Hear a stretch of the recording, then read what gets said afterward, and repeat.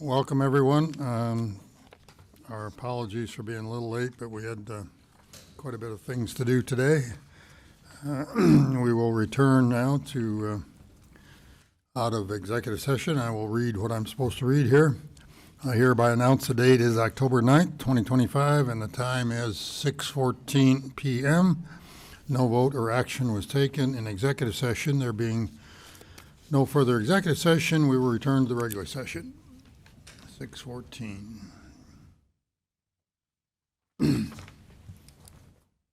Okay.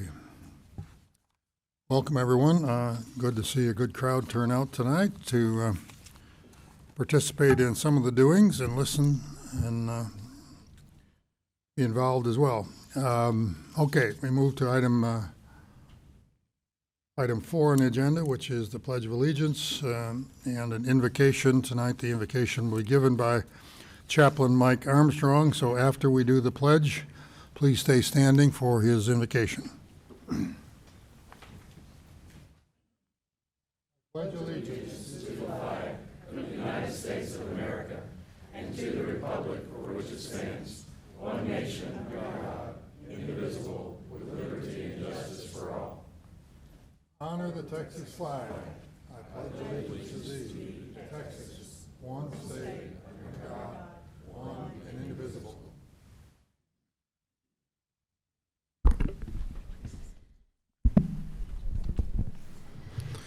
Let us pray. Heavenly Father, thank you for the many blessings that you give us every day. Thank you to the individuals who have made sacrifices to help provide the freedom to assemble. May we always strive to honor them and never forget them. Let us pray for the wisdom of our city council members to guide them as they consider the issues before them. Please grant them the ability to discern what is right, just, and beneficial for all residents. May they be guided by your principles of fairness, compassion, and integrity in all their deliberations.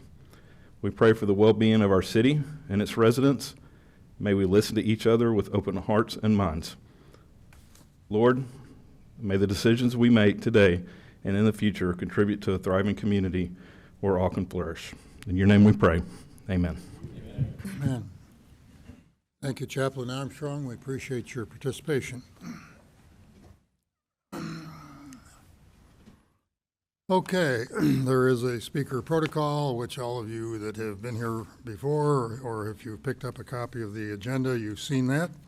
So I won't repeat that at this point. However, we do have, the next item on the agenda, a couple of proclamations. So I'm going to come down in front, grab a microphone, but our first proclamation is proclaiming October 9th, 2025 as Bonfire Day. There you go. To Aggie Bonfire volunteers who turned tradition into a lifetime during the Kerrville floods 2025, I would like to welcome members of the Aggie Bonfire volunteers, Dion McInnes, Ethan Scherf, Bryce Ridgway, Corbin Poole, Aiden Moon, Laurel Huff, James Wheeler, Jesus Villasana, and Carson Burkhart, and any others that are part of the Bonfire Group. Please come forward right up here in front, and we'll start with the proclamations.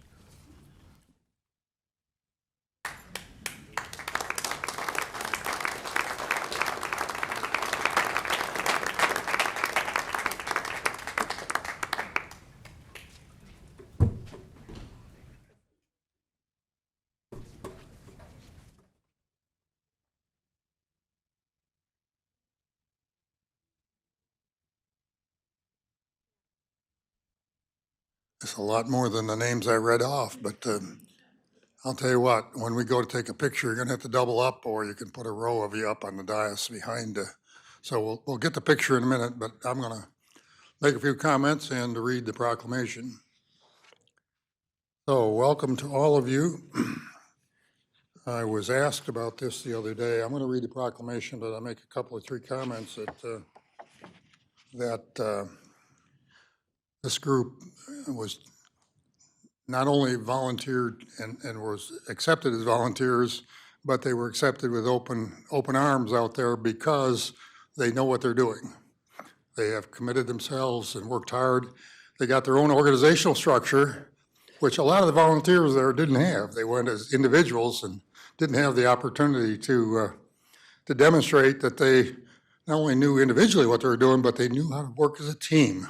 So that is really a mark of honor and success, and I'll read the proclamation and we'll get a photograph. Proclamation. Whereas on July 4th, 2025, Kirk County experienced severe flooding, prompting Texas A&M's bonfire volunteers to shift from their usual activities to disaster relief. And whereas what started as a group rooted in tradition became a disciplined disaster relief unit that cleared 23 miles of riverbank, both sides, and brought order to one of the most chaotic flood responses in recent history. And whereas Junior Red Potts, Bryce Ridgway, and Ethan Scherf led the team, beginning with limited resources, but eventually launching full-scale search and rescue operations. And whereas the Kendall County Aggie Moms Club raised $18,000 in 2 days to fully support the bonfire volunteers. And whereas within a week, Bonfire deployed 123 volunteers with chainsaws, arborists, EMTs, search dogs, and other equipment, which contributed to the disaster response. They cleared the 23 miles of terrain and provided a model for how student volunteers can contribute to disaster response efforts. And whereas the bonfire crew at Texas A&M University is dedicated to cultivating leaders and providing hope in times of disaster. Now therefore, I, John P. Nichols, as mayor of the city College Station, do hereby proclaim October 9th, 2025 as Bonfire Day in College Station and encourage all citizens to honor the incredible selfless volunteer effort and countless hours exhibited by the bonfire crew. In witness whereof, I have hereunto set my hand and caused the seal of City College Station, Texas, to be affixed this October 9th, 2025.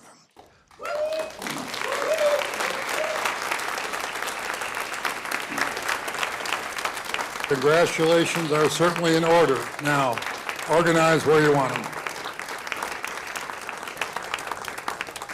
Okay, all of you guys from there on go around in the back. And then what do you want to do? You want to move these into the center? Got to squeeze in a little bit, guys on the end, squeeze in. And I'm gonna get between, who's the chief honchos here? Okay. Okay, well, I'll stand next to you. Then let me get between you, and you're going to receive the proclamation from me. It's a pleasure. I'll shake hands in a minute when I get rid of this. Okay, so we're going to do a photo, and then and thank you guys again. Up front here. Guys, turn sideways, pull in tight, pull in real tight, turn sideways, pull in tight. Mayor, if you guys could step this way, and then the four of you guys here. Hey, I need a second row. 1, 2, 3, 4, 5. You guys step down this way, please. On the second row, you guys kneel. Kneel on the second row. Yeah, Yep. yeah, perfect, Back perfect, row, perfect. step forward. Oh, back row. Yes, I do. Yeah. Back row, if you This guys way. will take 2 steps this way. Pose. All right.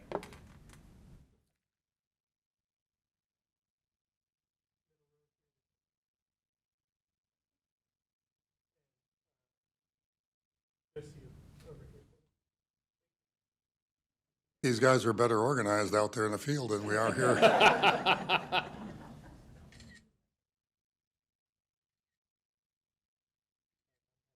I'm happy.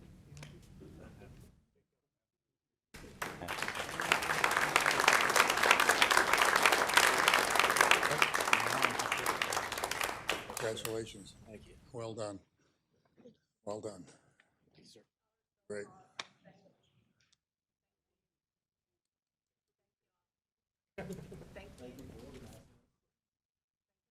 This is quite a crew. They took time off from preparing student bonfire, which they're in the middle of.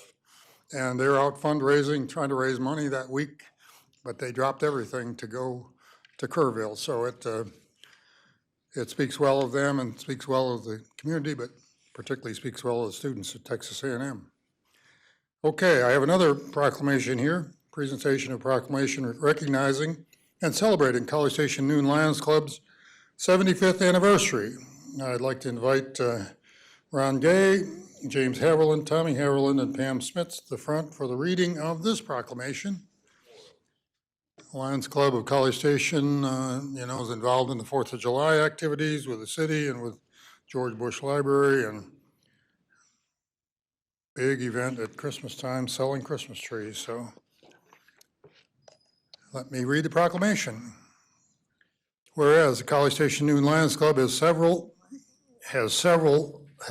our community and communities in and around Brazos Valley for 75 years with steadfast dedication and compassion and leadership. And whereas since its founding on October 30th, 1950, College Station Noon Lions Club has embodied the principles of service, fellowship, and philanthropy, engaging in countless initiatives to improve the lives of those in need, such as free eyeglasses and vision screenings for local school children, a helicopter pad for a local hospital, a community playground for children of all abilities, a summer camp for area young people with diabetes and other physical handicaps, community cleanups, and awarding College Station scholarships for area youth. And whereas the club has contributed to humanitarian causes, including but not limited to promoting vision care and fighting preventable blindness, supporting youth programs and fighting pediatric cancer, providing disaster relief, and fostering environmental stewardship. And whereas the College Station Noon Lions Club has instilled a spirit of volunteerism and civic responsibility among its members, inspiring generations to give back to our community.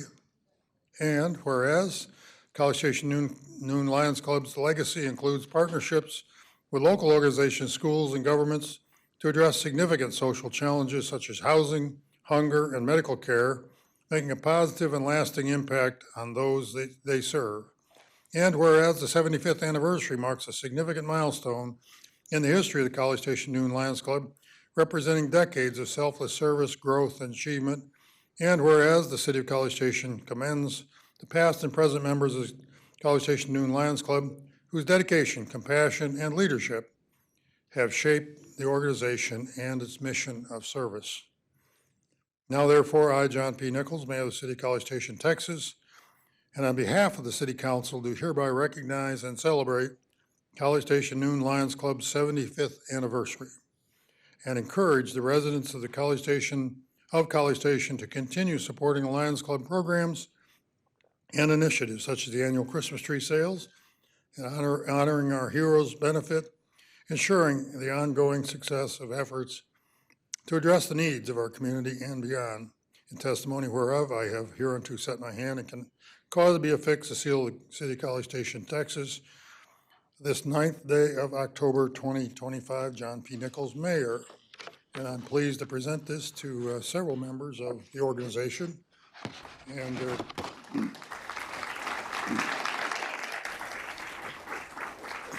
their event will be on October 30th.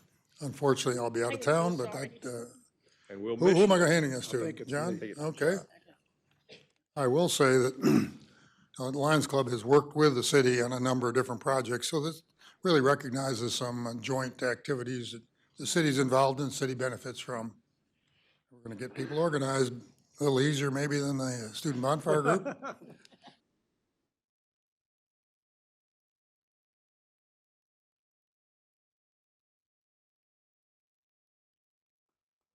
Wonder where the Christmas tree sales will be. It's at the city old police parking lot where it's been for the last decade. That's right. And this guy's in charge again. Come by. Thank you. Thank you, John. Yeah, take care. Very much. Thank you.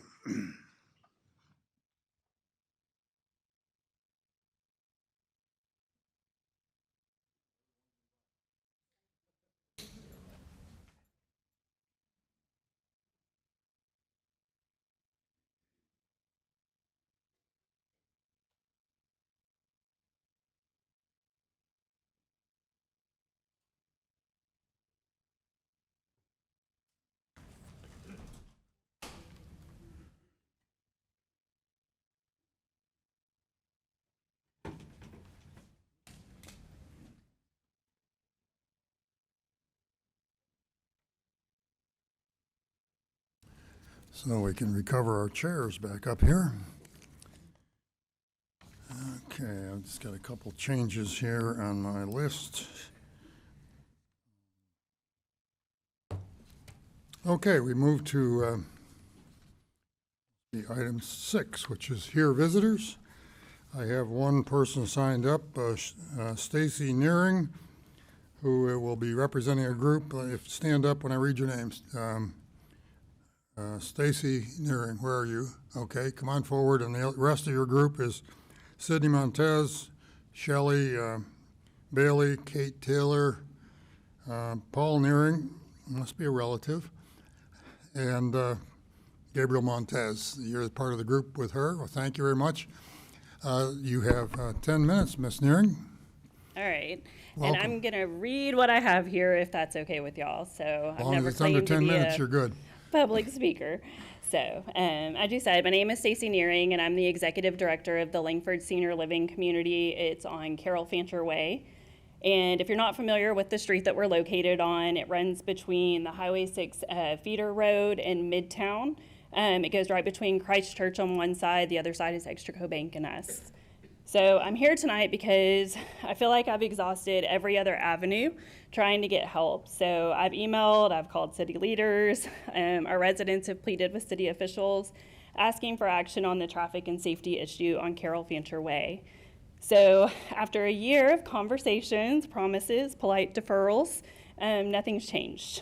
So the Langford, let me tell you a little bit about us, but we are home to over 150 residents. We employ more than 75 staff members, and we welcome families and guests daily. Our residents are active, productive citizens of College Station, volunteers, donors, advocates, people who have spent their lives building the city. These are citizens the city should be protecting. Carol Fancher Way is a private street with public access, which has created a dangerous and unsustainable situation. What the city is telling me is that the Langford assumes all responsibility for the road. However, we can't enforce speed limits, police can't issue tickets, we can't post warning signs, can't install speed bumps, can't install stop signs, can't restrict through access. I was told by the assistant city manager I could post a sign that said, "Slow, senior citizens." But slow to what? The street does not have a posted speed limit and no one to enforce the traffic laws on that street. So what exactly can we do? We're left responsible for maintaining a road that we have no authority to control while the city's growth and traffic continues to pour through it. It's only a matter of time before someone gets seriously hurt, and when that happens, we won't be able to say that we didn't see it coming, because I've been trying for over a year to get someone to listen to us. I invite you, come sit on Carol Fancher Way when Highway 6 has an accident on the south side of town. Or come by at 8 a.m. or 5 p.m. It's a scary road to be on. So let me share a little bit of history about this road. So Carol Fancher Way was never intended to connect to Midtown. It was designed to serve the Langford and Christ Church, nothing more. When the Langford was being built in 2017 and Carol Fancher Way was added, Midtown, then called Lakeway, barely went past our community. The city knew growth was coming, but at the time it was a quiet area. So the city required that we extend the road and build it to hold heavy trucks so emergency crews could get faster access to our residents or to Highway 6 in the case of a fire or ambulance call or other emergencies. And we agreed. I mean, safety matters to us. But since that time, let's just look at what's happened around us. So Midtown development is on the horizon for more. Baylor Scott & White has come and expanded and continues to grow. Costco, the Harley-Davidson expansion, neighborhoods, another senior living community. They've all added major traffic to our corridor. Development along Town Lake continues to increase, and today y'all are going to be talking about baseball fields and more Midtown development. All of these projects being approved and encouraged by the city, and with each one, the volume and speed of traffic cutting through Carol Fancher Way has grown and will continue to grow. The irony is, the city now takes responsibility for every other street off Midtown except ours. Even Durham Drive, which only leads to another senior living community, and it's not a through street, is a public road maintained and enforced by the city. So why not Carol Fancher Way? Why is the one road that actually connects multiple properties, supports emergency access, serves over 150 residents and their families somehow excluded? We can't say it's because of Corporate Road, because I have camera footage and I've shared photos and videos that show all the heavy truck traffic using Carol Fancher Way. And any day, just sit in our parking lot and watch the heavy traffic speeding and flying down our road through the middle of the road. Every day, cars cut through our street to avoid traffic on Highway 6 or to cut through to businesses and homes behind us. We have people flying down the road while our 80 and 90-year-old residents are crossing to attend church or walk their dogs. Families and staff are scared now. It's not just inconvenient, it's dangerous. A year ago, I was told a speed spy would be deployed to try and slow people down. That still hasn't happened. And even if it had, it's a temporary sign without action. It doesn't really protect anyone. It's just a temporary Band-Aid. We're not against progress. We support the city's growth. You will see, I am not one of the people here today to talk about Midtown or to talk about the baseball parks. But as College Station continues to expand in Midtown, new developments, the Highway 6 expansion on the horizon, the situation will only get worse. We need to be forward-thinking, not reactive when it comes to safety. So I'm just asking again, very clearly here in front of y'all, to take responsibility for Carol Fancher Way by bringing it in as a city street so speed limits can be established, enforced, and safety maintained. Find a more permanent solution. I requested maybe a 3-way stop at our entrance that can be enforced as an immediate traffic calming measure. These are not extreme requests. They are the basic safety measures that every other neighborhood in the city gets. The residents of the Langford and the congregation and families at Christ Church deserve the same consideration and protection as any other citizen of College Station. We're not asking for anything extravagant. We're asking for action, accountability, and compassion. For the city to recognize the responsibility it helped to create and to step up and protect the people who live here now. Our seniors spent their lives building this community. They're productive citizens in College Station. They shop in our stores, eat in our restaurants, attend sporting events, church, Opus. They attend their grandchildren's school and sporting events. The least they can do, the least y'all can do, is ensure they can walk across their own street safely. I appreciate y'all listening to me today. I truly hope tonight is the moment that y'all choose to take action and not another year of me having to email y'all, call, ask, and plead, and that you'll take our residents in that street into consideration. Thank you. Thank you very much. Appreciate your presentation, Ms. Nearing. I guess I just refer this to staff to provide the council maybe with a written report on what is there and what can be done. I know you've already considered it. You've heard this before. So if you provide us a little feedback on what the Yeah, we can definitely options are. provide an update. Thank you. I believe I had two other people on here, Kaylee Bonder, but I think she's not going to speak. Amy Alg, I think Algie is going to speak later on another item. So that's here visitors. That takes care of that part of our program. Move on to item 7, which is the consent agenda. I have two speakers when we come to those, one on 7.5, one on 7.6. But I'll turn to the council first and ask them if they have any items they wish to have clarified. Want council members 7.5? Anybody else? Yeah, 5. 7.5. Okay, well, let's start with 7.5, and I'm going to pull 7.6 for another person. That is presentation, discussion, possible action, construction with the Green Teams Incorporated, the amount of $192,259.32 for tree planting and irrigation installation services, plus the city's contingency in the amount of $19,255.93 for a total appropriation of $211,515.25, and presentation discussion of possible action in authorizing the purchase of 484 trees for $101,320 from Site One Landscape Supply for cooling College Station urban heat mitigation initiative per bid number 25-082. Yes, sir. Good evening, Mayor, Council. Gene Ballou, Assistant Director, Parks and Recreation. Okay, I'm going to start with Mr. Yancey. He asked for this, and then Debbie, Amy Alg, I believe, wanted to speak on this too. I'd like to ask a question, Mayor. Oh, Yeah, two? and Scott has a. No, go ahead, Bob. Yes, Mr. sir. Ballou, thank you very much for your service to the city. I don't think you're going to be the one to take this question, but I'm going to ask it anyway. We have $375,230 included in the Parks and Recreation Department operating budget. I think GAP allows the installation of new trees to be either a capital expense or O&M. Like if you're replacing a dead tree, it'd be O&M. If you're putting in brand new trees, it would be a capital. Given the constraints on our O&M budget, why not move this to capital? That's my question. Thank you, Mayor. Do you have an answer for that, Gene, or you want to turn this to finance? The question is whether to move it all to capital. Checking here.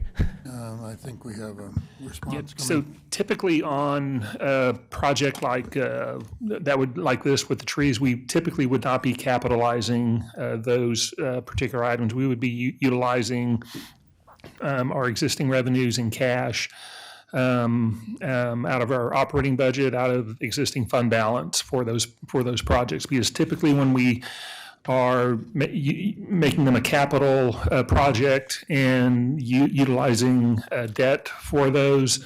We're not doing, when it's specifically a project such as planting trees, those are not things we would typically be issuing debt for.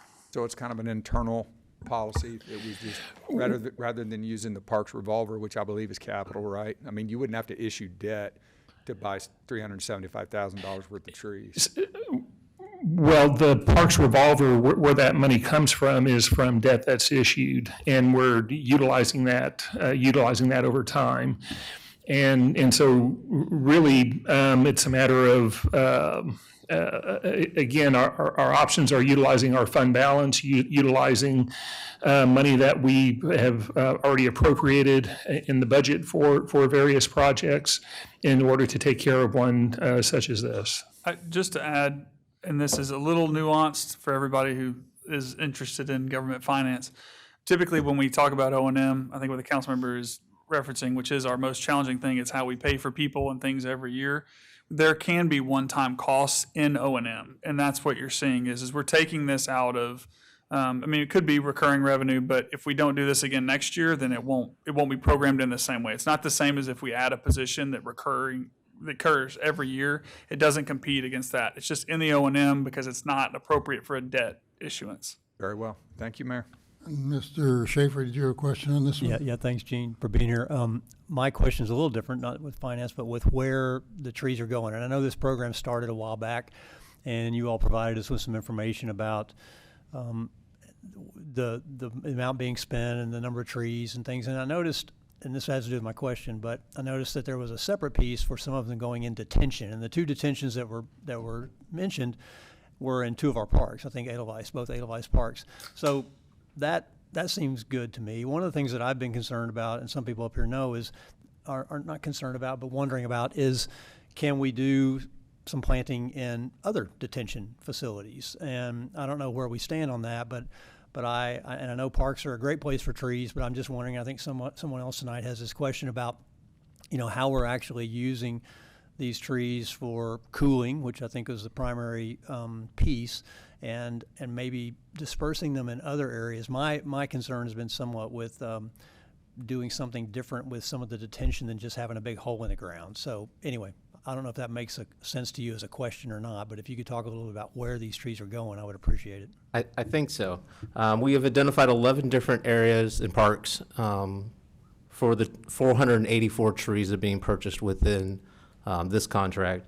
The specific areas for the detention ponds would be Edelweiss Park and Edelweiss Gardens. And there's maps associated with each one of them to identify where those specific trees would go.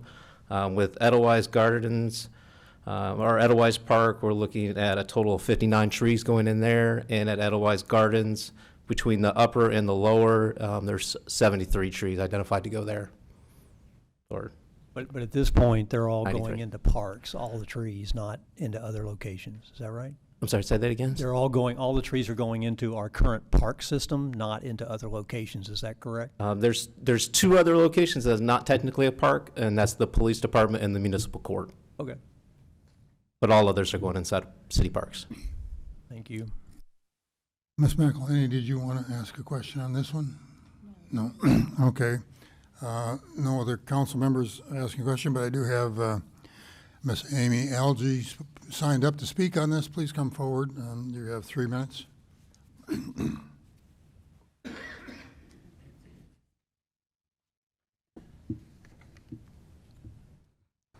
Okay, I can't really call this my presentation because it's actually a City of College Station presentation. I just literally copied and pasted everything from what you guys have shared in the past.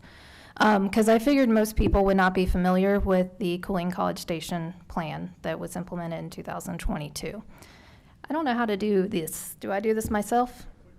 Over here. Okay. They control it from over there. Aha. There you go. This was the really important thing that I wanted everybody to see.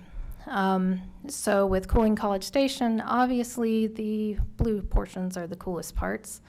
And it just so happens that the coolest parts, I literally live in the coolest part of College Station because sandwiched here in the Pebble Creek area, we are in between the woods of Midtown and Lick Creek.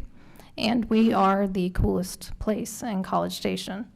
And so obviously we're talking a lot about Midtown. We're going to be talking about it more, but this I wanted to bring up because we're spending all this money on planting trees, but at the same time, we're talking about taking out the biggest benefits to Cooling College Station that are already here. I mean, in Texas, what's better than planting a tree is saving a tree. You don't have to water it. It's already there. It's already established. So I know I'm asking something that others say is impossible. You guys are just going to take down the trees anyways, is basically what people have told me. But I want to put it out there. And this is, like I said, all from the Cooling College Station document that y'all can find online. I highlighted this picture. This is of College Station High School campus, and it shows where the hot spots are actually turf football fields, tennis courts, baseball courts, softball fields. So as we talk about the baseball fields in a few minutes, just keep in mind that baseball fields are not going to cool College Station. Again, I'm going to run out of time, but you guys should read what you've already put together. It's a great document about what we need to do to cool College Station. But this is the overall cost of planting trees, what we're in for right now, the $3,700,000 budget. And I just question how much money we would save by keeping the trees that already exist. The other point I want to make is as we're talking about Midtown and making plans, we need to do what you guys suggested, and we need to engage Texas A&M, and we need to engage the experts here who know forestry, they know urban planning, and they can give us hopefully good solutions for what we can do moving forward. So, like I said, anybody who hasn't read this, I'd highly encourage checking out the Cooling College Station document. Thank you very much, Ms. Algie. Okay, we've heard comments on that one. I think 7.6, no one in council pulled, but, oh, you did? Okay. 7.6, let me read it, and Ms. Leonard can come forward. Presentation, discussion, possible action regarding adoption of a resolution granting consent to Rockberry Management District Number 2 for the sale and issuance of unlimited tax road bonds, Series 2025, in the amount not to exceed $2,750,000. Ms. Leonard and Ms. McElhaney will ask her questions, and then I'll ask one of the citizens that signed up to come forward. Hi, Ms. Leonard. Hello. So is this the document that sets the tax rate for the Midtown residents? No, it is not. What management district is that? So this is still Midtown, but this is not the document that sets the tax rate. They're two separate processes. Okay, so what is this document? This is the document that is a contractual agreement between the to pay reimburse the developer for roads. What happens is the debt is issued, the roads have been built, the debt is issued to reimburse the developer at a certain amount once there is a certain level of property improvements out there. When the developer is paid, the interest on that stops. So that's why the debt gets issued. Okay, so the next step after the debt is issued, and I guess it's, when is the tax rate set? Is that by the Rock Prairie Management District? Yes, that is by the Rock Prairie Management District. The city is not involved. Okay, do we know what that tax rate is right now? The tax rate that is set, that is to support this debt, is 0.65. And that's an increment above what is currently? It was 0.65 in 2024 and 2025. Okay, so we'll have an analysis of the new rate. When is that? Their analysis of setting the tax rate would be about this, would be the same time that the city sets their tax rate. Okay, so they've already set They one already rate. set it. Okay, and it did not increase for this coming year. No, it does not look like it, no. So, but again, this document is one that we have some level of administrative oversight to, but we don't have anything that we can do that's actionable on it? No, this is a contractual obligation that where the city has to basically pass the resolution because the developer and the management district have met all of the requirements for the debt to be issued. So that's what the city is doing, is passing the resolution saying that everything contractually has been legally recognized and that, yes, they can do it because they built the streets according to how they had to be built, et cetera, et cetera. And if I could just add one point to what Mary Ellen has said. When the MMD was set up 10 plus years ago, one of the requirements in that setting up the MMD was that any debt issue from the district comes to the city council. And so that is why you are seeing that to meet that requirement that we have for the municipal management district. So it's a reporting type relationship where they're telling us, we're acknowledging it, making sure everything meets the contract, Yes. stamping it and Yes, moving on. that's what this is. Okay, thank you very much. This is a really confusing topic, and I think we can all better understand it. I appreciate your input. Thank you. You're welcome. Okay, I've had someone sign up, Debbie Drestata, to speak. She has 3 minutes for comments on this item. I see she has a presentation here. Welcome. Hello, my name is Debbie Drestata, and I'm the Fighting Texas Aggie class of 1981, and have been a resident of Midtown Reserve and College Station since I retired in 2020. I'm not here today to talk about the ball fields or small area plan, but instead of the Rock Prairie Management District 2 taxes. Are you speaking on this item or the ball fields? I'm sorry, what? Are you speaking on this item or the ball fields? No. Oh, this item, okay. This item. Okay, fine, I heard you say ball fields. You will see each time the request for bonds was on the consent agenda, as Mary Ellen Leonard is sponsor, the council associated with each one. Not one time was a request pulled out for councilwoman or councilman, a request for more info on in a public setting. I guess y'all just listen to recommendations. Staff recommends approval of the resolution granting consent to Rock Prairie Management District 2 for the sale and issuance of unlimited tax bonds. Some other items off the agenda. On February 17th, 2015, the City Council, who was Berry, Brick, Aldrich, Mooney, Schultz, Benham, and Nichols, approved a utility and road agreement between the city and the district. Upon completion of the construction, the district will convey the road facilities to the city for operation and maintenance as described in the utility agreement.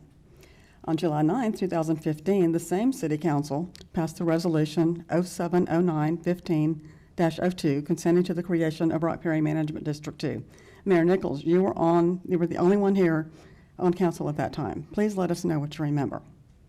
A budget and a financial summary. There is no financial impact to the city for the issuance of the bonds. Repayment is by those residents and businesses. We already know there's no businesses in Midtown within the Rock Prairie Management District 2. In order for the bonds to proceed, the district bonds order authorizing resolution, authorizing the issuance of the bonds must be approved by City Council. The district's representative met with the city manager's office on September 11th, 2025, to discuss the bond order, notice of sale, preliminary official statement, and other information in preparation for this item. The notices of the public meeting and rate increases, which we used to pay 50 cents instead of 65, were published in the Eagle. I know this is legal, but it is in poor taste. It's interesting to note that this was around the same time last year when our tax rate increased by 30%, and my good friend and neighbor, Shelby Bame, started making a lot of noise. My recommendation, dissolve the district and absorb the $13.9 million debt that y'all consented to, and stop penalizing the 600 homeowners. Do y'all see any businesses building in the district and paying 65 cents on $100 when they can go 100 feet over and not pay it? And one final question for Mary Ellen. Why is my little .09 acre lot appraised at $58,000, the same as almost a quarter acre lot on Calaveras? You're either overcharging or losing out on tax dollars. Thank you for your time, and be the hell of Florida. Thank you very much. I appreciate your comments. Let me just make one or two comments. The appraisal district decides on the valuation of properties, not the city. This is a ministerial item. All we can do on this item tonight, as was mentioned by the assistant city manager, is that we're consenting because this bond issuance conforms to a pre-existing agreement. Whether you like the pre-existing agreement, that's another debate we can have, but that's not what's on the agenda tonight. So we're, as Ms. McElhaney said, it's essentially a ministerial item. We're consenting because staff has told us that this issuance of these bonds exactly meets the requirements of the contracts between the management district and the developer. So I think that's why that's going ahead. I've heard the comments from Mr. Sada. I don't believe there's, yes. I have two more questions. Do you have questions on this item? No, you didn't pull it, so I didn't know. Thank you. No, I did pull Oh, it. you did? You pulled this one too? I did pull it. All right, I pulled it. you did, okay. Oh, I just didn't circle it, thank you. that's what I leaned sorry. over and told you. Oh, okay. Mary Ms. Ellen, Leonard. what happens if we deny this? So this, if the city denies this issuance, the issuance can't go forward. However, the city is contractually obligated, if the requirements are met, to approve it so that the management district can move forward. So any other question than that would need to be referred to legal, because I'm your finance person, not your legal person. So, Mr. Falco, why is the contract set up this way? If we have no control over the bond issuance, why would we be asked to approve it? Well, when the district was formed, there was a consent resolution that was part of the formation of it, listed all the requirements that the district would need to comply with to have the bonds issued. As part of that, the council at that time wanted to consent to the issuance of the bonds once those requirements were met.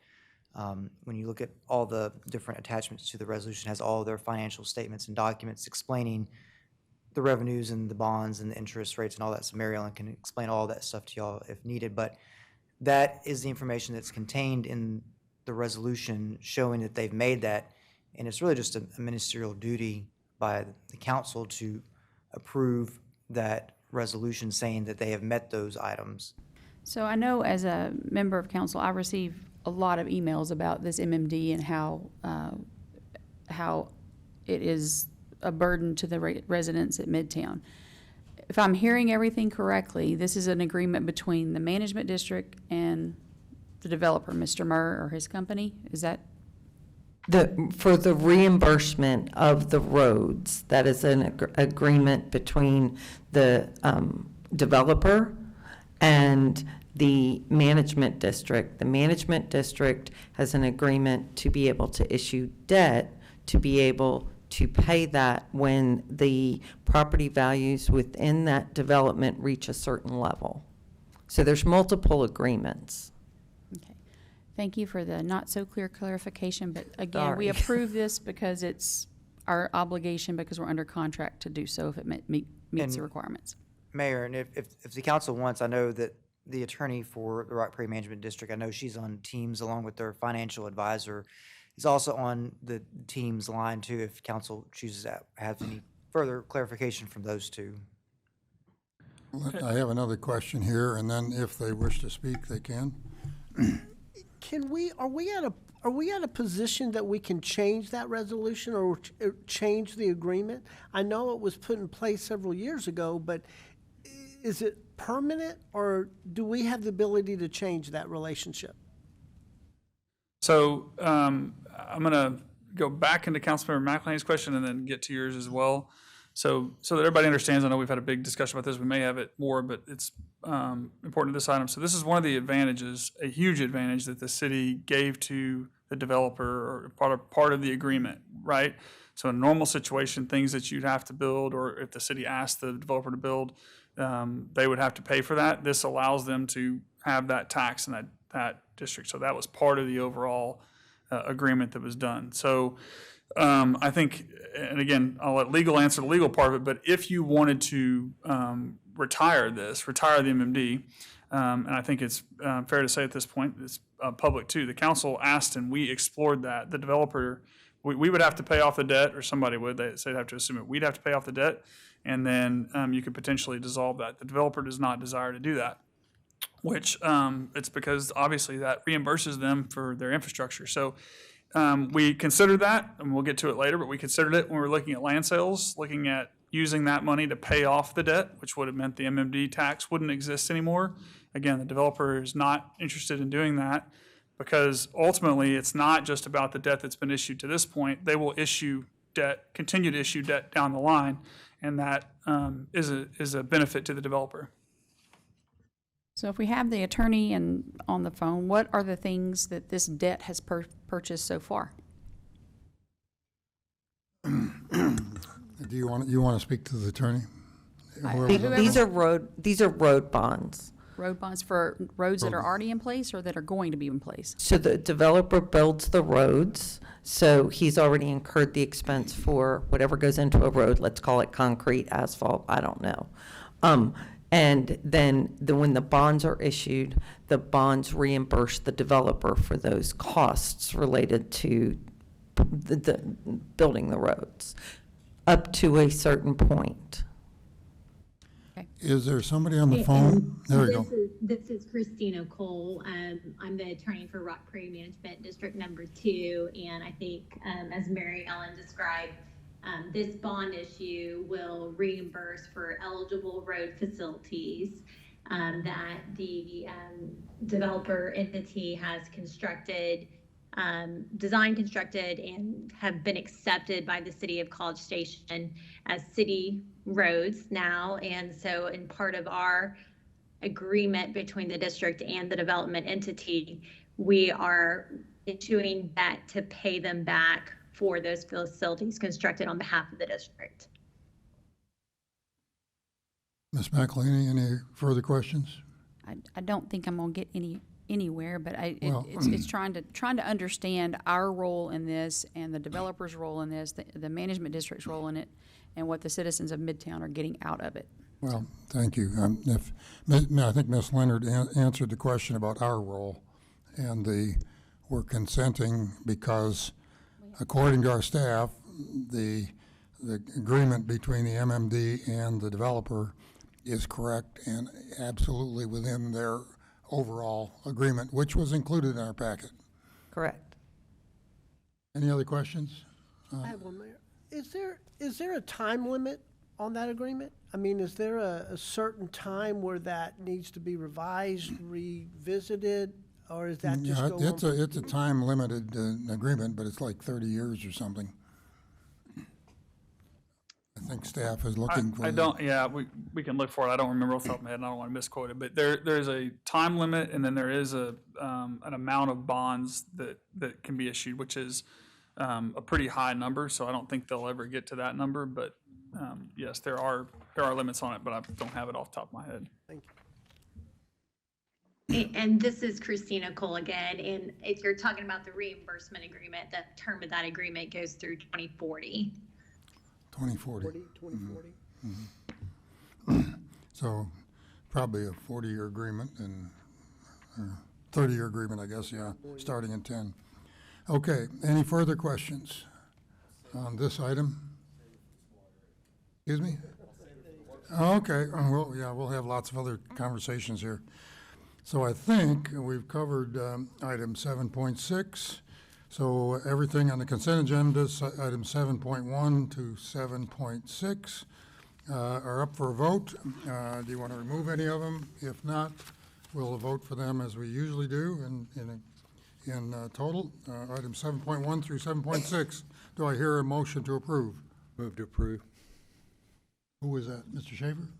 Mr. Yancey, okay. I'll second it. Seconded by Mr. White. Hearing no further discussion, all those in favor of approving the consent agenda items, 7.1 through 7.6, signify by saying aye. Aye. Opposed? Motion carries unanimously. Thank you very much. Good discussion. Consenting on somebody else's bonds is always a very unique kind of situation. We'll hear about it again next year, and maybe between now and then we'll better understand that. Appreciate everybody for contributing to the conversation. We're moving to the workshop agenda, and you'll notice that we've got presentation and discussion, not possible action. Presentation and discussion of a proposal from Southern Roots Inc. regarding the potential development of a baseball complex on land within the Midtown Business Park. Mr. Michael Ostrowski will lead the discussion. Thank you, Mayor. Good evening, Mayor, City Council. Michael Ostrowski, Chief Development Officer. So I'm going to do a quick intro to this item, then I'm going to turn it over to representatives of Southern Roots for their proposal and what they're looking to do potentially on this property. But just to give a quick introduction, this is the area that we're speaking about. This was about a 200-acre piece of property. Altogether, it's about 300 acres, but 200 acres, which is developable. They're looking to produce a 9-field all-turf complex with a future potential for a baseball academy. Total cost of this project would be about $55 to $60 million. They're looking to do this on about 80 to 100 acres, 80 initially and then potentially 20 for additional expansion. And they're requesting that of the city, and we haven't discussed specifics as it relates to whether that would be a land transfer or whether that would be a lease. We're still early in this process and need direction from council if this is something you'd like to move forward with. But in addition to that, they're looking at doing also a phased capital participation from the city in an amount of about 15 to 20 million. The $15 million amount would be for the 9 fields without a championship field, and then the $20 million amount, the additional $5 million would be for the championship field. So we've been meeting with this group actually for a while now, and it actually started in a location, about an 80-acre parcel off of Wellborn Road near Milliken. So we've been meeting with them about what could be potentially the city could participate in that area out in Milliken. We had brought this to council a couple times seeking some direction as it related to that. And as we were discussing that, there were just too many risks and concerns in the Milliken area. It was about a 3.5 to 4 miles outside of the city limits that, if the city would participate in any way with this project, what would happen if, for example, project didn't move forward, if the project failed after a certain period of time, would the city then own a piece of property 3.5 miles outside the city limits? So there couldn't get a comfort level in terms of moving forward with any participation with that. In those conversations, we also discussed if this was located in the city, would that change the consideration? So we had also looked at a potential location off of Wellborn Road in Fitch. There's about a 200-acre parcel there. That did not work for them. But when the conversation had occurred and the denial of the data center project, and a lot of conversation within that meeting and then afterwards about maybe not having this area be an industrial park or a business park, as we look at maybe different future land uses or zonings for this particular property, that presented an opportunity where this could be a potential at this location. We just don't have a significant amount of acreage owned by the city within the city limits. So if we're looking at now the potential of changing some of the land uses here, could this be a potential at this location? This is also an opportune time in that we're talking about the Midtown Small Area Plan discussion. So having this item at least presented as part of that, I think is a benefit. But also, given where we're at, we've also been working in parallel and doing 3 additional fields at Veterans Park.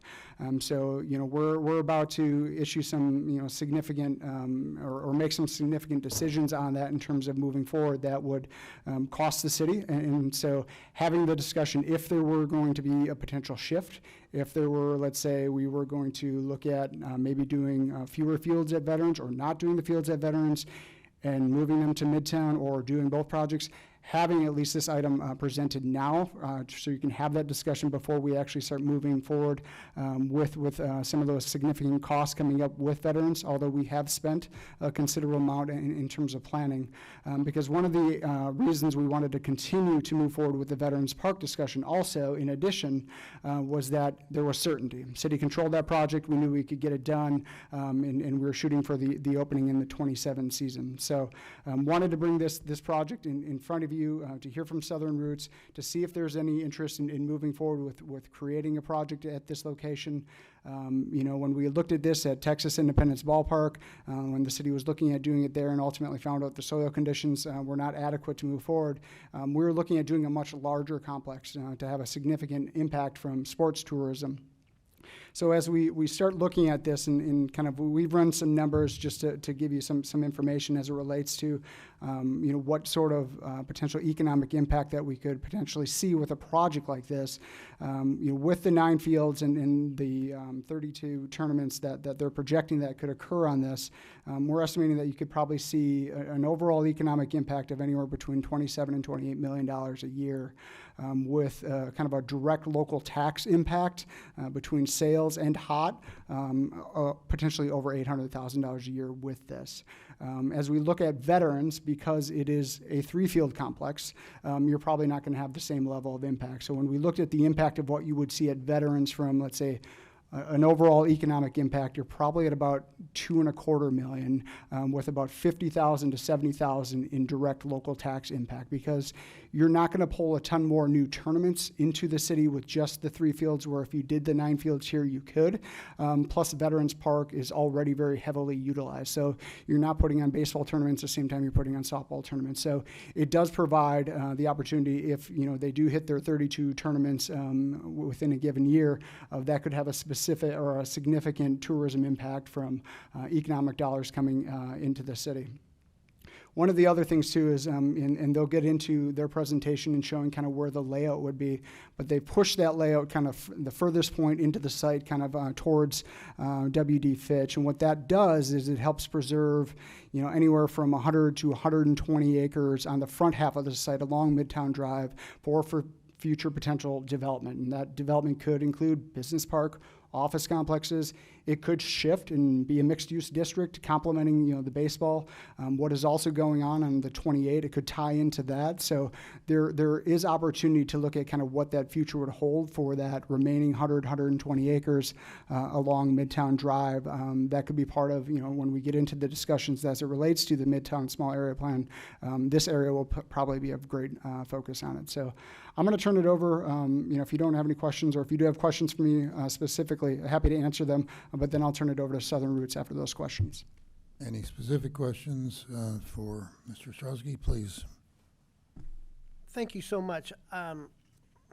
Very exciting. Very exciting. I think I've kind of gotten pegged as being the baseball guy. So when we talk baseball fields, I'm always very happy. But my question to you, Michael, is why are we tying this to veterans? I think we should discuss this on the merits of its own.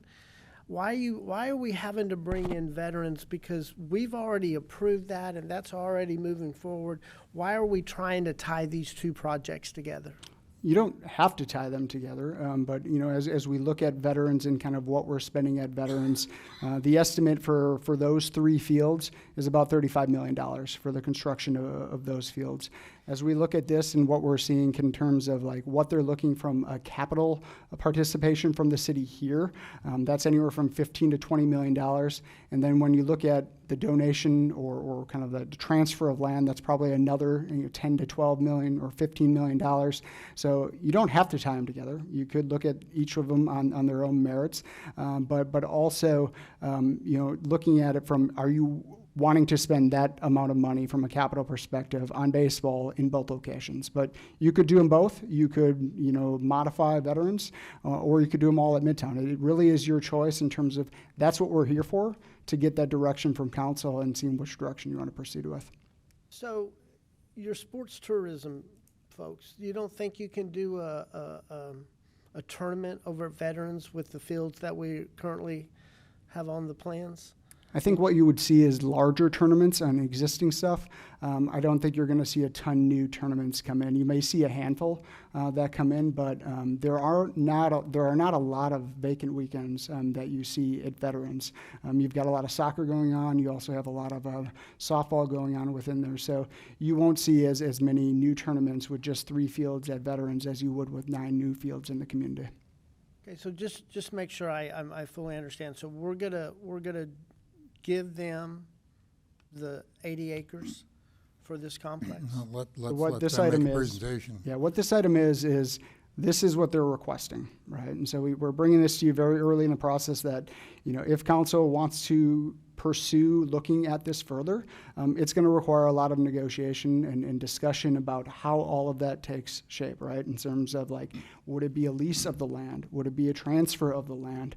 The other thing with this and with this project, in speaking with the developers, they're looking to also allow city leagues to use this as well. So they need it mainly on the daytime hours potentially, and then also on the weekends. But when you have the weekday kind of evening hours for practice for little leagues and the other leagues within the city, that would be open then for those leagues as well.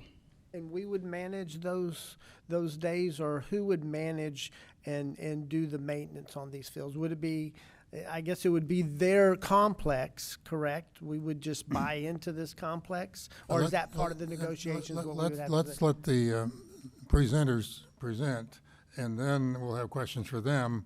Perfect. Ultimately, it's a negotiation, and then they definitely want your guidance on what points to negotiate. I think Mr. Yancey had a question. Thank you, Mayor. A question, not a debate on the merits. Yeah. Michael, really good job of presenting what is a first world multivariate dilemma. I thought you did a really good job. The green line that meanders around the northeast side of the blue area, what is that green line? That's where it cuts off in terms of the greenways portion. So the extension, the straight green line at the southwest side of Texas Independence Park, does that demarcate? Remind me, does that demarcate the end of Texas Independence Park? So all of the land is owned by the city. I'm not sure of the actual acreage. I believe that's the end of the actual park itself, and then the other areas would be considered greenways. I don't think it actually is, but there is almost a rectangle, which is the Texas Independence Park, and you can see that straight line there. That is kind of the dividing line between what I'd say would be the developed park and the other land that we own. So that polygon that's almost a rectangle in the green space, but for a 45-degree chop off on its southern piece. Here's my question. Could this development, if it had to, whatever it is ultimately, if it's council's will, could it push into that polygon? Could part of that be used? And let me tell you why I'm asking. I'm asking because what if it were council's will for this to be a sports anchored technology park or business park? My research indicates that those are having success all over the country, that while it might not seem like it on first blush, they are compatible uses. And so, yeah, that's it exactly. And so if it were council's will to move forward with Midtown roots, whatever we want to call it, but we wanted to preserve the job creation, economic development purpose of this tract as it was master planned back in 2017, do we have the flexibility to push into that space a little bit to make that happen?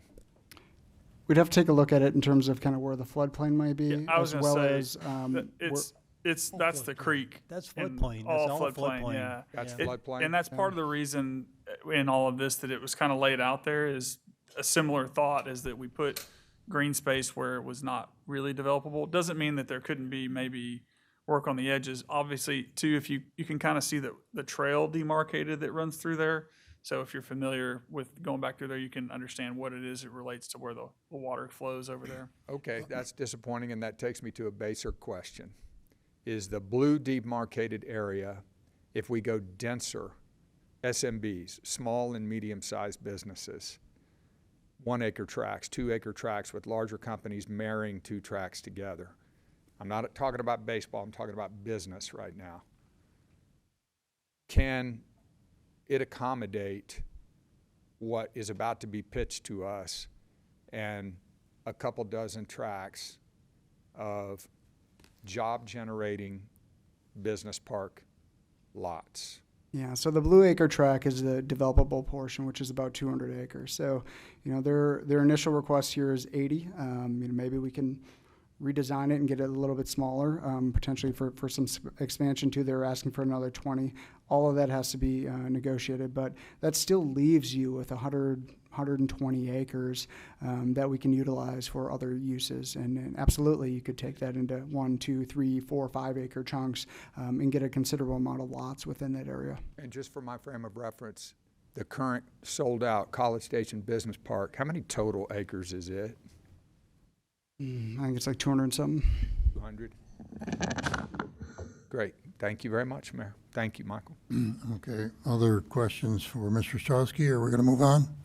Okay, let's move on with the presentation by the representatives of Southern Route.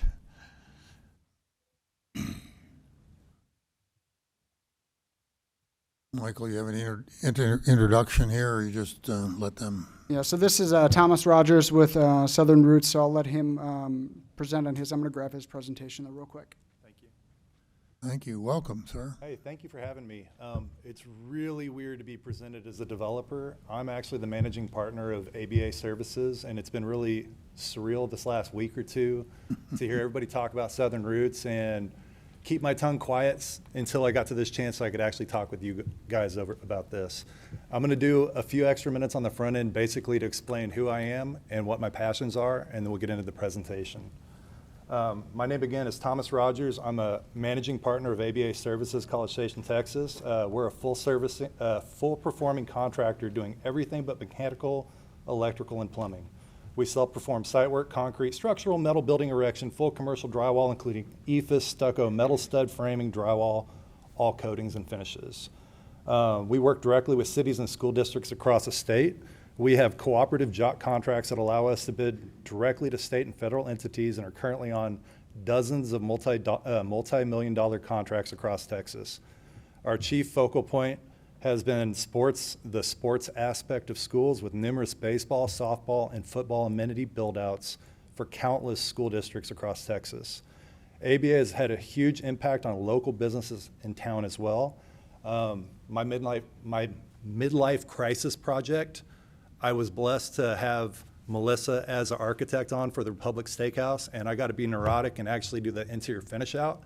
I argue strongly that it was my work, but it was her beautiful design in the process. Just to clarify, Todd's the architect. You had much say in it, and either way, it was, honestly, I've referred to it as my midlife crisis project, and I loved everything about it. I spent every day on that job neurotically trying to make every element perfect. I love the speakeasy there. Best place in the world to have a private meeting. My most recent personal project that I managed was the Hilton Convention Center. I didn't design the exterior, but I gladly take large credit for the interior design. As an aside, I have apparently had a propensity for making speakeasies. If you haven't visited the Hilton Speakeasy, you should. It's pretty cool. We have master service agreements with A&M. We do direct work for A&M. During COVID, we were a principal contractor for Operation Warp Speed. So we work government projects across pharmaceutical lines across Texas. We are very, very well known for pharmaceutical finish outs and specialty high-level finishes. One of the biggest jobs that I'm not supposed to talk about because of NDAs is a very large electric automotive facility in Texas that we have had a office space for years at. I say all of this because I do understand construction. When we're talking about the financial numbers that are being presented here, they've been vetted out, and it's been a hard ask, and we'll get into it. Last for preening on ABA, we've been the winner of the BCS Rotary Newman Awards multiple times. We're also the recipient of the 2024 Aggie 100 last year. It's an award that recognizes the top 100 Aggie alum-owned businesses in the world.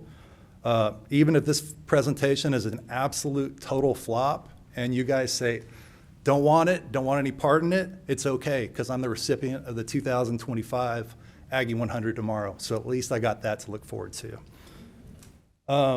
It's been an absolute pleasure to have our home base of operations right here in College Station for the last 20 years. I say all this because this is a company I work for, and in creating the budgetary pricing for the model I'm about to show you, which surprisingly is going to translate to Midtown, but it's really based in an 80-acre property of land off of Welborn near Milliken Reserve. There's a real simple ask why I'm asking for 80 acres with room to grow in. We had a fixed model that we created a fixed budget and we put out for a full bid. And so we really can translate that pricing across pretty straightforward, minus some nuances if there's soil issues, et cetera. But we can really come together with a really strong ask for what we're asking for based on the original intended usage plant near Milliken Reserve. I feel it's a little bit appropriate to talk a little bit about me. I'm grossly involved in youth sports. My eldest son plays varsity golf for College Station High School. He's also on the Brazos Valley High School hockey team, which happened to win state championships last year. Officer Tony outside that's at the front desk, his son's on that team, and we took state last year out of this area. My kid has a Letterman jacket with a hockey patch on the side. I have another son that plays baseball for College Station as a freshman, a daughter that plays challenge soccer, and I spend a lot of time at Veterans Park. I'm also the president of the Texas Outlaws, which is the Youth Hockey Association out of Spirit Ice Arena. I've been the president of that organization for, I think, 6 years. We started that organization because our kids were brain draining to play on a Houston team for travel and then to have to play in a Dallas league. We started that organization expressly to give our kids locally a place to play as they got older. In the last 10 years, I've been a Bombers host parent in the summertime. Hudson Polk for Arkansas. When A&M did not go further last year, it was awesome to watch him as a base coach for his team as they progress in the series. And I've also been it's called a billet parent, but it's a host parent for the junior Roadrunners here in town. It's an NA3HL, basically amateur hockey league. And we've had kids in our house for the last 10 years, 9 months of the year. All of this, I'm trying to set the precedent that my heart's really for youth. I'm not pitching this as ABA. I'm pitching this as something that I'm grossly passionate about. I see a gross need in our community for baseball. I would tell you honestly, my highest love is hockey and soccer, but man, there's such a need right here. Independence Ballpark, it would have been amazing if it materialized.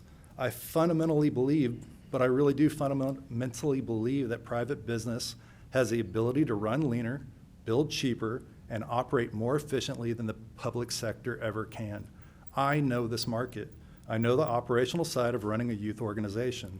I also understand the true cost nature of this work. I'm gonna go ahead and start unpacking this model and what we were trying to do in Milliken, and then kind of show you how it correlates if it were to be accepted and utilized in Midtown.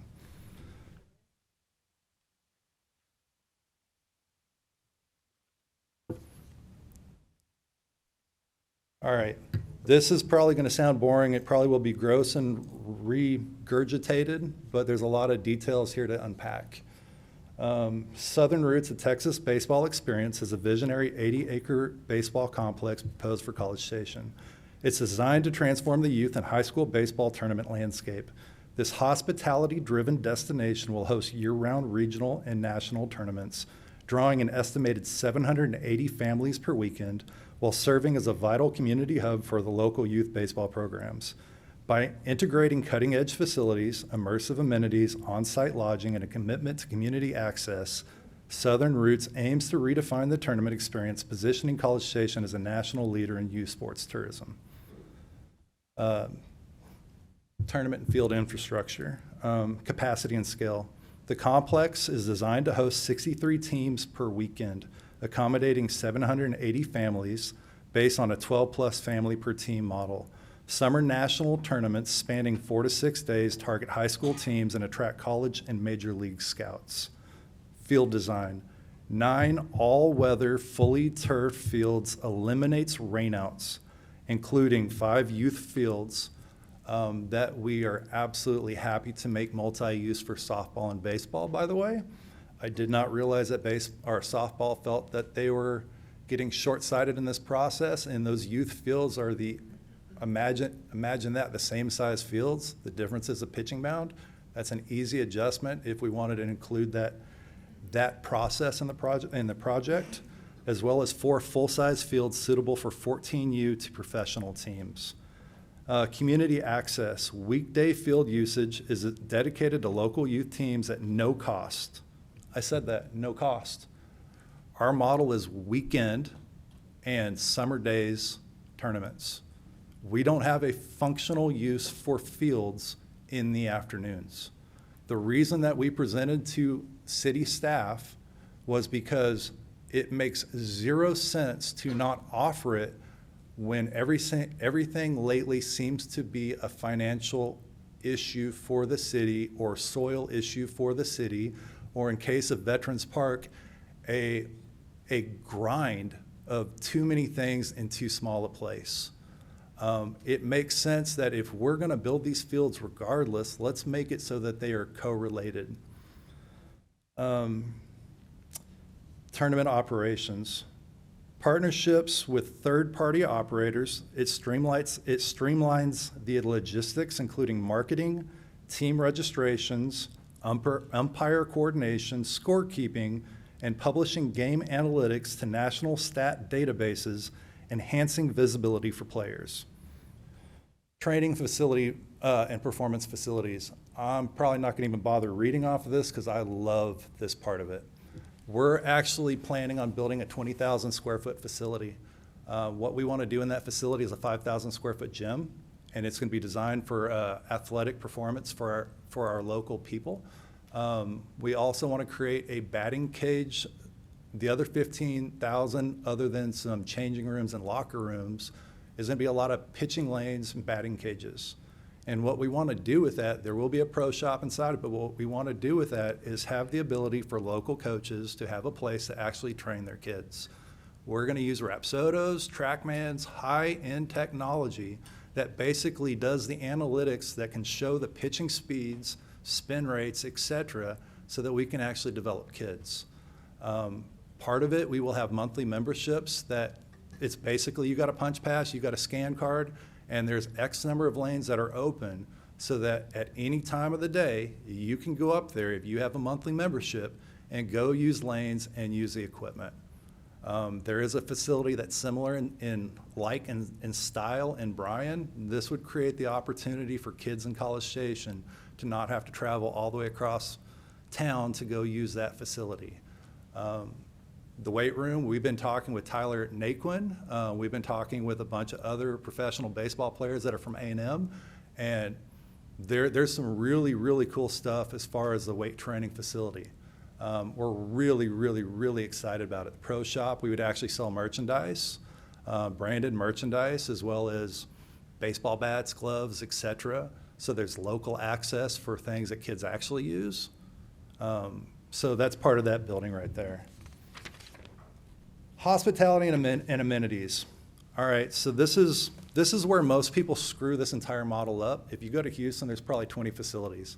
They got 3 and 4 fields at those places, and they suffer.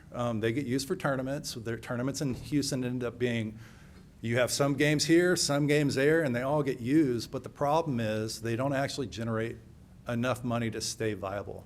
Turf fields are expensive. Just so I'm really, really clear, resurfacing Travis Parks Field, $900,000 to redo that field over there in Bryan. I'm part of that too.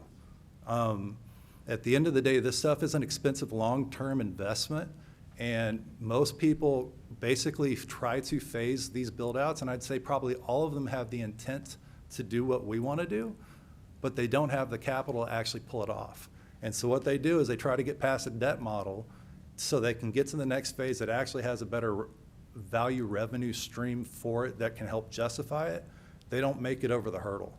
The debt capital and the debt incursion trying to pay off debt never allows them to actually unlock and make these facilities great. Very, very few facilities in the nation. There's one, Rocker B, north of Dallas, that's figured it out. Some Cal Ripken tournaments in the nation, they pull it off, but they're backed pretty heavily. It's part of the reason why I'm having to ask, I'm asking. And I'll get down to that in a little bit. So the hospitality and amenities. So what really starts to unlock it is when you actually create an atmosphere of inclusion that creates a national spotlight on the facility. My goal is to create something that has a gross spotlight and a gross exposure to College Station. What it allows and unlocks through having the ability for people to stay on-site lodging, recreational amenities. So I'm just going to go ahead and read through this. Single-family casitas for privacy and comfort. 10-unit team-oriented sleeping units with shared communal spaces featuring outdoor lounges, couches, and TVs for evening socializing while the younger kids sleep. When you go to a hotel, one of those parents is staying in the room if the other parent wants to go out and have fun.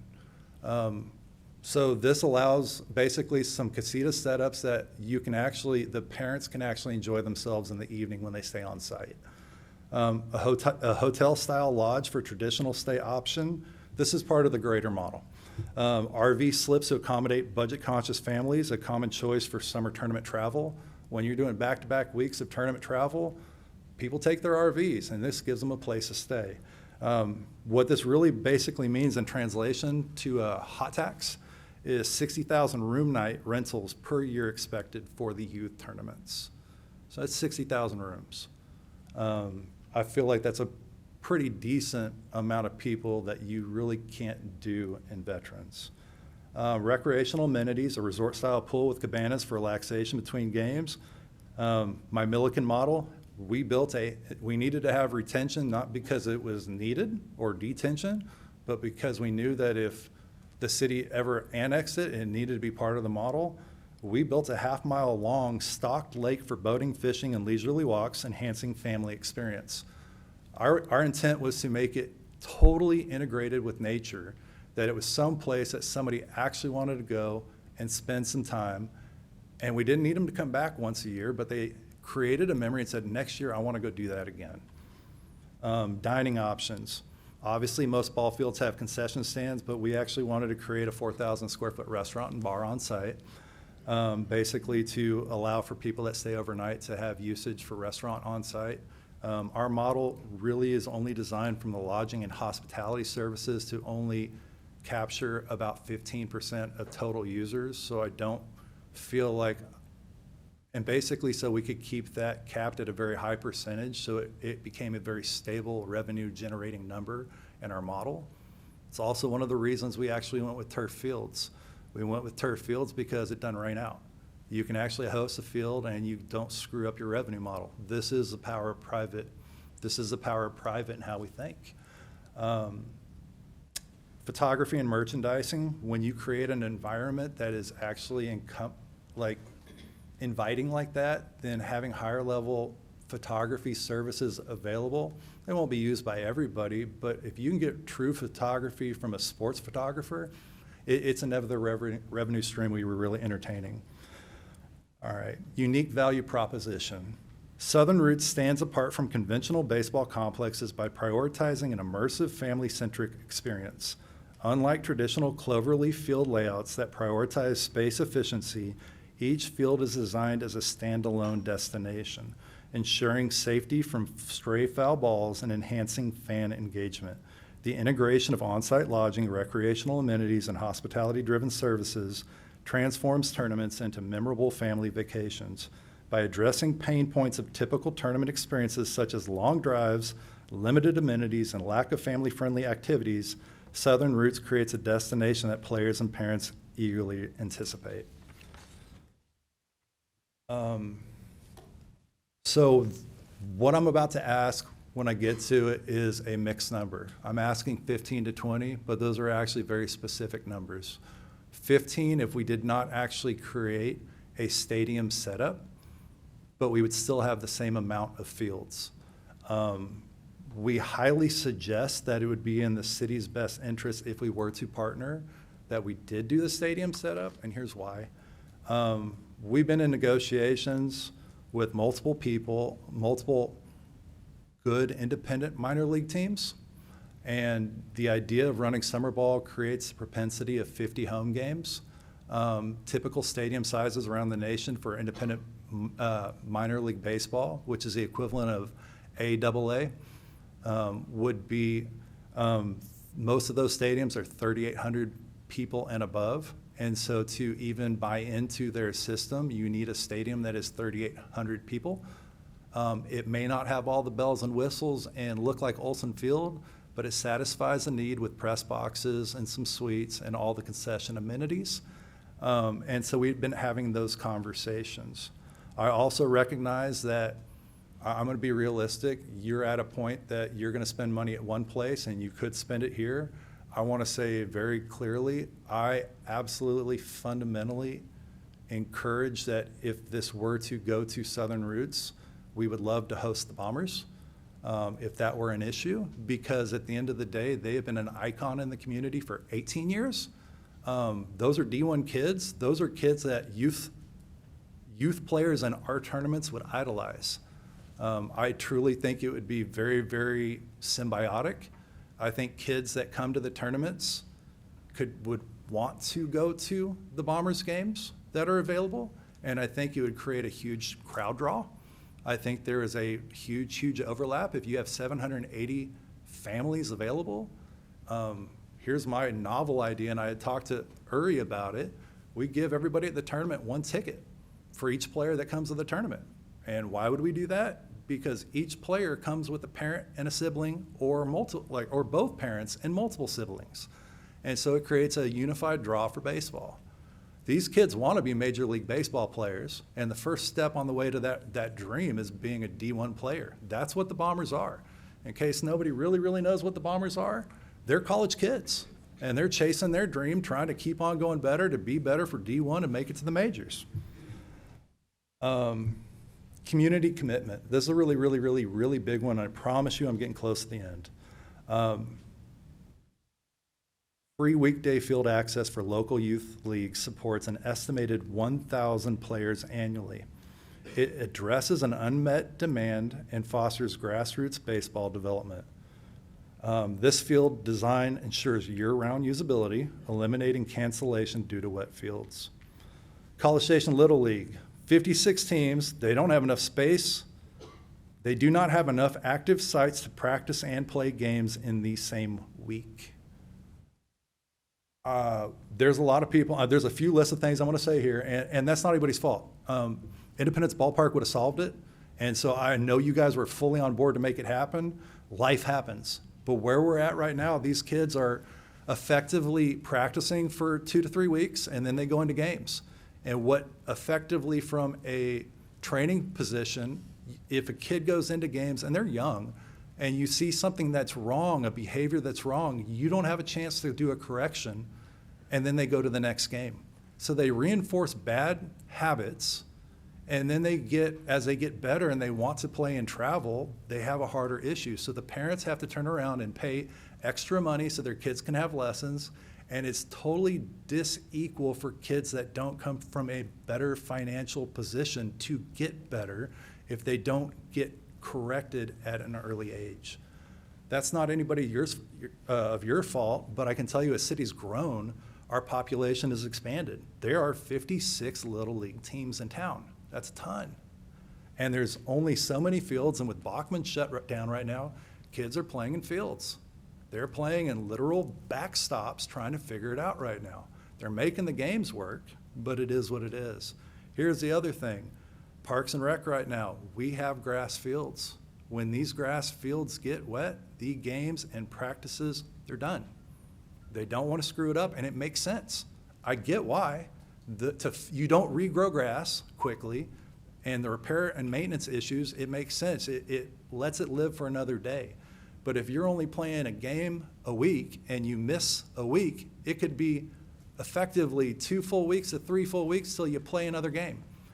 Our process by having all turf fields actually alleviates any rain mitigation issues. BCS Outlaws, a blind and visually impaired beat baseball program. And they're playing here. Man, my heart's for the kids. My heart is for the disadvantaged, the younger kids that need a shot in life. Crusade baseball program, 6 special needs teams that practice in a parking lot. They play their games in Bryan, and they play 2 innings each, and it is youth through adults, and they're all kinds of special needs, but there's no place between Bryan and College Station for them to actually have a place to play. I'm gonna tell you right now, they can come play here, period, free, done. At the end of the day, my heart is for our community. Local tournament teams in the area. The ability to host tournaments locally and have the additional field usage is fully embraced by all the groups I've spoken with from the travel ball baseball associations. Bombers, I think it would integrate wholly. I already spoke about that a little bit. HOA receptivity. Informally, I've spoken with multiple HOA people and presidents, and the land usage seems to fit what their desire is. So I say it out loud, I own a home in Midtown. I own a second home in Midtown. My sister-in-law lives in it. So I'm fully aware of Midtown, and I am local. We have agreements, Turtle Box Audio, for running our sound system. That's another Aggie-owned company. As far as getting stuff set up in there, it's been really cool, the positive feedback our process has been. MLB players, Tyler Naquin, Matt Youngel, former A&M Aggie former athletes have been grossly involved in the thought process and putting this model together on the front end. Brazos Valley Baseball, Shane Leckler, host extraordinaire of all things Banana Ball. He's had gross input and has been immensely helpful. Texas 12, there's been a lot of bucks. They've all had input on this as far as what the process has been. Symmetry Sports, the people that are actually currently building College Station baseball and softball and Consol baseball and softball fields right now underneath the Jacody. They've been immensely unified in the budgetary process for our model. Whew, that was a lot of the talking right there. So let's get through the quick stuff. So this is the Midtown model right here. Or not the Midtown, sorry. This is the Milliken model. We had a very fixed location, 80 acres. What we're looking to do is spread it out in such a way that we have scorekeeper booths that we can actually announce games as we go. We'd like to partner with, our intent is to partner with A&M, either media or sports management, especially for our high school tournaments in the summer, which would be national. And when I say national, these are not just intended to be people from here. Our intent by building the nicest facility possible is to have teams that come in from all across the U.S. And so scorekeepers to speak out and go through games. We drew in a stadium that we could separate out so that different flow could happen at the same time if they were just local tournament kids versus other people. And basically the reason I'm asking for 80 acres is I know what 80 acres does. 80 acres created my model, so that's a simple ask, but I'll tell you honestly, if I had more room, I would have probably made it at least one more large field bigger to go for the high school fields for the summertime. On the younger fields, or on the smaller fields, those are the same size as a softball field, and for anybody underneath the age of 13 and down, those are the size fields you use. And so it would be equal opportunity for usage if we wanted to run softball tournaments. It's a propensity. I feel strongly that College Station has an ample amount of softball fields, but if they needed overflow, we could probably figure something out in the process. Here's a different angle on it. That is actually, believe it or not, a half-mile retention pond. Obviously, not the same land, but at least you see kind of what we were planning on doing. And we created enough parking that would satisfy the condition at, I think, 1,600 spots plus some overflow spots on the other side. If you look at the top left, a lot of that is our lodging and hotel and hospitality services. And we would have some, like I would say, convention space, but meeting space on site as well. So that's Welborn. But there's some of the pictures of kind of a closer picture of what we were planning on doing in Milliken. Thomas, not to break your flow, but can I ask a question? Sure. Have you started modeling? Yeah. That was a dumb question. Of course you have. How long will it take you to get to that point with Midtown if we were to do something that you had already, invested over? So I've already asked for permission at my own cost if I can go ahead and start the geotech on there. I am antsy after Independence Ballpark, what's with soil. I haven't pulled the trigger on it because I really wanted to get permission from you. If it doesn't work, and I know that there's negotiations on this, I'd rather pay for it out of my own pocket right now and move forward so that at least short circuits one of the developmental models that are needed to be done on the front end. And here's a picture of it right here. This is the start of a layout. Land usage, it is actually high crested through the center. If I were to draw on here, and Joe Schultz is in the room, and he is actually the engineer that is helping me on this process when we get going on this phase of it. Great local resource. Wow, I didn't expect that to happen.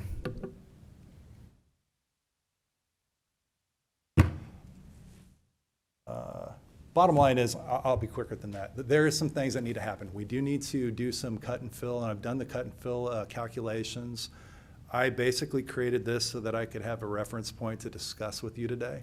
There's some cut and fill. There's going to be more soil in the center that when we push it out, it'll basically either require some berms or we're going to have to do elevation field changes. So like one field may be slightly higher than another field. They'll all be level, but there's some things that we're going to have to do to kind of tweak the model, and the land is really going to tell us how the final layout really looks like.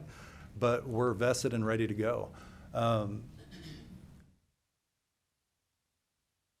Part of the ask and the reason I drew this is I figured I'd short circuit part of the conversation for you to get it a little faster and closer. I'm not sure if I push this screen or push this, it's going to mess it up. And it did. I'm not smart enough for technology, so let me just verbally explain it. Basically, what I ended up doing is pushing everything back in so that there was only I was just going to make a straight line right there.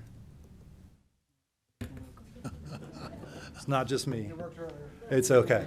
I pushed everything in because I basically wanted to save the 100 usable acres for street side. I think retail, doing a retail-esque center that is in the front side with businesses that I think it's probably a good use. That's not for me to speak, but the bottom line is I know that pushing it back in gives the priority of the land usage to the city to use as they best seem fit. I feel like this becomes an anchor for a bunch of different types of models that would not have otherwise been available for that front land. And it does something that's a little bit dastardly. My model would probably cut the need to have Pebble Creek Parkway come through. If I cut that off by doing that, my dumb math calculations, by not having to put a bridge across that creek bottom, saves the city about $12 million. And so I think that you could do a looped-in road that I didn't draw right here, but having it come back out in between the detention pond of Costco and Costco's parking lot would make a lot of sense if I were drawing the land out. But effectively, it would save some money. I know that the land cost is an issue, and I know there's a lot of people on social media saying, why would the city do this? Guys, I modeled this on land we already have. And so my model is functionally static on land we already have down there. So the land cost changes the delta immensely on the revenue generation, and I have to figure out how to overcome it. And frankly, since a Midtown data center was the issue at the time, I need some time to recalculate if we're gonna have a different conversation. So I figured I'd just come in with a hard, strong ask and show you why. I also know the city only paid $300,000 back in the day, and I know land increases in value, but the city's not technically out. They haven't been paying the taxes, and I know that's kind of short-sighted, but I'll throw it out there like that it's not a terrible, terrible thing in the long run if it's getting used for something that creates. So tell me about the revenue it might generate. Let him finish the presentation, and then we're gonna start with you.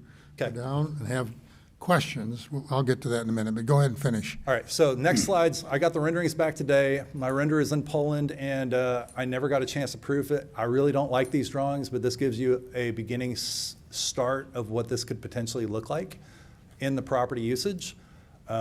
This is basically where us on the construction side basically go, thanks for the start, let's go ahead and edit. Not really totally happy with the layout, but this is functionally the starting point of how we start creating a design model for visual purposes.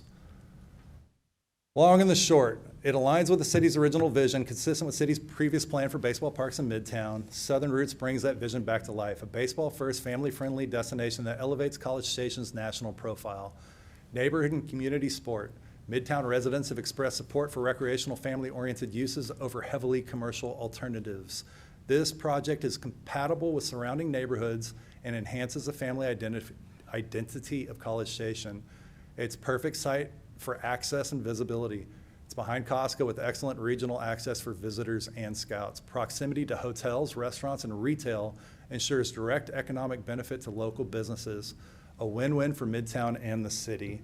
Anchors Midtown with national sports tourism destination. Provides an amenity the community already wanted with local youth access baked in. Reinforces Midtown as a vibrant, family-focused district. On a map, guys, we're the epicenter of Texas. We sit in the crossroads of Dallas, Austin, and Houston. We are a destination location. The fact that I'm actually a pretty decently smart Aggie after a previous conversation. I'll be careful how I say that. But there are people that have dreamed about doing this, figuring out how to capitalize it. It really takes some participation. What we're requesting land. Donate 80 acres, land lease. We could do it a bunch of different ways. But basically, we need to come up with 80 acres. We'd love the opportunity for 20 additional acres that we find out this is wildly brilliant for our city that we could grow into and potentially add a field or two more. Capital participation, $15 million to $20 million. We're eligible for phasing it in over time too. City's a minority participant. Total project build-out cost is $55 to $60 million. Effectively, what that means is I'm on the hook for $40 million.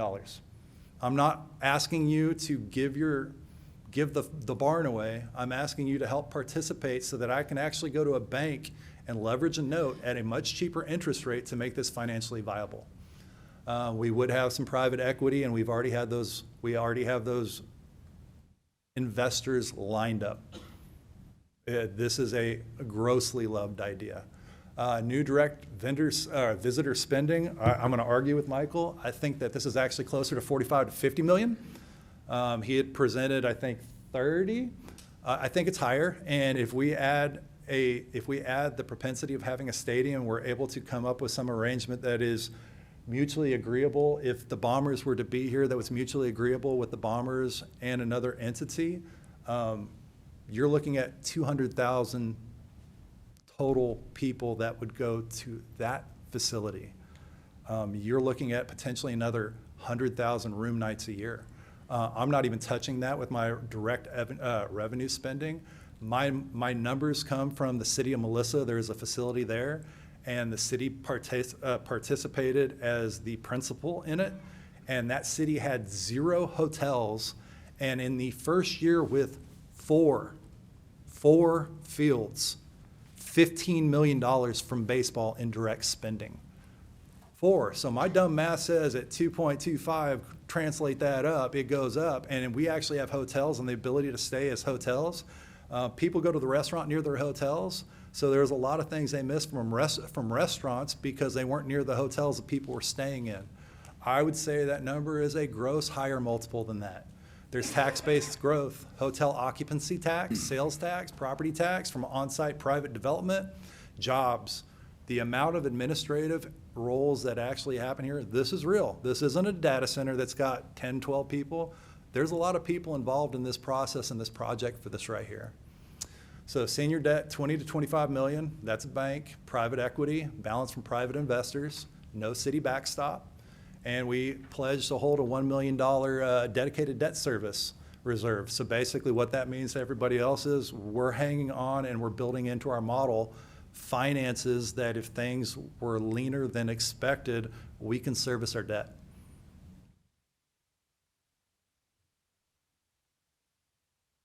All right, I did not realize this would be a contention point. This is my last slide, I promise. The Academy School at Southern Roots. Future potential phase. I'm saying that loud and proud.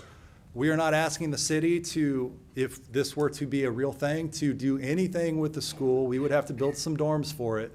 But if the local citizens use the fields in the afternoon and we use them on the weekends and the summer days, during the day, those fields are barren. And Florida has IMG Academy for baseball and other sports. We'd like to create a school that is dedicated for baseball athletes. This is a long-term dream. This is not a next year dream. This is not a year after dream. There's a whole lot of consideration and conversations that need to happen with our local high school coaches, et cetera, and other baseball community, as well as agents and scouts. What we're looking for is a national to international student base. And for everybody that are in administration for schools, I want to say this very, very crisply. Tuition rates for the school are $40,000 to $55,000 a year. It is full board, full food, full training, full classroom. This is not an internet-based school. This is designed to be an elite school for baseball.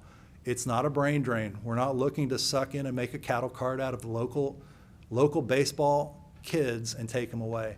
I had heard that on the news, and I just really wanted to clarify that statement. It's a long-term dream for one of our partners, and I think it has a chance of being realized, but it's not a today conversation, nor am I asking the city to backstop that. It just happens to run parallel with some of the other things that make it a extra available, I'd say, revenue stream, but the ability to actually realize it out by having on-site housing and training facility makes that a very real potential in the future. I really thank you for putting up with me and listening to this because I feel like it's a lot. I've been eating, dreaming this stuff for the last few years. I want to thank my business partner for putting up with me. We have 11 project manager, and for whatever reason, I've been working on this unpaid job. It's been a lot of fun to go through, and I couldn't have asked for better timing to have a conversation with you. I feel really, really bad about Midtown Data Center, but man, I hope it's a great opportunity that we can figure out how to do something together. Thank you, guys. Okay, thank you very much. 45 minutes of presentation, a lot of information, good information. I'm asking the council members now to be, you know how anal I get, linear I get. I'm going to start with Melissa. Ask questions, but don't get into giving direction until after I've heard from, we got 3 people signed up to present. I want them to have a chance to influence the discussion as well, so we'll get to direction later, but I know Melissa had a few specific questions of the presenter, and I'll go from there down to the place 7, and I'll come back to place 1 and come back this way. Makes Mr. White, he'll wrap it up, Mr. White. No, I do. Go ahead, Melissa. No, I think you covered just about everything when you went through your presentation. I appreciate the quick pivot, the idea. This was something that you guys had come and hadn't come and talked to, but it was something that had come up earlier in the year. And with it being in the ETJ, that was very quickly, probably not as quickly as we thought, but it just wasn't going to happen. I'm excited about the possibility, Thomas, and I don't have any questions at this point because I think you've done a good job of explaining it. So I'm going to go ahead and let it go down the line. We'll get back to direction soon, I'm sure. Mr. Yancey? Thank you very much, Mayor. Thomas, great presentation, a lot of stuff packed in there. From an old sales guy, I'll give you a hot tip. When you're pitching a cool idea, try great and greatly instead of gross and grossly.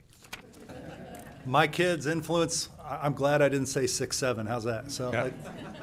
There you go. I think you answered most of my... I'm sorry to my wife because she's probably watching that and she's mortified right now. Yeah.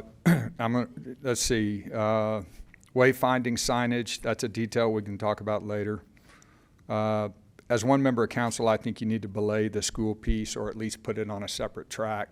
Yeah. And like I'd like a guarantee of that, 100%. Early on. As a council member, I'm not interested in competing with our public schools. Is girls softball included? You said yes. Opportunity to pair land from Texas Independence Park. I think that's probably a no. Is that right, staff? No chance? I think in the way you're describing it, there wouldn't be able to be a significant shift into it. How much capital do you have? You said $40 million. Is that right? Yes, sir. City participation, $15 million. If there's no Champ Field, $20 million if there is. Yep. That means compared to what we're doing at Veterans, you're able to build these fields and the ancillary facilities for $6.6 million total. Does that sound about right per field? Yeah, that sounds about right. I mean, by the time you put everything else down on it, that's actually a really high number for just the fields. Right, but yeah. that includes your ancillary facilities. Yeah. That was your total project cost. $2.2 million would be the city's piece where we'd participate at $20 million.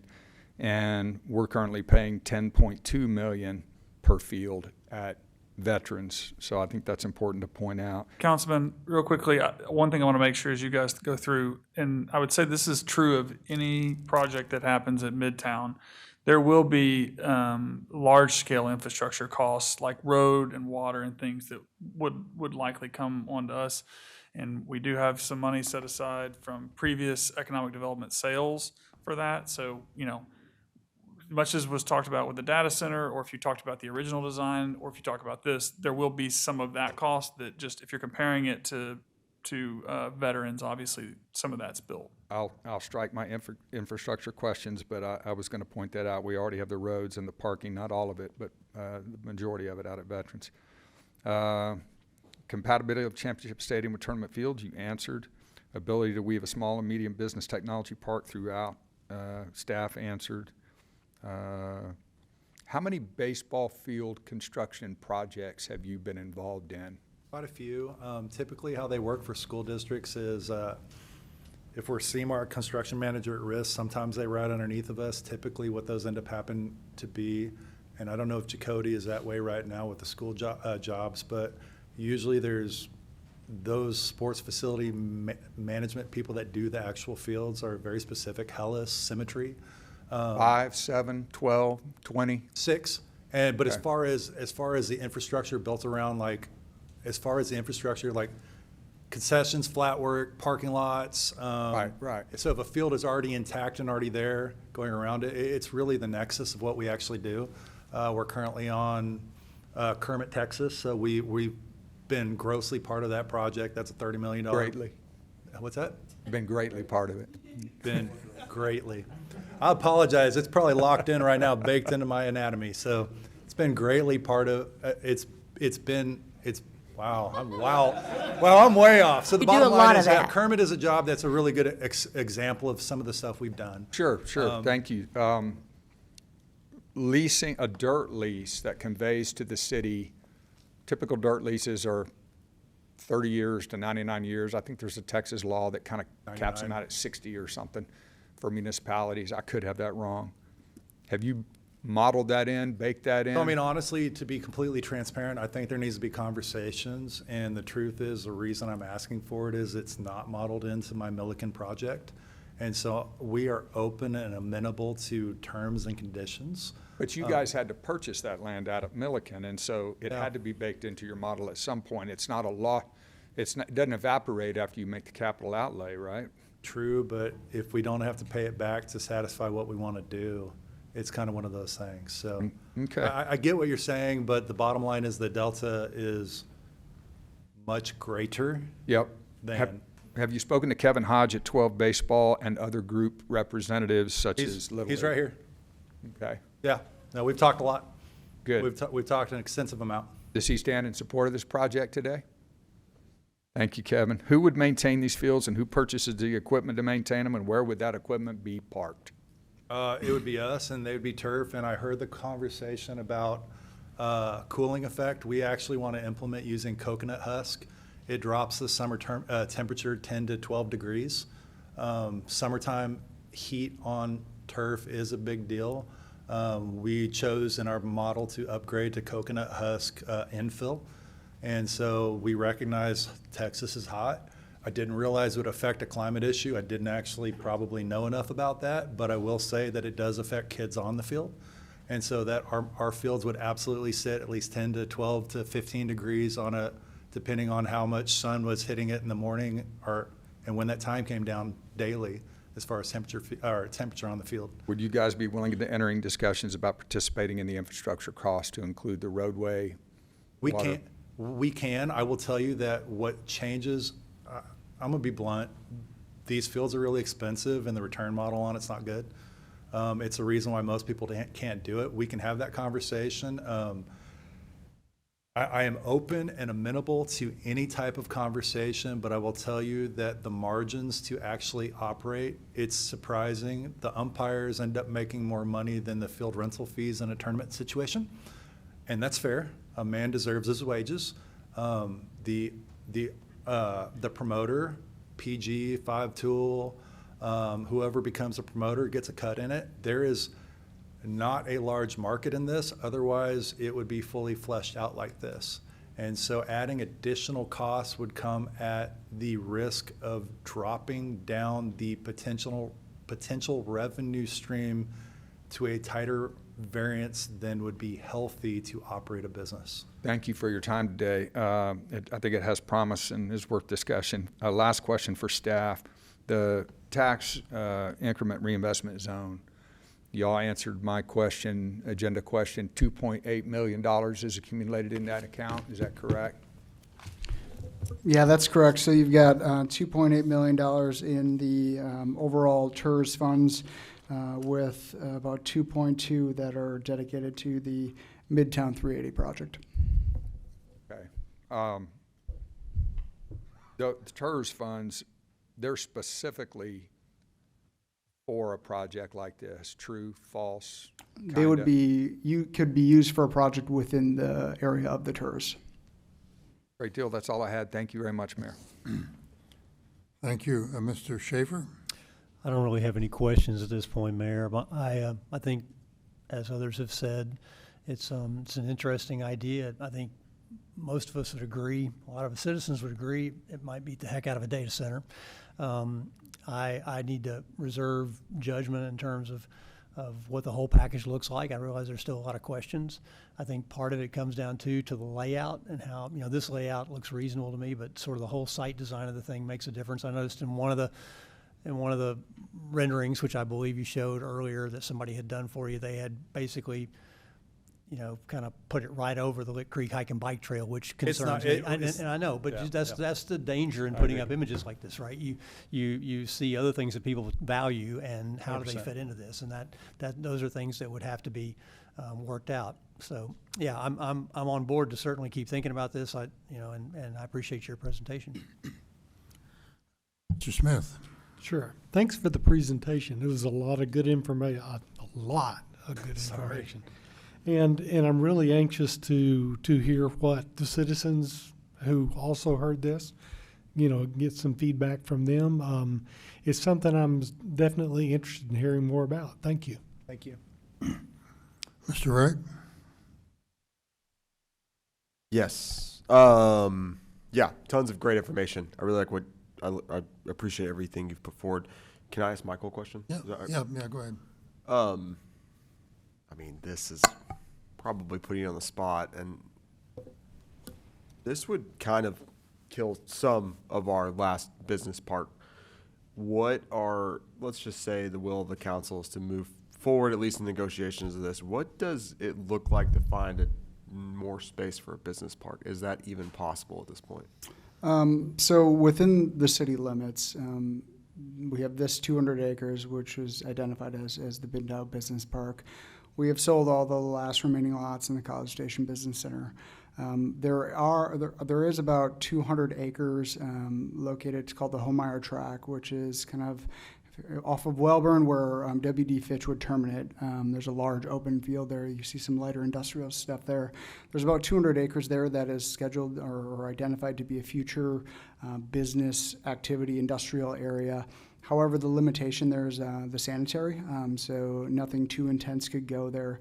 Those are really the last remaining spots. There's some scattered lots by Providence Park and a few others, but nothing too significant. So, depending on how the city would want to proceed, and quite honestly, as we go through our economic development master plan, where we want to focus, what targeted industries we want to go after, that will determine kind of what land uses need to be within the city and kind of where that would be. In terms of looking at additional land maybe outside of the city limits, as you go south, it becomes challenging because you get fragmented ownership, you've got environmental issues, and it gets really challenging to put a sizable chunk of piece of property together. As you go maybe east, continuing down W.D. Fitch here and Highway 40, there are opportunities there, but they are outside of the city limits, and extension of utilities and infrastructure would eat into that as well.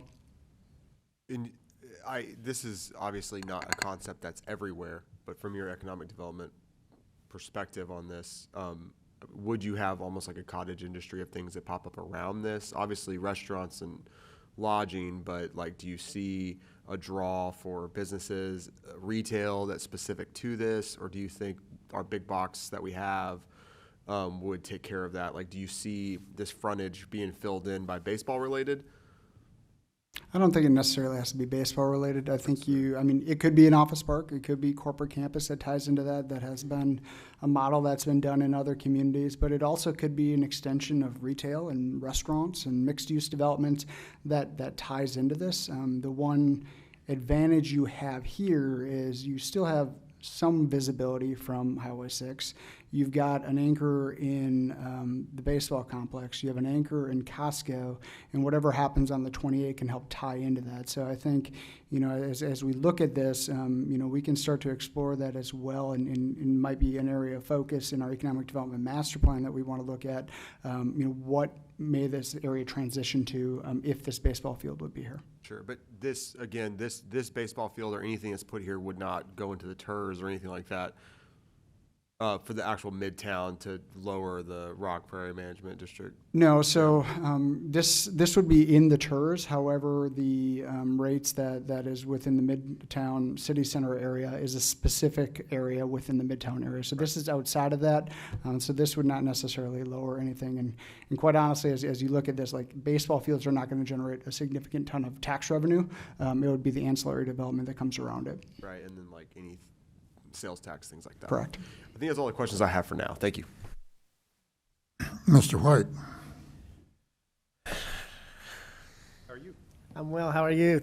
Thank Doing you good. so much. Better that I'm, most of this is done talking. So I'll tell you what, it is a hot topic, and I'm loving it because we can talk baseball, and I love my baseball. So let's do it anytime. I'm super excited about your project. I really am. I have this vision. Have you been to Franklin? Oh yeah. Okay, I have this vision of that kind of type of complex out in Franklin, maybe on a larger scale. Did I have that right vision of what you're thinking of? Yep. Yeah, beautiful place out there. Beautiful place. You mentioned the city of Melissa, that they had 4 fields and it was a big economic driver for them. We only have 3 fields over at Veterans. I'm trying to make sure that we don't lose our momentum with Veterans with this project. You mentioned several times the Bombers and stuff. this council made a commitment to move forward and build a Bombers Championship Stadium, opening June 2027. Yes, sir. I, for one, feel very strongly we need to satisfy that obligation.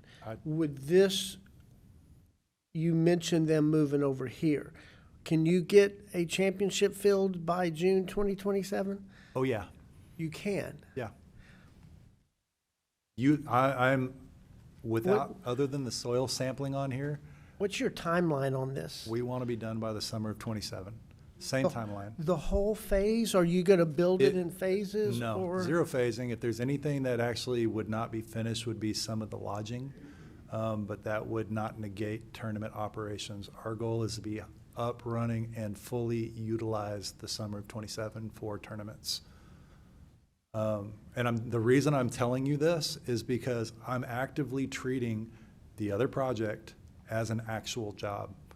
I don't work, I am literally working with Symmetry hand in hand, which is, again, the field builders for College Station High School and Consol. We've been on this for a while. I need to get in there and do soil samples. I'm gonna put Mr. Schultz on the spot. He told me that he's got my attention. And so the bottom line is we're gonna be playing around with this thing and pushing it fast. We do need to remodel it. I'm telling you that mid data center was not that long ago. This has already gone to Poland and come back to me. Okay, this needs some renditions, but the bottom line is there's some due diligence. I have the cut and fill by as far as what I need to do. We know what we can play with. I can move fast. We are known as a closer. I brought up ABA's service track record.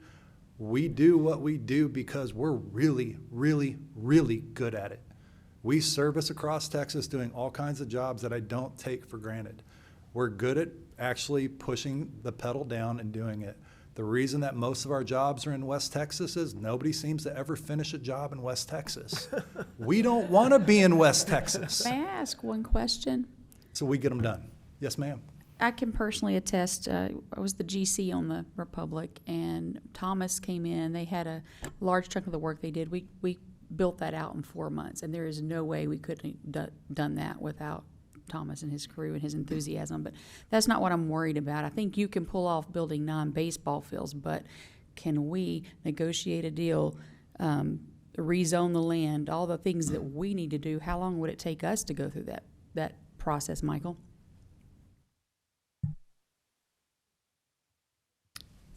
I mean, that's going to be dependent, right? So there are a lot of complexities with this as well, right? And so do we sell them the land? Do we lease them the land? What is the guaranteed access to the field for the Little Leagues? So all of that needs to come into play. The other thing that also needs to happen is the design, construction, and everything else for the infrastructure to get to this site. So, I mean, I don't have a date in which we can complete all that, but it's going to take some time to put the agreements together and what this would look like. You know, it also depends on what are we doing with the rest of the park. You know, if we're going to have a small area planning effort and kind of how all of these things tie together.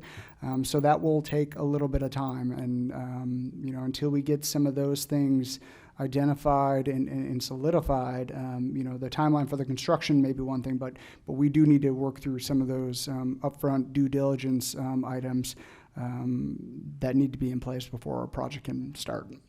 So just Councilmember, on our parallel project in veterans, so we have multiple site packages, we got multiple packages. So the site one is out, it'll come back. The intention is to put the full build out shortly, and that project shows that with our CMAR it would make it by summer of 27.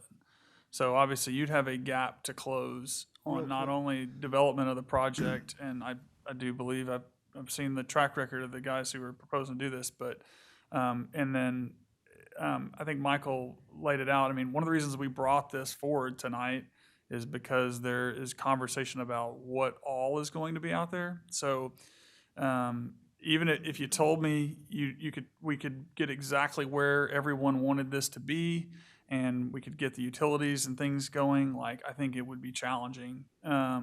And then again, on top of that, if we're going to talk about, which is one of the reasons this whole thing is here, right? This land has been industrial forever.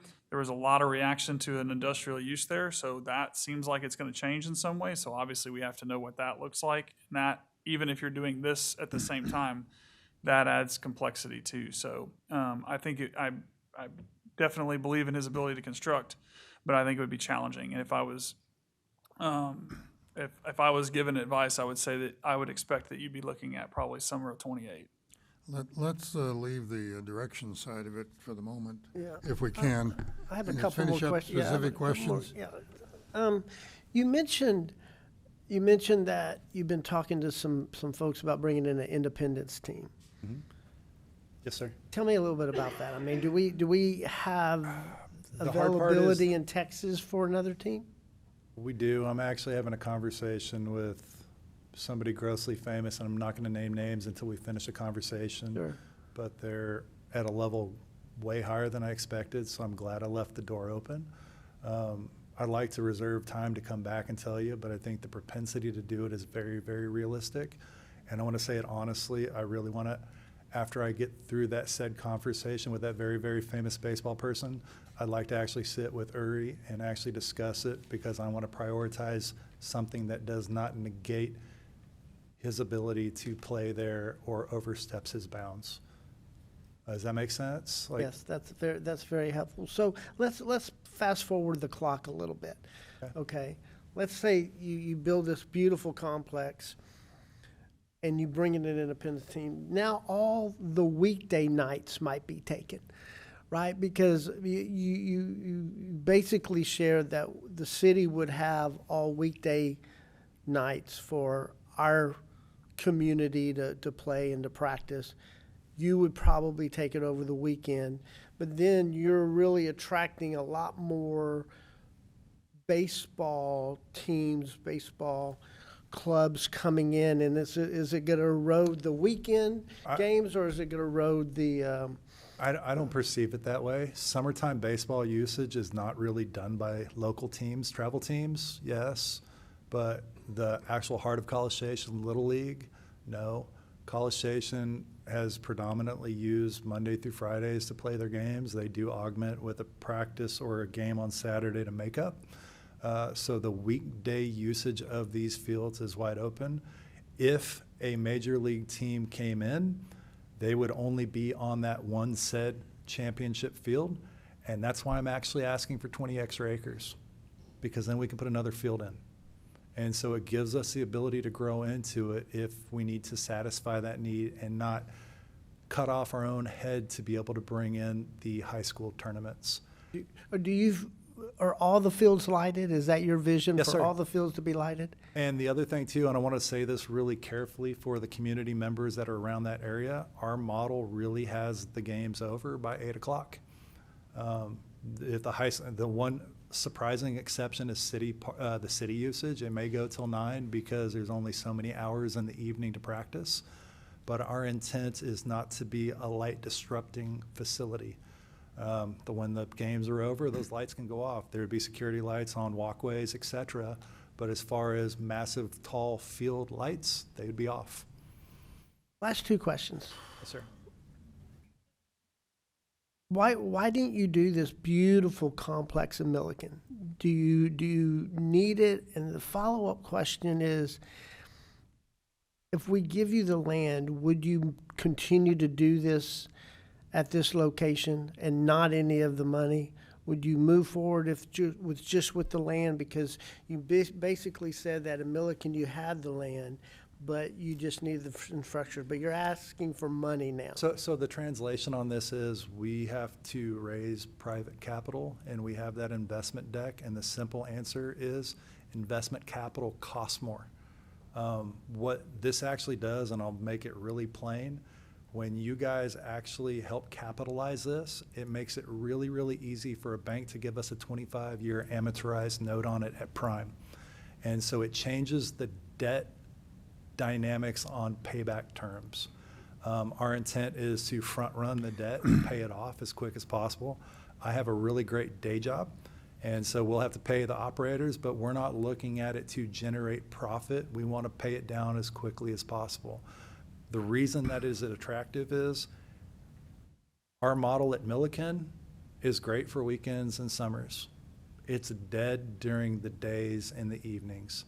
College Station has a great need for fields for its youth. I wanted to see, frankly, from the builder side of me, that it's a good symbiotic relationship, but for our community, it's the reason what I do in my extracurricular life. I want to be able to give back to the youth of this community and create the opportunities that are not currently available to the deficit of fields because of city growth. Thank you Okay. so much. I love your vision. Thank you. Thomas, I got 20 pages of questions, but I am not going to ask one of them. Okay. We've got 3 citizens that want to speak. I'd rather hear from them Yes, sir. than hear myself talk. So I think you've covered a lot of the comments and questions I think probably can present. Can I add one last one? One last answer, one last question? Statement. Yeah. Statement. I heard the statement at 28. Other than utilities, if we need to bring them in there, I happen to own excavators, bulldozers, and heavy equipment. So as far as the start of this, we were hoping that in January, that would be our kickoff time period that would adequately give us more than enough ample time to make it work. And so that gives 2.5 months of negotiations to figure out what we need to do, and as well as waiting for soil sample testing to validate that there's no massive need for infill of select soil to make up for poor soil. So I just want to say it out loud that there is means and methods to actually accomplish and actually hit a timeline. Okay, sir, thank you very much. I have 3 commenters, 3 citizens would like to speak. Mr. Murr, James Murr is first, and he'll be followed by Jeffrey Hughes, and then by Rex Sanders. All 3 of them have signed up to speak on this item, and I certainly welcome Mr. Murr, who has certainly a lot of interest in this area. And we're going to hear from him again later on. And I will remind council, there are 2 more items on workshop before we ever get to the regular agenda. So just to let you know. Mr. Murr, welcome. Oh, thank you, Mayor. James Murr, Midtown developer. All right, Mayor and City Council. Coincidentally, the residents of Midtown and other neighborhoods have been meeting, and the baseball fields were a high priority on their list, even before hearing of the Southern Roots proposal. I attended some of these meetings and have corresponded with them on their ideas, which is what led me to create the attached graphic to help us all visualize what could be done. We didn't know Thomas was working on this plan, and I believe there's a significant resident support for his plan, or this one or any other one that brought the baseball fields back to Midtown, where they were originally planned. There are a few things I know for sure. The baseball fields were supposed to be in Midtown from the beginning. The city has a shortage of fields for our local youth. It takes more than 3 fields to drive significant tourism. The side fields at Veterans Plan are goofy. They aren't diamond-shaped because they're trying to fit them into a space that is too small. And this is a great example, Thomas's plan, his proposal, of a public-private partnership that was all part of the city's medical district master plan to begin with. This would be the first one that the city engaged in since that master plan. I can see a case for keeping the championship field at Veterans because it also includes the rectangle field.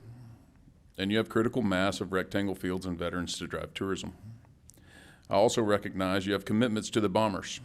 And even though you don't have a contract with them yet, good faith promises do matter, don't they? If you can contribute $5 million more to Thomas's plan and get the same specs for the championship field and the same delivery window of the summer of '27, then I would say move it to Midtown and use the land at Veterans for 2 more rectangle fields. But if we can't guarantee the Bombers the same specs and timeline, then at least take the money from the 2 ancillary fields and use it for this public-private partnership that will give the citizens many more fields and give the city a big return on investment through tourism generation. Either way, this is a no-brainer proposal. Please work through the details quickly, and let's make this happen. Thank you, Mr. Murr. I appreciate your presentation on that one. Mr. Jeffrey Hughes, be followed by Rex Sanders. Mayor, Council, thank you.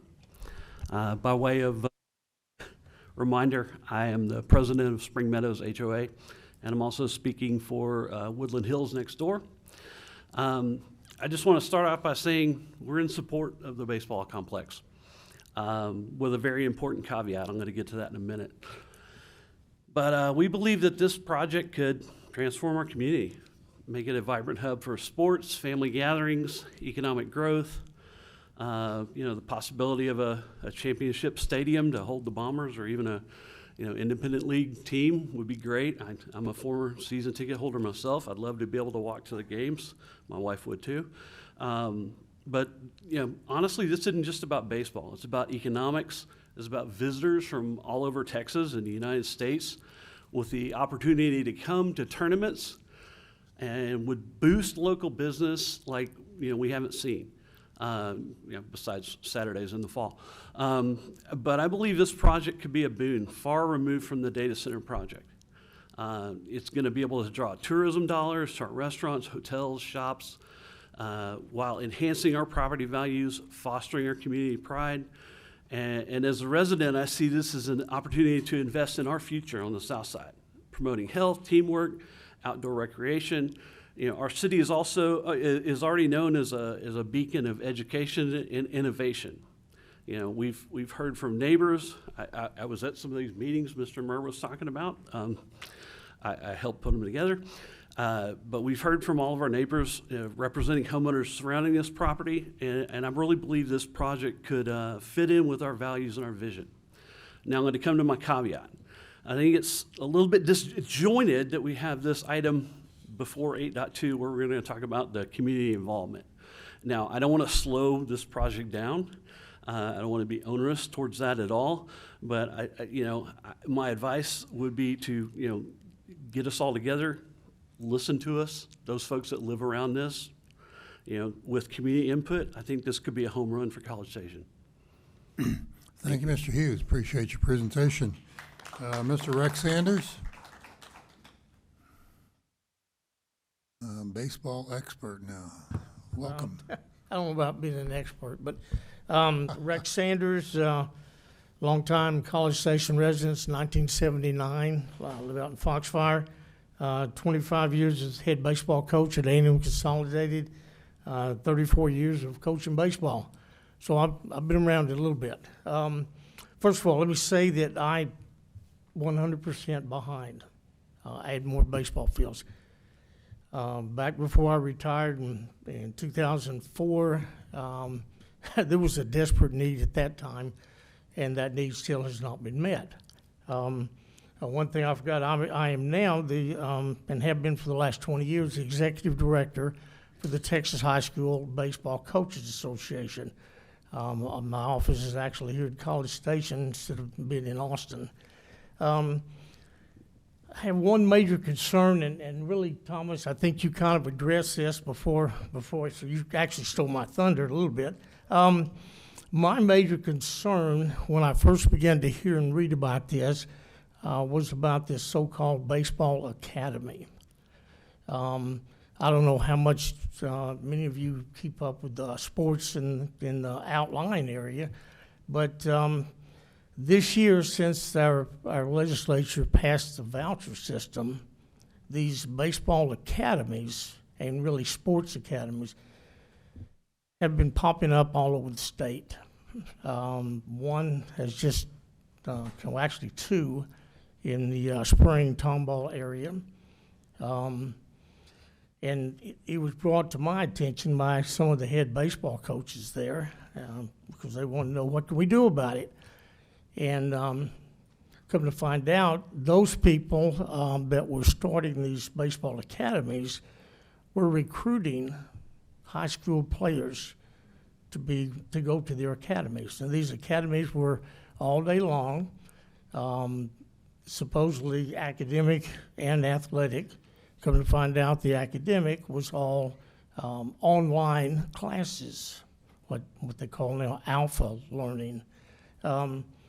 Anyway, so we, we began to look at that and come to find out, in the last 3 weeks now, I've had 2 different meetings with every athletic association, high school athletic association in the state.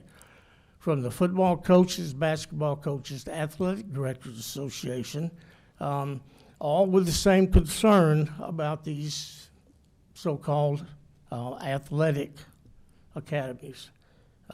There's a real concern about it, because what we're seeing is young people being taken off those teams with the promise of how great it's going to be a college players, all the scholarships that are going to happen.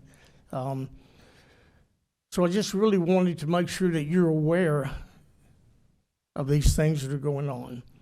It's something that I know our local high school coaches don't want to see happen, and hopefully that won't be a problem. And, whether this actually comes to fruition or not, I don't know. I certainly know that coaches in the state of Texas are fighting these sports academies because they're stealing the young people. And those young people are missing out on a high school experience. And the communities are missing out on watching those young people perform for the local high school teams. Thank you. Thank you very much. Appreciate your insight, Mr. Sanders. You brought a little different twist to that, which is helpful to all of us as we follow up. Okay, that is the third and last speaker to sign up on workshop item 8.1. The council needs to provide some direction to staff, but I do have a question for Mr. Ostrowski. Since I didn't ask any questions before, I will have one question. One of the issues that the city faces in any kind of a land deal or development opportunity, economic development agreement, is the possibility that there are other equally qualified business interests that might do something similar. Is the city required to go through an RFP process? I am quite sure that Thomas's business, he's competed for business all his life, but that takes time. Where do we stand on that with respect to land in this area, assuming that we went through a small area plan and we figured out all the timing and all that sort of stuff? I know there's another firm interested. Maybe if you advertise it, there may be 2 or 3. Yeah, that's, absolutely a direction that council could provide if you want to put a project like this out for a request for proposals to see what other proposals that we could get in. That is an option that council can proceed with. It's something similar we're probably going to do with Wolf Pen Creek in terms of a promoter. That'll probably be in front of you actually next meeting to talk about that RFP. But that is an option that council could consider. I don't think in this instance it's required to do so. We did get another proposal about someone wanting to put baseball fields in the Bryan College Station area, but no specifics really were provided within that proposal.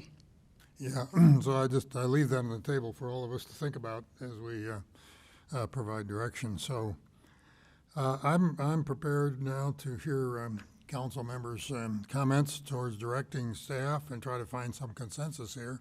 I hear a lot of support for baseball fields.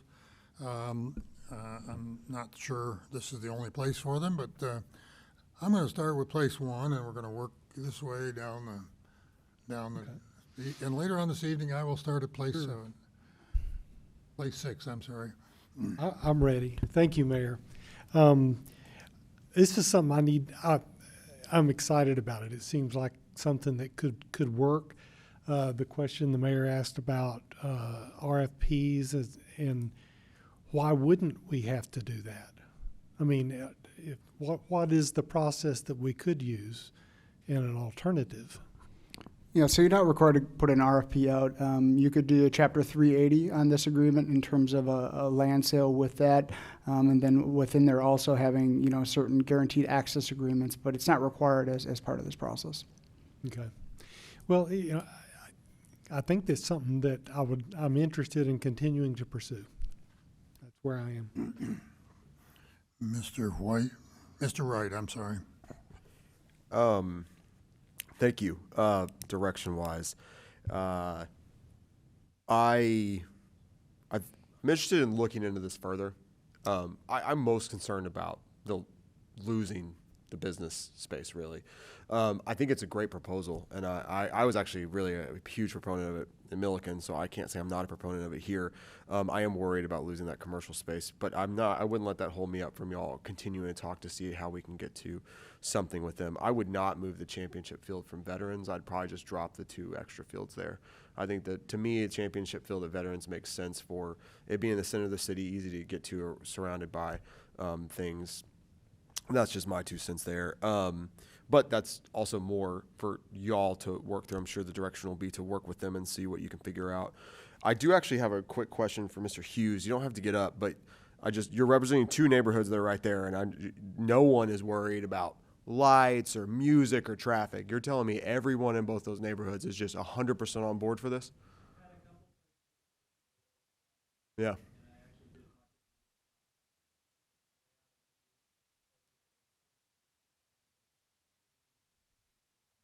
Okay, just making sure. You summarize his answer for the record. Oh, yeah, he had a couple of folks worried about lights, but he got a good answer on that, and so he feels confident that both neighborhoods are in support of this. Like I said, I think there's a chance that there's some economic stuff that could pop up around this. I think it could help bleed into Midtown some. I think there's a lot of good that could come of this. I'm worried about losing commercial space, but I would say go ahead and continue to have conversations with them. Mr. White now. Thank you, Mr. Mayor. I also support the idea. I think it's a perfect timing when we're talking about Midtown Small Area Plan. Mr. Murr indicated that he's supportive of it. I've talked to some other residents in Midtown. They're supportive of it. I think it's a great concept. But I am, like Councilman Wright indicated, very strongly passionate that we don't lose the momentum with Veterans Park and the projects we're doing there. I would go a step further and say that I would like to just continue with the 3 fields of Veterans, especially the championship field. Continue to pursue this. I really applaud your passion about getting it done in 2 years. I'm not sure that could be it, so I want to make sure that the Bombers have a home in June of 2027. Thank you. I don't normally butt into the conversation at this point, but it's a really good time to do it because I feel almost exactly the opposite of you with regard to Veterans Park. I think having your championship field way over there when you've got the entire complex where you'd have a competition on the other property, moving the championship over there would not, it just doesn't, maybe it works for the baseball. Baseball people can tell me it doesn't make a difference where it's at. If you did do something over there, I'd leave the baseball championship field over there and maybe make it into that larger competition field with space for a flat field inside the baseball complex. I understand that, but to me, and I'm not a baseball person. I got to go to all the games and I follow that, but I would say to me, if you got a tournament and you got a competition going, particularly if people are staying in hotels and in that part of town, they would prefer to have that championship field right there in that same location. And besides, you're talking about more money. You're talking about if you want to build all 3 of those fields, that's whatever you said it was, and then you got to come up with another $30 million here, free land and 15 or 20 million here. That to me is almost over. You haven't got the money to do that. I'm basing that comment on a. I think what Thomas mentioned, that there's a small city in Texas that has 4 fields and it's a huge economic driver. So 3 fields will help with that as well. And I want to keep it separate. I think these projects are very good. They just happen to be both baseball. So. And it's a lot more money, but I'll leave that to we'll continue on down the line. I just had to get that one comment in there because it was timely. Ms. McElhaney, it's your turn. I think that it would be difficult to justify doing both. I do very much value the idea of a public-private partnership. That is ideal when we can get more bang for our taxpayers' buck by combining with a reputable and passionate private entity that is willing to carry the bulk of the load and also offer additional spaces for our local baseball teams to practice and engage in the sport they love. How much are we into Veterans Park fields right now? Yeah, and so I was going to say, we have put into it, I think, $2.5 million. Now, the first phase that's coming up would be site work, which has mostly to do with the drainage, and that's out right now. And then obviously you get the bulk of the money coming in afterwards. And, you know, the design and site work, if we move forward with the site work, obviously there's a lot of that could potentially be utilized for soccer or softball if that was the alternative. But I think as you guys go along, the two things to consider here are to meet the timeline at Veterans. If that is the way you go, we don't have a very long time to consider one versus the other. So that's one thing. If you're doing both and Veterans is going forward, then Veterans is going forward.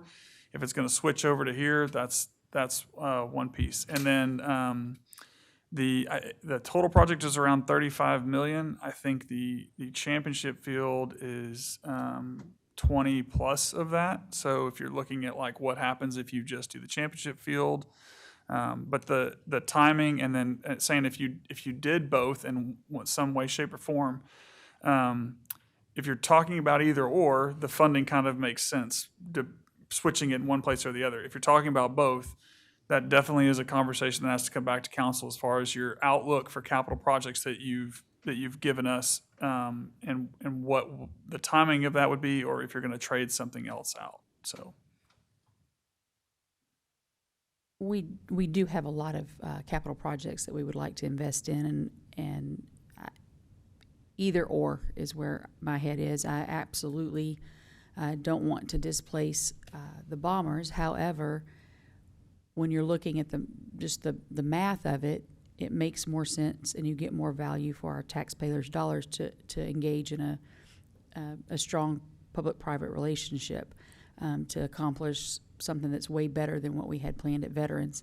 I'm very interested in seeing what can come of this. The other question I have, I too, I'm not sure who said it, was looking forward to hearing 8.2 before 8.1 because I've gotten a lot of emails and a lot of feedback saying, yay, we love baseball, but we do have the Midtown Small Area Plan on the docket to discuss tonight, and I don't want to preempt the hard work and the ideas that we're coming forward on that. But so I would reservedly say, let's move forward with discussing further with Southern Roots, and it would not be my preference to do both.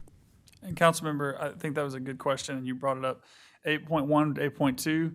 I'll just say everybody has a different way to set up the agenda. I tried to set it up this way so that everybody understands, because I think when you're talking about a master plan, in my mind, I was like, I don't want to have everybody talk about a master plan and then come and be like, oh, and by the way, it's possible that we put a baseball field in here. So they're not opened together, but obviously within the master plan discussion as that goes, you can certainly comment about how you would want this incorporated into a master plan, if that makes sense. That does make sense. Thank you. Thank you, Mr. Yancey.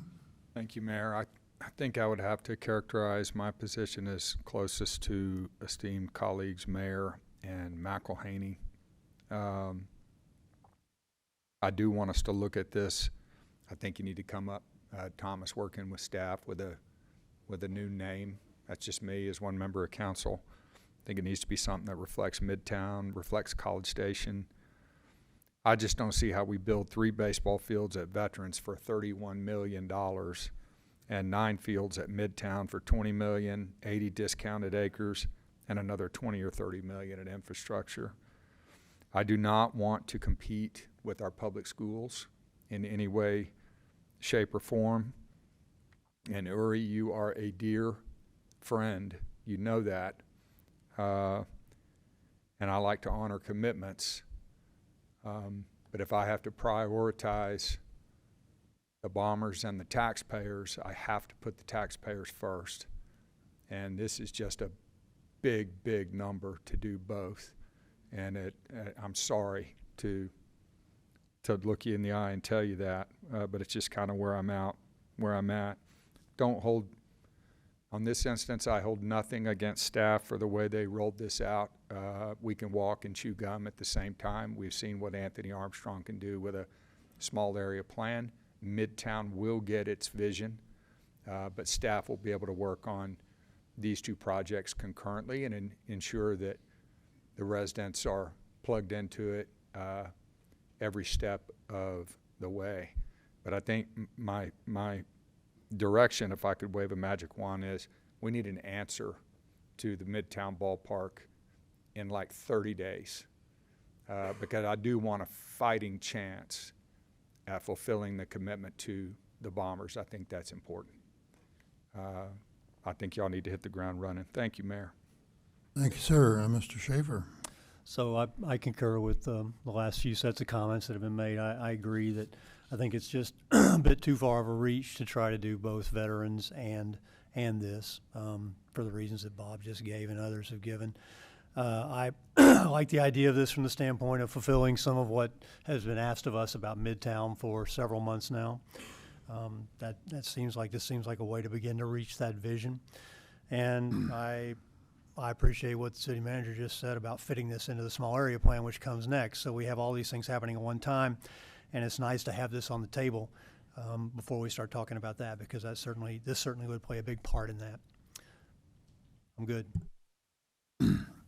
Well, thank you all. Let me just add that what I said before, but I'm a longtime proponent of the business park, light industrial, and I really would like to see us do something there, which it looks like we can do, that will reserve some land in there for some job-creating economic development potential. Obviously, we've pretty well sold out the land the city owns. There's some private land around that can be developed into business park and industrial use in College Station, but not a lot. Land is getting scarce inside the 53 square miles that we have in the city, and we need to think a little bit about that. But all in all, I'm generally optimistic about what Thomas and his partners have presented for a part of this land, 80 to 100 acres of the 200 and some odd that's available. And if we can work it out in a way that reserves some job-creating business landing spots that we are going to need over the next 10, 15 years, I think, as the city continues to grow and as the Economic Development Group continues to try to attract some of those kinds of businesses. Obviously, it won't be a data park, a data center. That's over and done with, or that's behind us. 2 or 3 things, though, I want we have promised. I'm concerned about what we promised to Uri and the Bombers, timing-wise, but I'm more concerned about the availability of baseball fields for youth in the community, which the 9 fields of these 4, 5, or 6 of them are relatively small fields for Little League, and some of them for the teenage, junior, whatever you call that, junior high teams. And I'm really anxious to see a number of those fields, and I'd like to see them all in one place. So I am leaning towards that. And as I said before, I just can't see the financial logic in trying to build out Veterans Park and do this at the same time. So if I've got to choose, it seems to me this is a better overall picture, because we never really felt like 3 fields by itself made total sense. I mean, it was the only land we had. It made a lot of sense when we looked at that. But I would like to have staff think about how we think about other potential interested parties. And there's one that is written to us, probably communicated with you guys too, that has an interest in the very same ideas that Thomas has been pushing now for over a year. I'm not saying he hasn't done a great job of it. He's got a really good model, but I don't think we're doing appropriate due diligence if we don't take a look somehow at other options for the same general concept. How you can do that without an RFP, I don't know. If you do an RFP, I know it's going to take you 3 or 4 months at least. That pushes the timeline back on everything.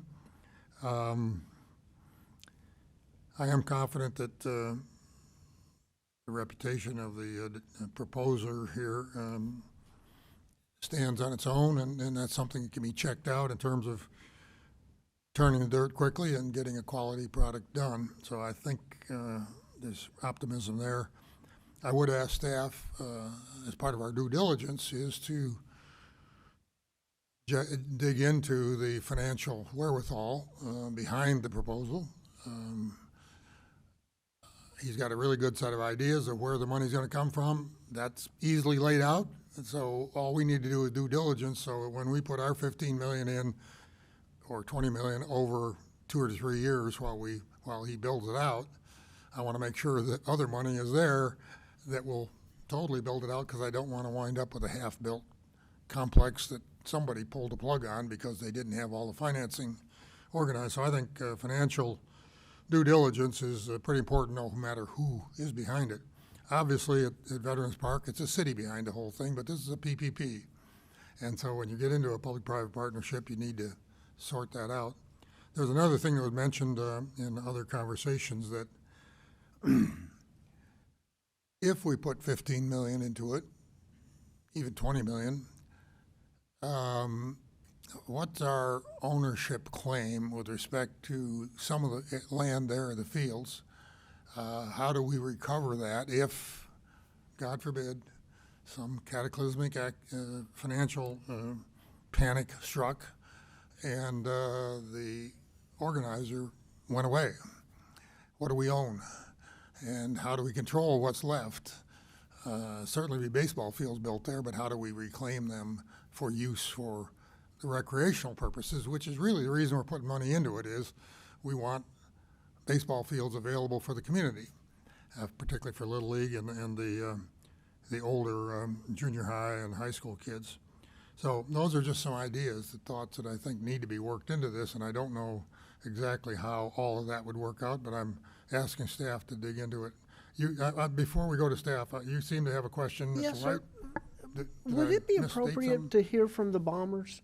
We've talked to Yuri's here. Would it be appropriate, because we talked about, veterans and the championship field there, would it be good to hear his viewpoint on He it? didn't sign up to speak, but he's always welcome to speak if he would like to, or if he doesn't feel like he has anything to say, he can tell us that too. Uri Giva. So I'll start with the statement that we sent to the media, I think, before this evening, and the Bombers are thrilled with the current plans for the future home at Veterans Park. The city staff and the contractors have done a marvelous job.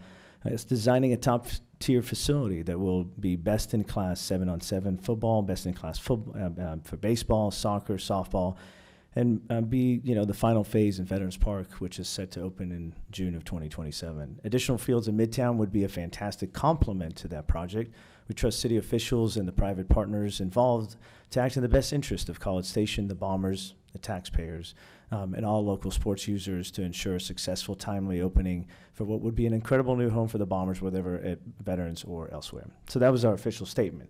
I still believe that, we're very excited. I met with Thomas. This is an amazing project. I do have some concerns that come about from the statements here. Do we negotiate with him a lease? Do we negotiate with the city a lease? Are we negotiate? Who do we work with in a sense? Do we come back and work together on this? Just like Thomas, this has been a passion project for the Bombers and for me to give back in this community via entertainment and making sure that we are now doing it at my hometown instead of across University Drive. And we wanted to be centrally located to make sure that everybody in the Brazos Valley could be a part of it, which is why we liked Veterans Park and thought that the opportunity maybe to eliminate the flank fields and keeping the main field, and complementing 9 more fields down there and doing an amazing co-effort between both projects. So from a Bombers perspective, we don't have a home for 2027 because we did commit to the city of College Station to be here. Hopefully Thomas can make that happen. And obviously the stadium that the city staff has done an amazing job of building or designing meets everything we could dream of and then some. And we've been very, very thankful for the efforts that they've done. The stadium original designs here don't quite match the same needs, but hopefully, we could be part of a new design committee with your team there to make sure that it fits the needs of any summer ball team that can be here for another 20 years, well past my time. Yes, Mr. Yancey. Thank you, Mayor. Uri, if I were to call any number of my dear friends at the city of Bryan, try to get you to squeeze them into Travis in 27, and they were to say yes, would that ensure that the Bombers were made whole? And if they said no, if we were to reach out to CSISD and Dr. Harkrider, they're building a beautiful new, is there a chance to get it? Have you spoken to them? For 2026, we've tried. Obviously, they're still under construction. We've also spoken to Olsen Field. They're also under construction. Feels like everybody's under construction, like Bachman, for years. But what it would look like for 2027, we'd be open to any location. Obviously, we want to stay in the Brazos Valley. This is home. We don't want to move to New Orleans or anything crazy like that. But from I think City of Bryan and us, I would love to go back there. I think we have tried to take the high road. I think a lot of feelings were hurt when we said we were moving to College Station. So I don't know if they slammed the door and you could reopen it, but we would be open to staying in the Brazos Valley. And if this takes 3 years and Travis Field could be a home, that would be great. And obviously there'll be some renovations that Thomas is going to help make sure that field even is better. And I'll commit to making that effort. And the last question for staff, the $2.2 million in design, and we've seen that design, and it is gorgeous.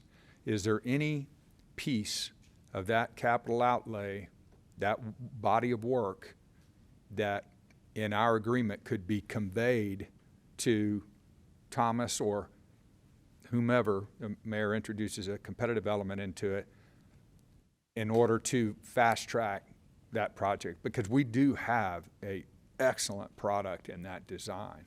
Yeah, I mean, I think in that question, when I was going to kind of get to what I'm hearing from you all, we do only have about 30 days to where we, and for what it's worth, before I became a full-on bureaucrat, I was an engineer and a constructor and a capital projects guy. So we've got about 30 days before we hit no joy on hitting our timeline for 3 fields at Veterans. So 30 days that we've got to really make a decision, and based on what I'm hearing, we're going to have to iron some things out. It will not be a 100% solution, I can guarantee you that. But in that, as we have talked about this, waiting to see kind of what council and the community wants to do, and obviously another component that we haven't gotten to is what's everything around it, and what do we hear from the Midtown plan, and what kind of decisions are made in that. We would certainly try to take anything we have, not only, again, if this were to move, what could we use in the future at Veterans, what we've already designed with softball and soccer, which is what could be there. But yeah, what could we use from the design that we have so that we don't, have to go and redo something completely again? And not that necessarily anybody cares.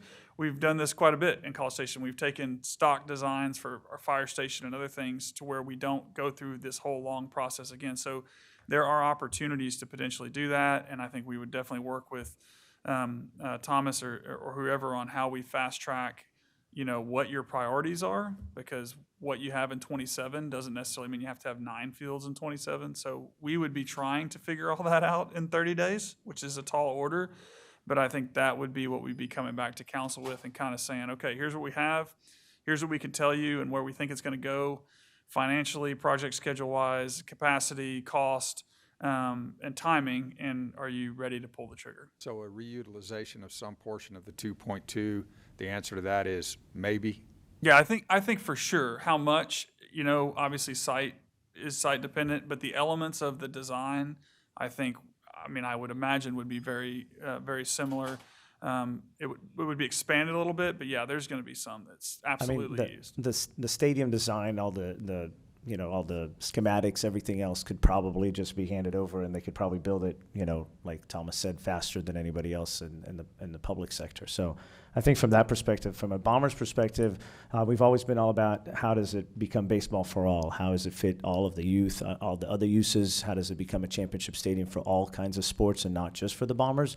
And we are realistic of that. And so, if you take that same design at Veterans Park and you put it in Midtown, the Bombers would be ecstatic. And yes, it's nice to be at center of town at Veterans, but at the end of the day, if it's part of a complex, we're okay with that as well.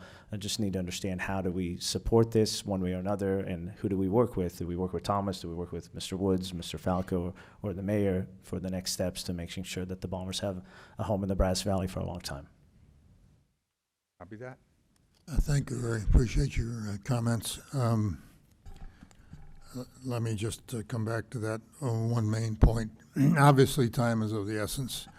I still feel that somehow staff needs to reach out to make sure, if there is another party that's willing to operate within time frame, we ought to think about that. Frankly, I think time is of the essence, and time will control a lot of our decisions. So we have options on how we enter into an agreement and how we offer the land and lease or buy, lease or give or whatever.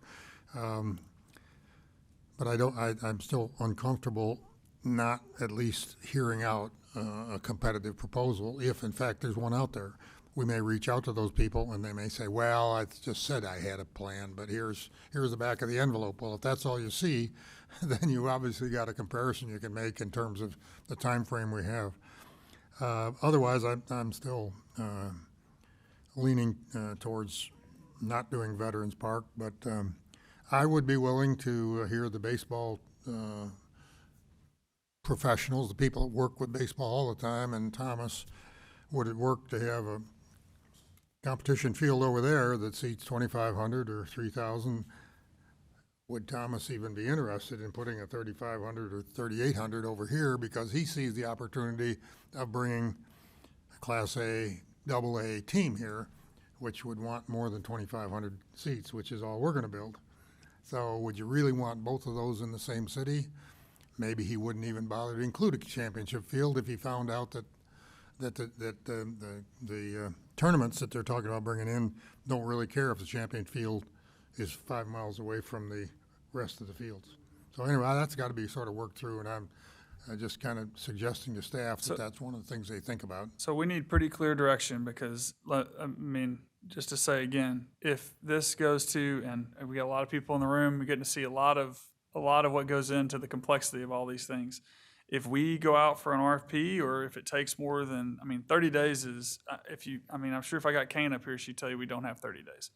So if we RFP it, or we go through any of those processes and it takes that long, what you will lose is you will lose veterans in 27. So I'm comfortable with that. Okay, that's what I just want to make sure. I'm just speaking for one person. Yeah, I just want to make sure council understands that. Like, we do have a drop dead, that if we don't say, if the contract doesn't come to council and council says go by a certain date on veterans, you lose your 27 date. Obviously we'll do everything we can if that's the way we go, but that's the situation you're in. And then conversely, obviously you're having to make a decision here short term. So here's the always complex situation where you are trying to balance the risk of, if the council, as they've said, wants to look at this other option, that you may lose the more sure option, at least from the time frame that we were trying to hit anyways. So, Michael, We've got a meeting on the 23rd of this month, and then we got another meeting in the early part of November, like the 8th, 7th or 8th, something like that. what is the nature of the other parties? Like, what are they saying? This is, y'all are hearing this? I got an email. I didn't realize it. I thought he sent it to everybody. Did you? No, get that it? was it. Just a quick email stating that someone's looking at doing additional baseball fields within the BCS area. May not necessarily be at this property, but in the area. It didn't go to all council from him, but I forwarded it to you all. So you may That's see where I from got it me. from. So But that was today. It didn't go to the other council members?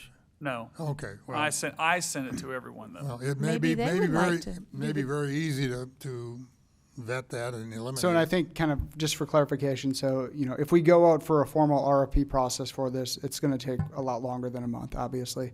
But if you want us to contact that other party, gauge their interest and see kind of what their proposal would be, we can reach out to them tomorrow. Well, that would be the place to start, I would think, and I'm assuming that they aren't anywhere close to having things ready so that you can move on a good timeline, which would automatically eliminate them. $40 million in pledged capital is not easy to come up with. No, I like the bird in hand thing if we aren't crossing any legal. I totally agree with you, but from a fiduciary point of view, you really need to look at the options that are available if they're real. That's all I'm saying, and if you can eliminate them by a cursory interaction, they're not really ready to present a plan, sorry, we just got to move ahead. If they can cut a letter, if Bank One will cut a letter for them in the next 72 hours, they can play. That'd be a good letter. Well, the same thing could happen here with Thomas. That's one of the things I asked for earlier. All right, just so this is all, everybody heard this. So as somebody else is going to come up at some point and say, you know, we wanted an opportunity at it. Like, this is all, you know, we will go to this one person who just sent this email, but otherwise, from a Does he timeline happen perspective. to be here tonight? What's that? Is he here tonight? The individual who wrote the letter? Yeah. I have no idea. He didn't indicate he was going to be here.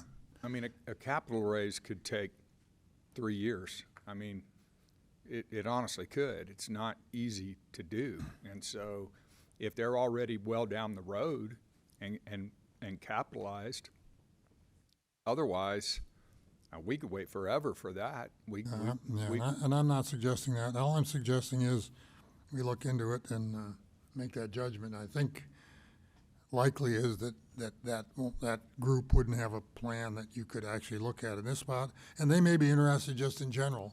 Well, let them go find the private land.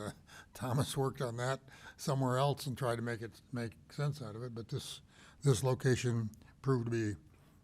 Well, it says better right deal. here, I can pretty much tell you that the 80-acre tract behind Costco would not be the location we would want for this facility. There you go. Well, that's fine, and I didn't I'm pretty read the sure letter my that close. investor would want to purchase his own land.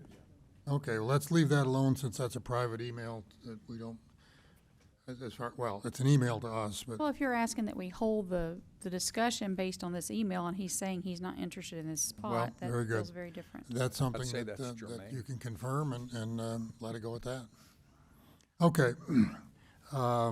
Any other comments? Do you have, we don't have a timeline. I You think got- you I got think I direction? gave the synopsis, and I think if it's all right with council, because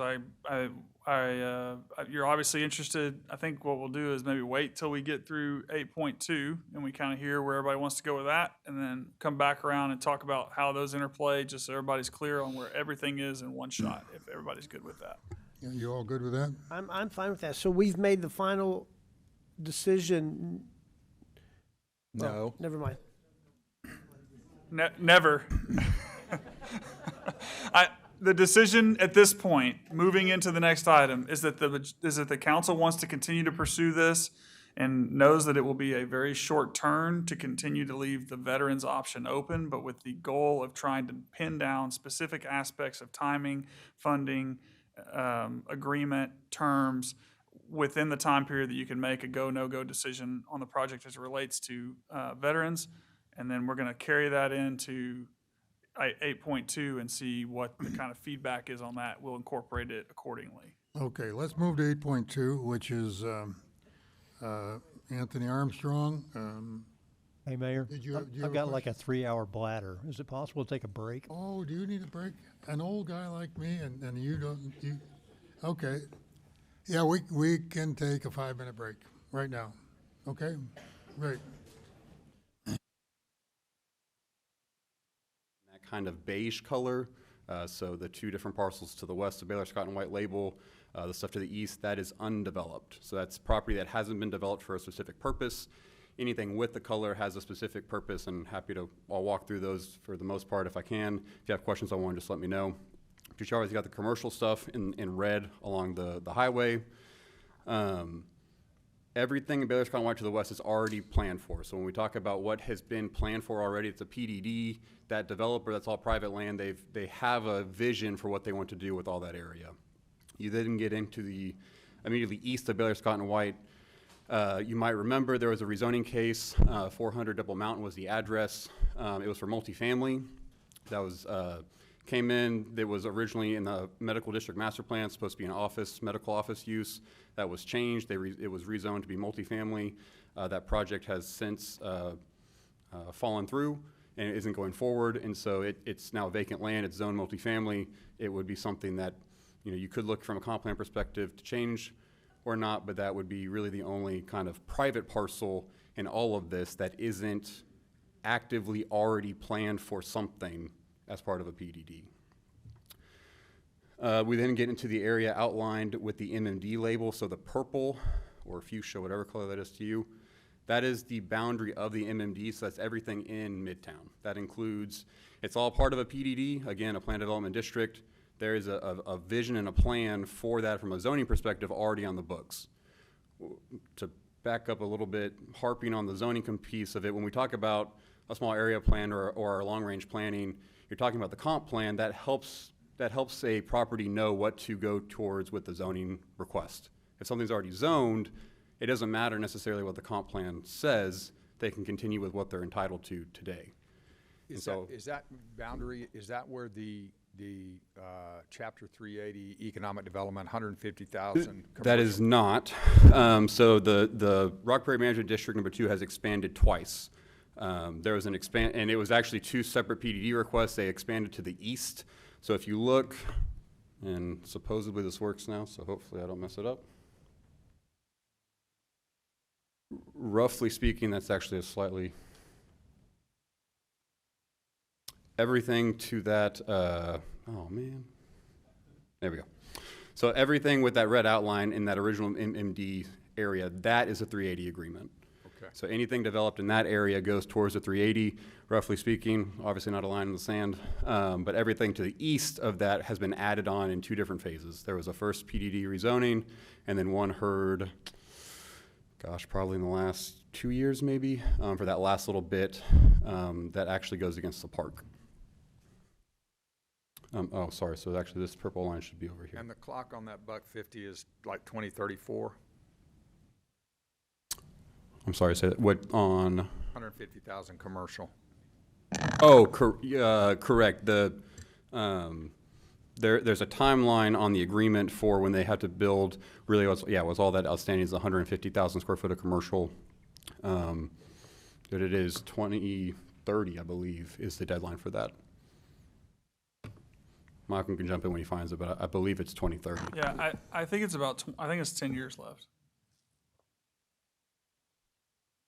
34, we'll get it in a minute. 34, James? 35. Okay. 35. All right, so going back again, looking inside that boundary for the MMD, again, it actually goes all the way to the park on the east side. Everything you see with the color has been developed. So everything in yellow, that's your single family homes. There was a multifamily project outlined there in kind of that orange color. And everything else is currently vacant land. Caveat to that is there's a lot of parkland in there, like in the middle, that's, or some of that is parkland, trail areas, and then some other parts of the development that haven't quite come to fruition or platted yet on the residential side. You then have on the frontage in between Midtown and Highway 6, there's obviously Town Lake. We'll talk a little bit more about that in a second. You have the Hunton project, which was a tax incentive or tax credit project that the developer did. Huntington. Huntington? Yeah. Huntington, it's Huntington. Yeah, Huntington something else then. Well. Too many H's going on. We got too many Midtowns, too many Legends. There's a Huntington, which is the property down south. We gotta get some unique names. I'm getting old. So the Huntington, that project happened.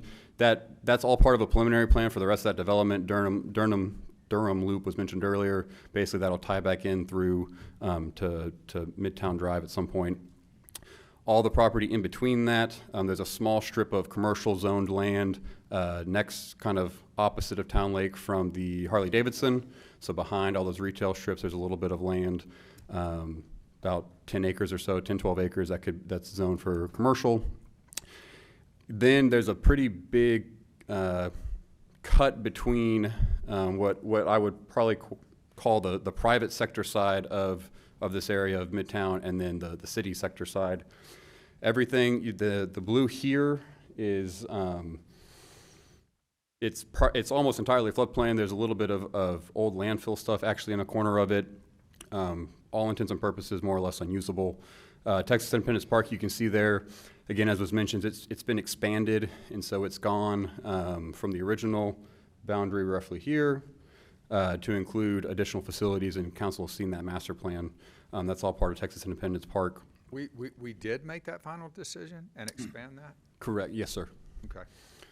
But that's still in the floodplain, and I think the design work. It's a very minimally minimal impact development, yeah. Correct. And connects up to, yeah. This part of the park is the signature playground, all of the very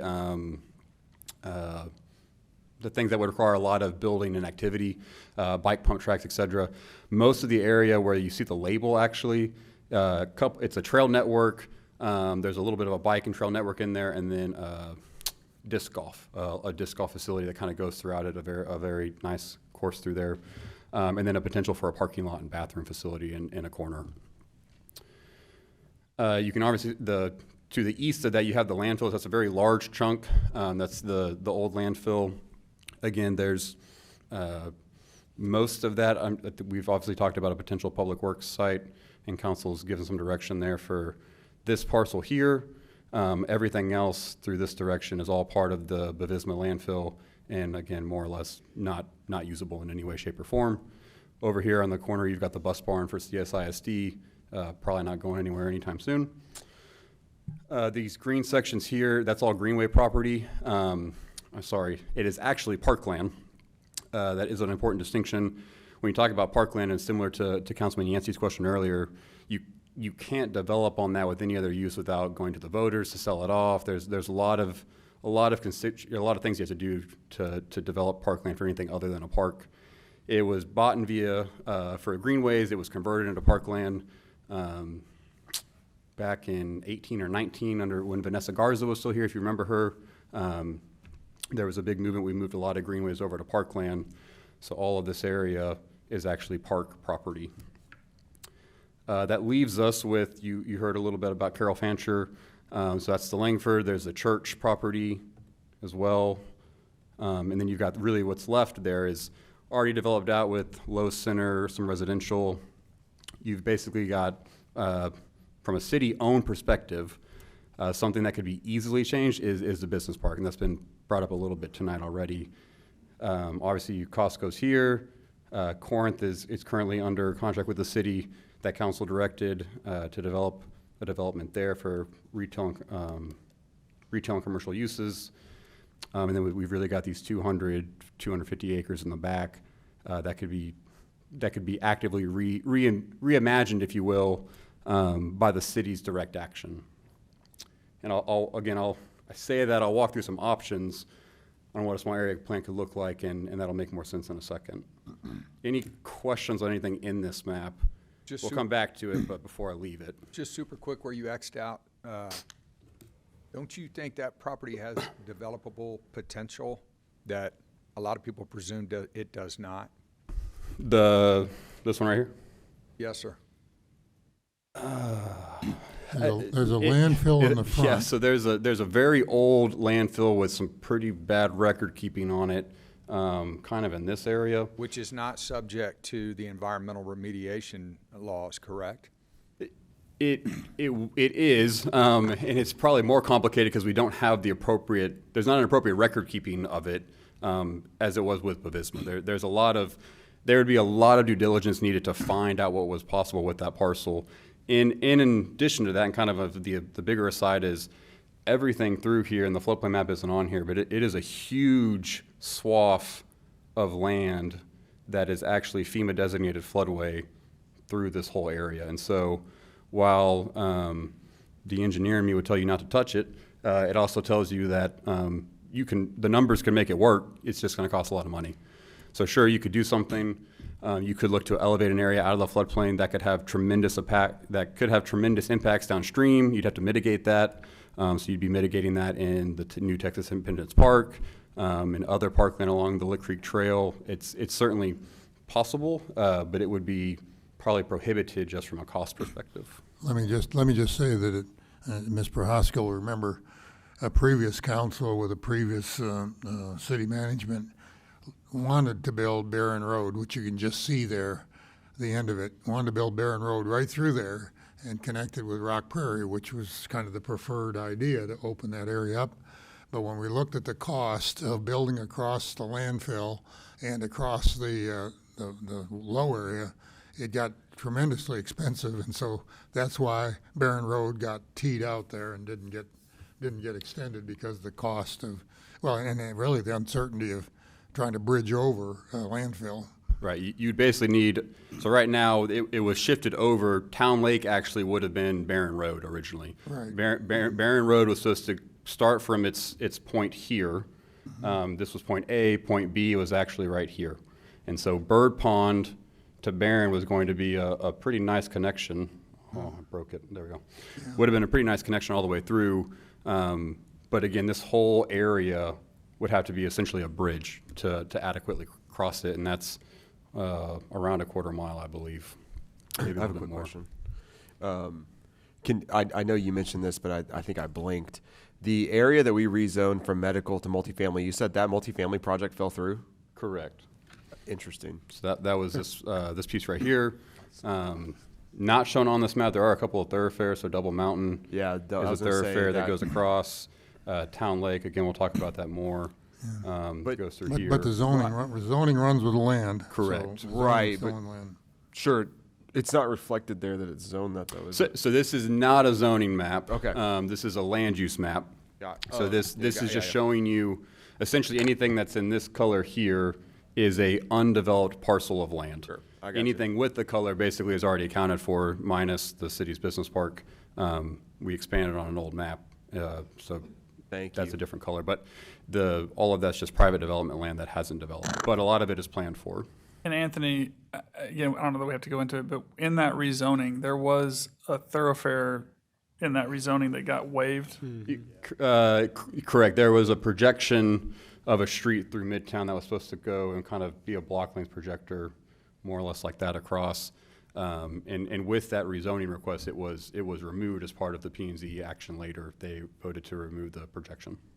So now that street Midtown then, it was removed, and Midtown came in, they actually removed the projection on their plan, so now they don't have it anymore, and that was approved because this one had been removed. So the domino effect of that has caused there will no longer be a road there unless they decide to put one. But I'm not sure that'll happen. Any other questions? And So are you suggesting the area that's colored would be included in this small area plan? Is that the point? I'll get to that in my recommendations of some different, or not recommendations, but the options. But really, that's a council discussion point. Trying to give quick information and not talk so much so I don't get the glares. But I'll be quick and get some action for you guys. So the potential options here, I'm going to go through them kind of high level. Can get into detail if you want. So a true small area, a neighborhood planning effort. The last one we did was the Northeast Gateway Plan. It's a pretty lengthy process. I would say probably 9 months to a year. And so we've heard a lot about other timelines. So again, keeping this in council's mind. So the kind of full-scale effort would be a 9 month to a year process. It can be done in-house or with a consultant. There's a lot of public engagement that goes in that. There's a lot of background information, existing conditions, a lot of scoping that would go into that. Council can also direct what they want that to look like. So it doesn't have to be the full bore model. It doesn't have to be like the Southside neighborhood plans or the Eastgate neighborhood plans.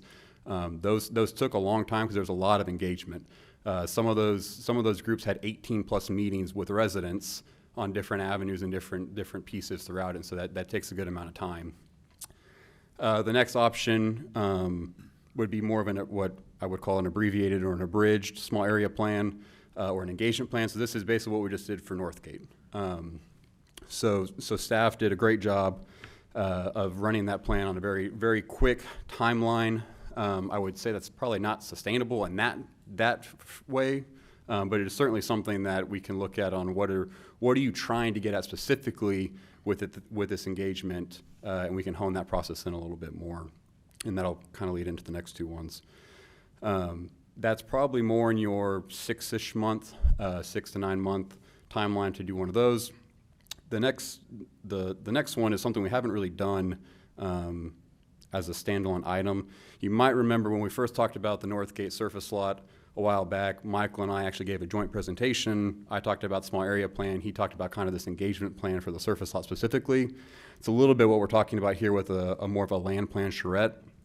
So it could be a series of workshops, it could be a workshop. We could kind of define that, and council could tell us how to move forward with that. But it would really just be, we'd kind of invite a public open house type setting.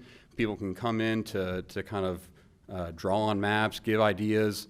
This would be specific, however, to really just the city lot. So when we talk about, again, what is the council looking for out of this small area plan effort? Are you wanting to talk about everything in this triangle of land, or are there specifics you want to just see done? And so it could be we want community feedback, or council's community feedback on just this tract. Obviously, there's been a lot of traction on that particular property. Again, when I went through kind of what's already been accounted for, everything is already zoned for something that's private property, which means for us to change a long-term plan on that property would be extensive. We could look at trying to go into agreements, et cetera. That gets a little complicated and timely. But I think if the general concern is, what are we going to do now with this business park acreage, that could be more of a land plan charrette style. It could be a quick and easy process, a couple months. It could be something where we want to host several meetings over time to give a lot of opportunity. We can talk through that. And then a little bit on the last option would be kind of to forego those other efforts, if you will, and just say, hey, we've heard these items that the citizens have brought up, and council agrees we should just do them. So you can give direct direction. That's a tongue twister. You can give direction specifically to say, hey, we want to see Town Lake built and that bridge built in this timeline versus when it becomes needed from a traffic standpoint for the city. It could be we want to move on the area signage right now. It could be rebranding the water tower. It could be moving on this ballpark project. There's a number of things that council could say, we've heard, this is the will of council, move forward with these direct actions, and it just skips the time piece of trying to have different meetings, do different processes. If there are specific items, it costs to be a combo. You could have the land plan charrette on the 250, 300 acres, and then you could go and say, hey, in addition to that, we know there's these other items we want to make sure get done. So here's a direction to go and do those directly. If you go with either the first two options, so again, kind of full-scale effort, kind of abbreviated effort like we did for Northgate, we'd be looking for some direction on the left-hand side of the screen here. So this would be what topics of the conversation do you want included? And these are broad, high-level topics. Some things would be pertinent to the conversations, some would not, right? If we went through and we did existing conditions or kind of a demographics data in Northgate, we're probably not going to be talking about the number of MIPs in the business park, or we're not going to be pulling citations, we're not going to be pulling crash data in these areas to have that as part of the conversation. Now, when we go into economic development, we might hone more in on that because the city actually owns a large piece of land that could have a lot of potential versus we have this one surface lot, and what can you do to activate that space? And so there's a lot of things we can look at differently with these efforts, whether it's a full-scale planning effort, which the benefit of that large-scale effort, I would say, is it's a very long process. It's an incredibly community-driven process. The entire thing starts at the beginning with public engagement. It's public engagement throughout until a certain point. We cut that off to then generate the plan, and then we bring that plan back to the public and say, hey, give us your feedback on it. Makes it to the council. So obviously we have a lot of meetings and stakeholder feedback, et cetera. At the end of that, what we get, the key piece of that we get is what's called the implementation plan. the implementation plan and all of our planning efforts is, it's the document, it's part of the document that really says, hey, council and the community have said, we want all these things to be done, and the planning horizon is 10 or 20 years. In that 10 or 20 year period, staff knows whether or not we're getting direct, constant direction from council. Council wants to see these things occur. So we're going to actively bring those proactively to you because they are part of a planning effort. They are part of a master plan. We're going to bring those to you to say, hey, this was in the plan. Do you want to do this now? Are you ready to do this now? And council gives that final direction then. The engagement plan for Northgate, we'll talk about that more at the next workshop meeting.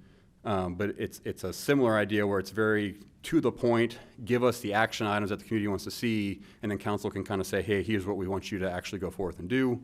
And then obviously with the land charrette, you're basically just going out to the community saying, hey, here's the city-owned property, here's what the city has direct control over, kind of give us your thoughts and feedback on what you would like to see on this acreage.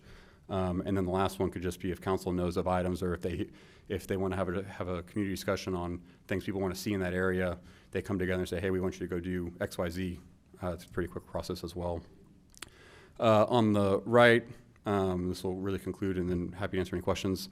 This is just for council's knowledge. When we talk about, there's talks about Veterans Park versus the ballparks mentioned in the previous item, and how do you prioritize that, and if you pivot and move.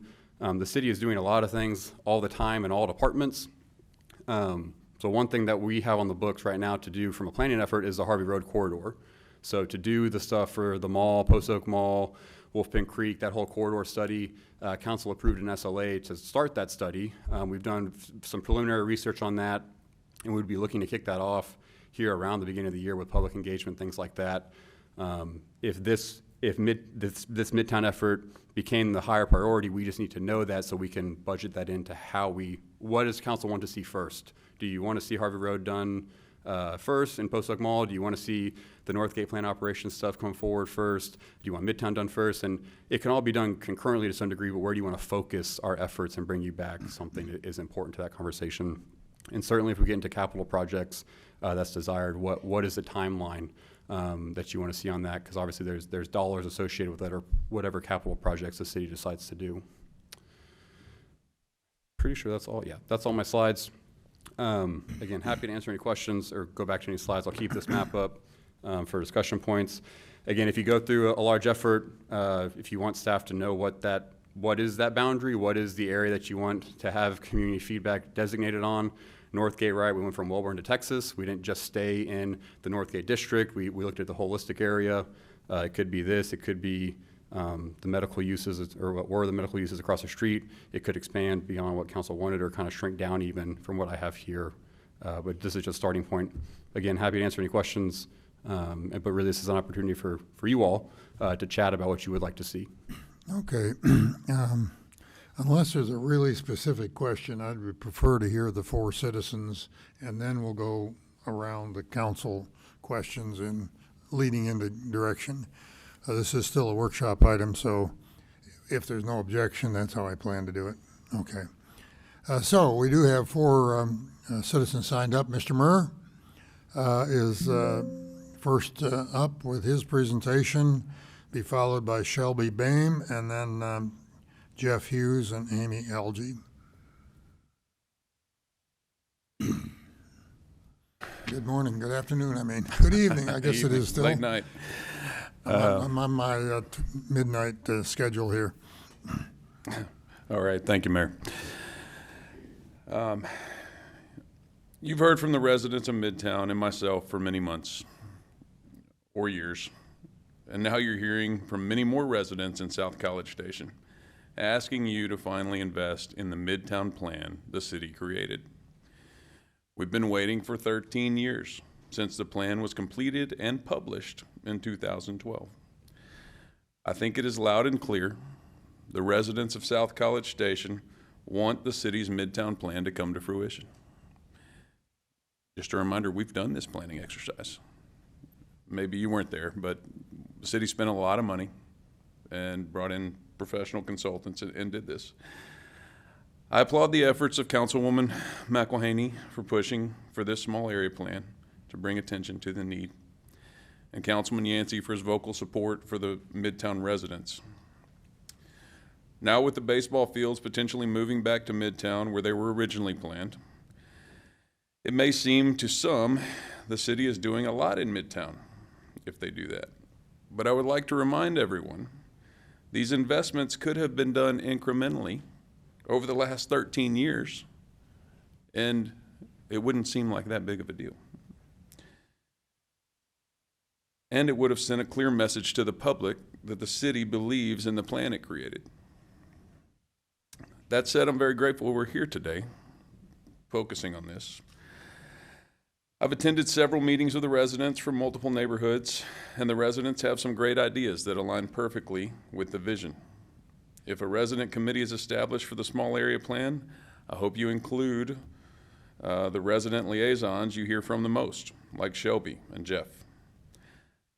I would love to see Councilwoman McElhaney and Councilman Yancey there as council liaisons to hear firsthand from the residents. And I also hope you will include me in this committee so I have some input on how I will spend the next 10 to 20 years of my life, as I've already spent 15 on this. I had a side note I was going to put out there. Our residents, the Midtown Reserve residents, are upset about paying a higher tax rate because they don't have commercial uses in Midtown, which I said would be near impossible from the very beginning. And I believe our city manager agrees. It will take significant catalysts and investment and leadership by the city to make that happen. And I've held on for this long. I'm very much looking forward to these investments and what comes out of this. It would be a stab in the back to the residents if the city land by the baseball field that we're supposed to be in Midtown. The city land was supposed to be Midtown Business Park. So I just would like y'all to keep that in mind as we go through this process. We were supposed to be the beneficiary of the baseball fields being next to it for the retail and restaurants and hotels, because we were going to be the first primary beneficiary. Now, if you did that on the other, it would be city land or the developer with your other 28 acres. Thank you for your time. Thank you, Mr. Murr. Be followed by Ms. Shelby Boehm, and following Shelby will be Jeff Hughes.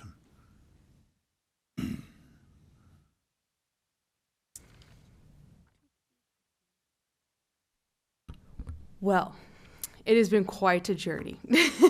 And I'm genuinely excited that we are finally going to take a holistic approach, one that I believe can deliver a true win for Midtown. Throughout this process, I've learned a great deal, and I'd be remiss if I didn't carry those lessons with us into this next chapter. With that in mind, I'd like to share some of those expectations for whatever comes out of this as we move forward. Since becoming engaged in this local government adventure, I've watched at least 4 different areas of town fill these chambers in opposition to a plan, land sale, or contract. The lesson I've learned is that as a decision-making body, we need to do a better job at understanding our community, what our community will accept before bringing large proposals to the city council agenda. And while I recognize that it's too late to change how we got here in Midtown, I hope that we can approach this as a clean slate, one where citizens, developers, and city officials can all find forgiveness and move forward together. For this plan to succeed, it must include all stakeholders. My expectation is that the committee guiding this small area plan will include at least one neighborhood representative from the greater Midtown area, representatives from surrounding businesses and organizations, Rock Prairie Management District 2, I think they're here, and the developers invested in this area.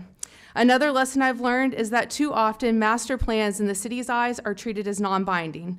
This time it has to be different. I want commitments that are documented, clear, and backed by accountability. I don't want to see another plan that puts ideas on paper without measurable actions agreed to by all stakeholders. There is also no reason to drag this out longer than it already has been. We've already had a foundation built on, the original Midtown vision. Residents, including myself, have been clear about our priorities since January. By now, there should be some good sense about what the community wants, what's realistically achievable in the short term, and what will require more time for discussion. Leaving this process, I expect the plan to document clear, achievable timelines for when each component will begin and be completed, along with identified funding to make it happen. By June of 2026, I expect to either see money coming out of someone's bank account, that's not mine, or a tractor clearing the field in front of my house. So to conclude, finally, over the last several months, many of you told me you want to deliver something meaningful for the citizens of Midtown, and I really, truly appreciate that.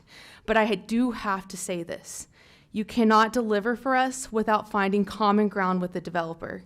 Saying progress is stalled because the developer won't cooperate is no longer an acceptable excuse for me or the people of Midtown. I expect that everybody at the table do the hard work of collaboration, and I mean everybody in the room, even if it means no one gets 100% of what they want. In closing, please let me know how I can help in this process so that we can begin creating action. I am more than happy. I think I'm a likable person. I can recruit whoever you want me to recruit. Oh, no, we're good. That was it. Let me ask you, are you done? Yes. Let me ask you a quick question. You heard the discussion about the baseball option as a possibility for the business park area, part of the business park. How do you see the timing of that, given our timing issues, fitting into a small area plan that might take several months at the minimum, 6 to 9 months, or maybe even a year if you did a more complex one? I'm just curious. There's no right answer or wrong answer. It's a loaded question. How do you see these things coming together? Yeah. Giving our time constraints, investments, and so forth. I mean, I kind of mentioned it. Like, there are short-term things that we know are going to be considered, or that we know that can happen now. So I guess the way I would prioritize it is what is the thing that is going to see immediate movement, and then move on from there. Mm-hmm. I think for the baseball idea, I know for myself, I've heard from residents similar to Mr. Hughes. We seem very supportive of it, because I know from my perspective, as well as some of the residents that I've spoken with, they've mentioned that they do believe that something like that, I mean, I guess ripple effect is going to occur, and so it is going to take time for it to move down to our area of town. But I do think in the long term, it is a long-term benefit, and it has the potential to ripple effect down that. Okay. Does that help? Yeah, answer? thank you very much. I just wanted to get a little clarification there. Thank you, Ms. Boehm, followed by Jeffrey Hughes, and Amy Algie will follow that. So I'm happy to speak today in strong support of a small community area planning workshop.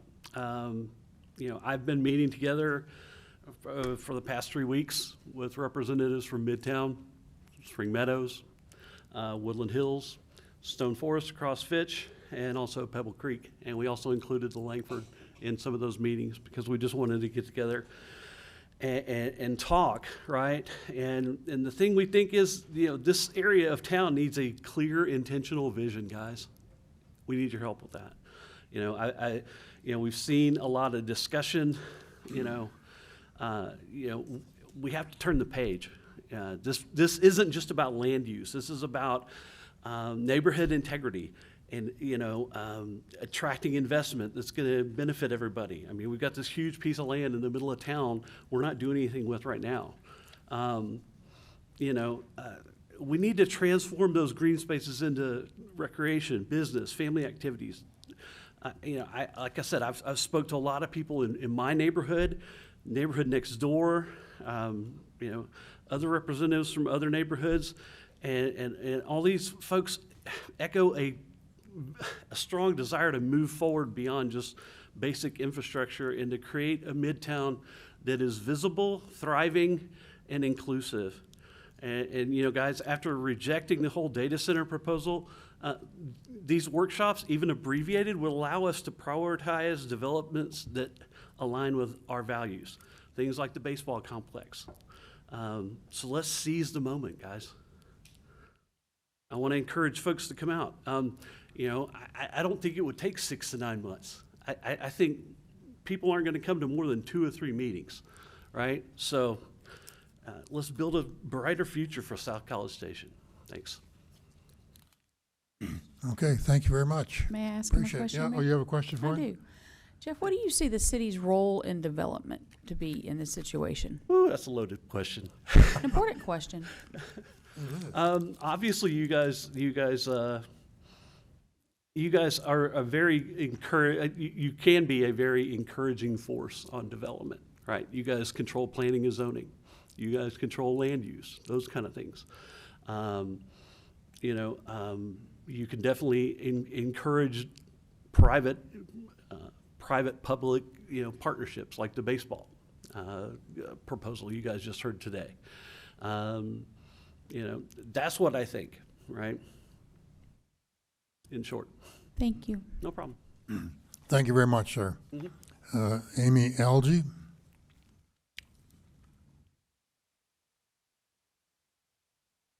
So I live in Stone Forest, and I'm one of the people that have been meeting with Jeff and Shelby. And so the interesting thing is yeah, we did actually talk about baseball before y'all brought this up. So I came in with this whole thing about, hey, we need to take a lot of time and talk, like y'all did with Northgate.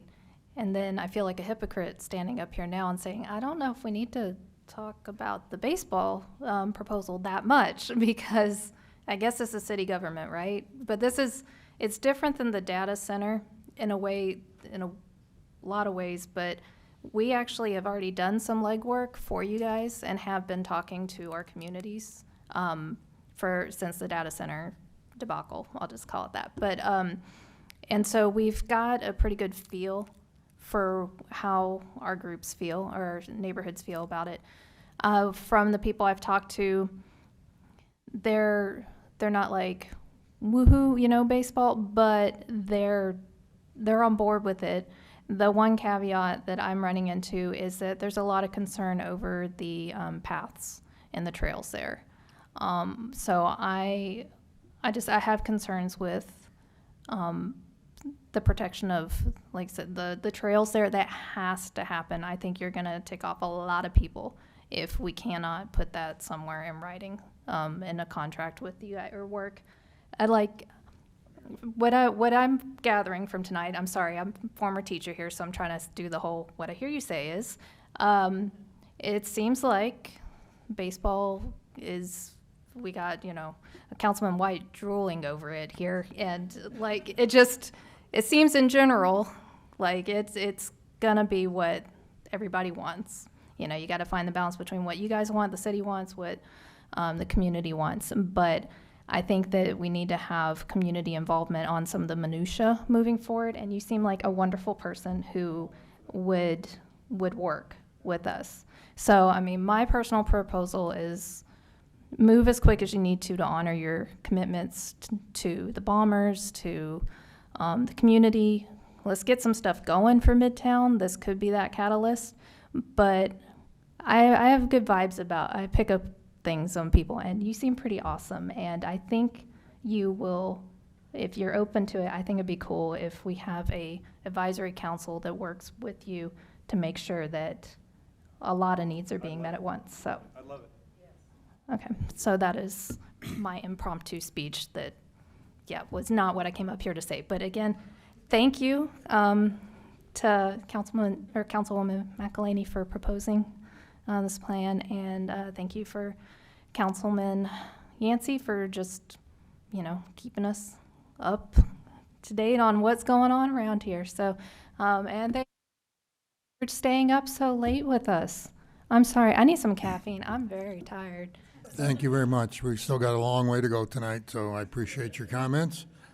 That concludes the speakers that have signed up for this item, and I thought it worked pretty neatly in with the previous discussion. Do you have anything else that you want to clarify, Mr. Armstrong, before I go down the I'm just here for dais? questions as part of your discussion. All right, I'm starting with Mr. Schaefer on place 6, and he can ask questions, provide direction, tell us what the hell to do. You are a parks planner by profession, so. Yeah, right. Can we go back to the choices, Anthony, or the suggested?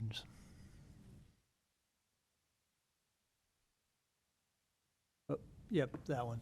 So when I first looked at this, we had these things ahead of time, and we were able to think about it some and think about what we've heard, et cetera. I felt like maybe the abbreviated SAP was the way to go. I liked what we did at Northgate. I thought it was a good process. And then tonight, as we all know, we've had a lot of complexity with timing and a whole bunch of other things, and we've heard from people about what they want, which we do hear a lot about what you all want, and that's good. But we want to figure out how to integrate that in. So I'm coming to the point, and I don't have any questions. I'm just going to put it out there where I feel we are. We were at council direction. And I feel like we were at council direction before the land use idea came up. I like the land use idea. I'm glad we're here, but we were going to do some signage, and we were going to do a bridge and a road extension. I can't remember if there was something else in that we were going to do or not, but we had specific direction about specific things that we've been asked to do repeatedly. And I don't know about it's rebrand the water tower. I don't know. I don't remember. I remember it was in a plan somewhere. I don't remember us talking about actually doing that, but fine. It was an executive a few sessions ago where we were talking about what we would like to move. So we're going to repaint the water tower? No, that wasn't in there, but These are just ideas for clarity. From what I had heard from various constituents, this was just a quick list of ideas to get your brain kind of moving. Yeah, but those two things, I thought the bridge and the signage were two things that we had really said we were. What's the result Council, so council directed me to reach out to the developer, who's obviously here, and propose that we would build 2 to 4 signs at an agreed upon location and construct the Town Lake Bridge, with the caveat that we modify the 380 agreement to allow us to access those funds to participate in that. The latest conversation I've had, again, James is here, was that James did not want to modify the 380 agreement to allow us to access those funds, and requested that we just build the bridge, road section and signage out of general fund. So effectively, based on our ask, there's nothing going on? I'm just clarifying, so that's not on the at this table right now? point, that's just where we stood with it. And then I think the idea was to come back and have the discussion in public about, again, if you guys give direction or what terms for any agreement would be. Well, Let me go back to Mr. Schaefer. Go ahead. I mean, I liked the idea of doing those things, but I think, we'd have to work out how to pay for them, obviously. So if that's off the table and we're not going to do that, then I was going to come to that in a land planning charrette, which is what I heard people say tonight, that would get us just on the piece of property that we're talking about with the baseball situation, and potentially some commercial development, so we could really see the detail of how all that would fit together.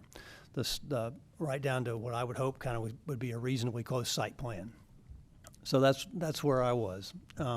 I don't know where I am now on the council direction on specific items. I thought that was going to be a pretty good deal, but I don't think we should have to bear the entire brunt of that. So I don't know that last item is ruled out. I just think it's in negotiation discussion. Well, that's what I'm saying. I'm willing to negotiate it, but it's got to be negotiated. I'm not willing Right. to just say the city puts up all the money for that. Yeah, I Thanks. agree. Okay. Mr. Yancey. Thank you, Mayor. I mean, I don't know how this fits into, I almost feel like if we could, if abbreviated SAP and 3 or 4 land plan charrettes had a baby, then that would be what we do going forward. But I'm just going to say specifically, I think we need to focus on catalysts for development. I think we need to look at, I think we know we have to anyway, the sports anchored, and I think a technology park, a sports anchored technology or business park. If you just set aside the Town Lake area where, everybody is hopeful commercial will ultimately go, set that on the shelf. We've got I wonder what Corinth would say if they knew we were talking about a mixed-use commercial development right across the street. They're already having a hard time, with the back 14 acres away from the highway frontage. So, what if we finish the Town Lake extension, plan for a sports-anchored technology park, no mixed use in the tech park, and trail connectivity between Texas Independence Park and this technology ballpark. To me, if we just focused in those areas, you know, rather than doing a lot of planning, I think the purpose of the planning really in this instance is to really hear from the citizens, not to collect data, crunch the numbers, and all of that. I think we need to hear from them. And I think if we did these things and move forward on those fronts, and then commercial development doesn't happen there, then it was never going to happen.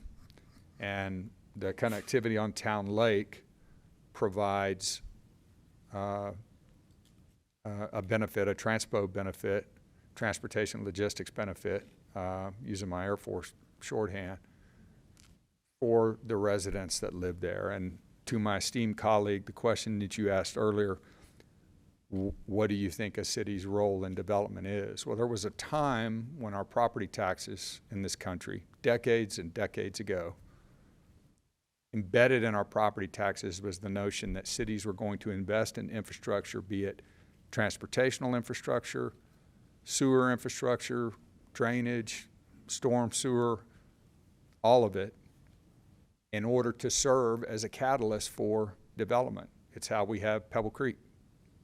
We built the sewer connectivity. It's how we're about to have Animate Habitat. It's how ultimately somebody will do something on Wyndham Ranch. It's because of the Alum Creek sewer line. Those things come from municipal investment in infrastructure to serve as a catalyst for development. But somewhere along the way, in planning, it became this notion, no, we're going to heap the fees on, we're going to heap the regulatory requirements and how they build, we're going to make the private development build this and this and this and everything that we can push on them. And we got away from that embedded kernel of your property taxes with all of us pulling the wagon together. That meant a municipality could play a role in triggering and being a catalyst for development. That's my answer to your question. So, thank you, Mr. Yancey. Ms. McElhaney? Well, a lot can change in a month. After we had the discussion about the data center, as you guys know, it was a pretty intense evening. And we had about 6.5 hours of really getting a lot of feedback, and it became evident during that discussion that it was pretty unlikely that we needed to keep the M1 designation on the city-owned property over there.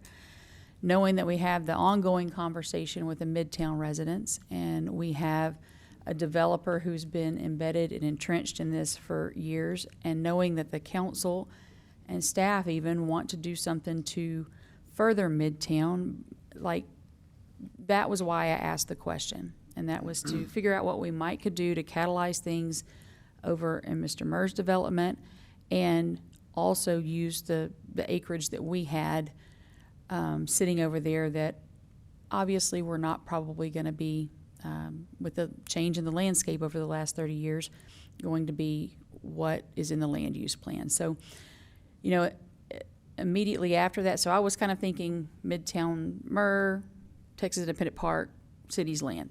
So those were kind of the key areas that I was thinking we need to get, feedback on.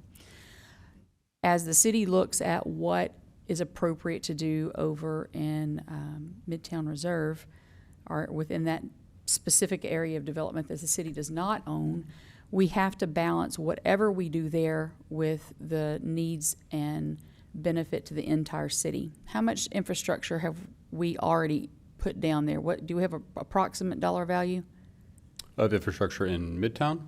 Yes. Yeah, I mean, we had put a number together before, I think around 60 million. That was done, and that's already expended capital, and so that's not taken into account. And in all fairness, some of that may not be directly on that property, but it was getting to it and around it and around. It was, to Councilman Yancey's point, it was to catalyze the area. So we did bring in, there was sewer line projects, road projects with Midtown Drive, and where it was Lakeway at the time, what became Midtown Drive. We renamed the street. There have been efforts, again, Jennifer gave a great presentation a while back on the history of Midtown and kind of what's all gone through with it. Obviously, with Texas Independence Park coming in, additional dollars will be going in. I'm not worried to about the park. I'm area. just talking about the infrastructure like Bob was just talking about.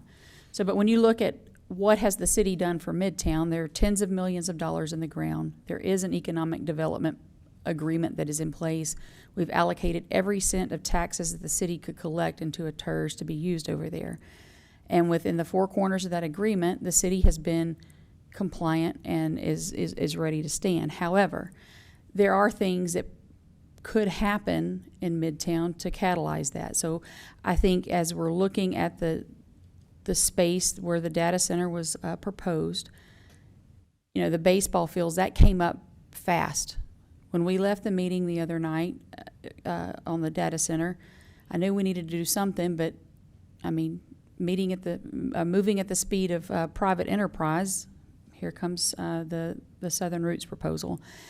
And it seems to meet a lot of needs, and it seems to be, you know, you have these little magical things that happen every now and then. It's got the quantity of ball fields we need. It's a public-private partnership. It's something that would work very well in Midtown and help catalyze efforts over there. I do like Bob's idea of, you know, looking at other opportunities that we could do there, but development spurs development, and I think that we have the opportunity with the baseball fields to really create something neat, and with it being tied to Texas Independence Park, I mean, you have a lot of interesting stuff going there, but the reality is, I don't know what the city can do within Midtown Reserve without participation from the developer.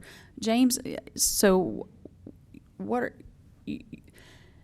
you're not open to using the tax money to help offset the, I mean, it's about a 12, no, I'm dead serious. I want to know.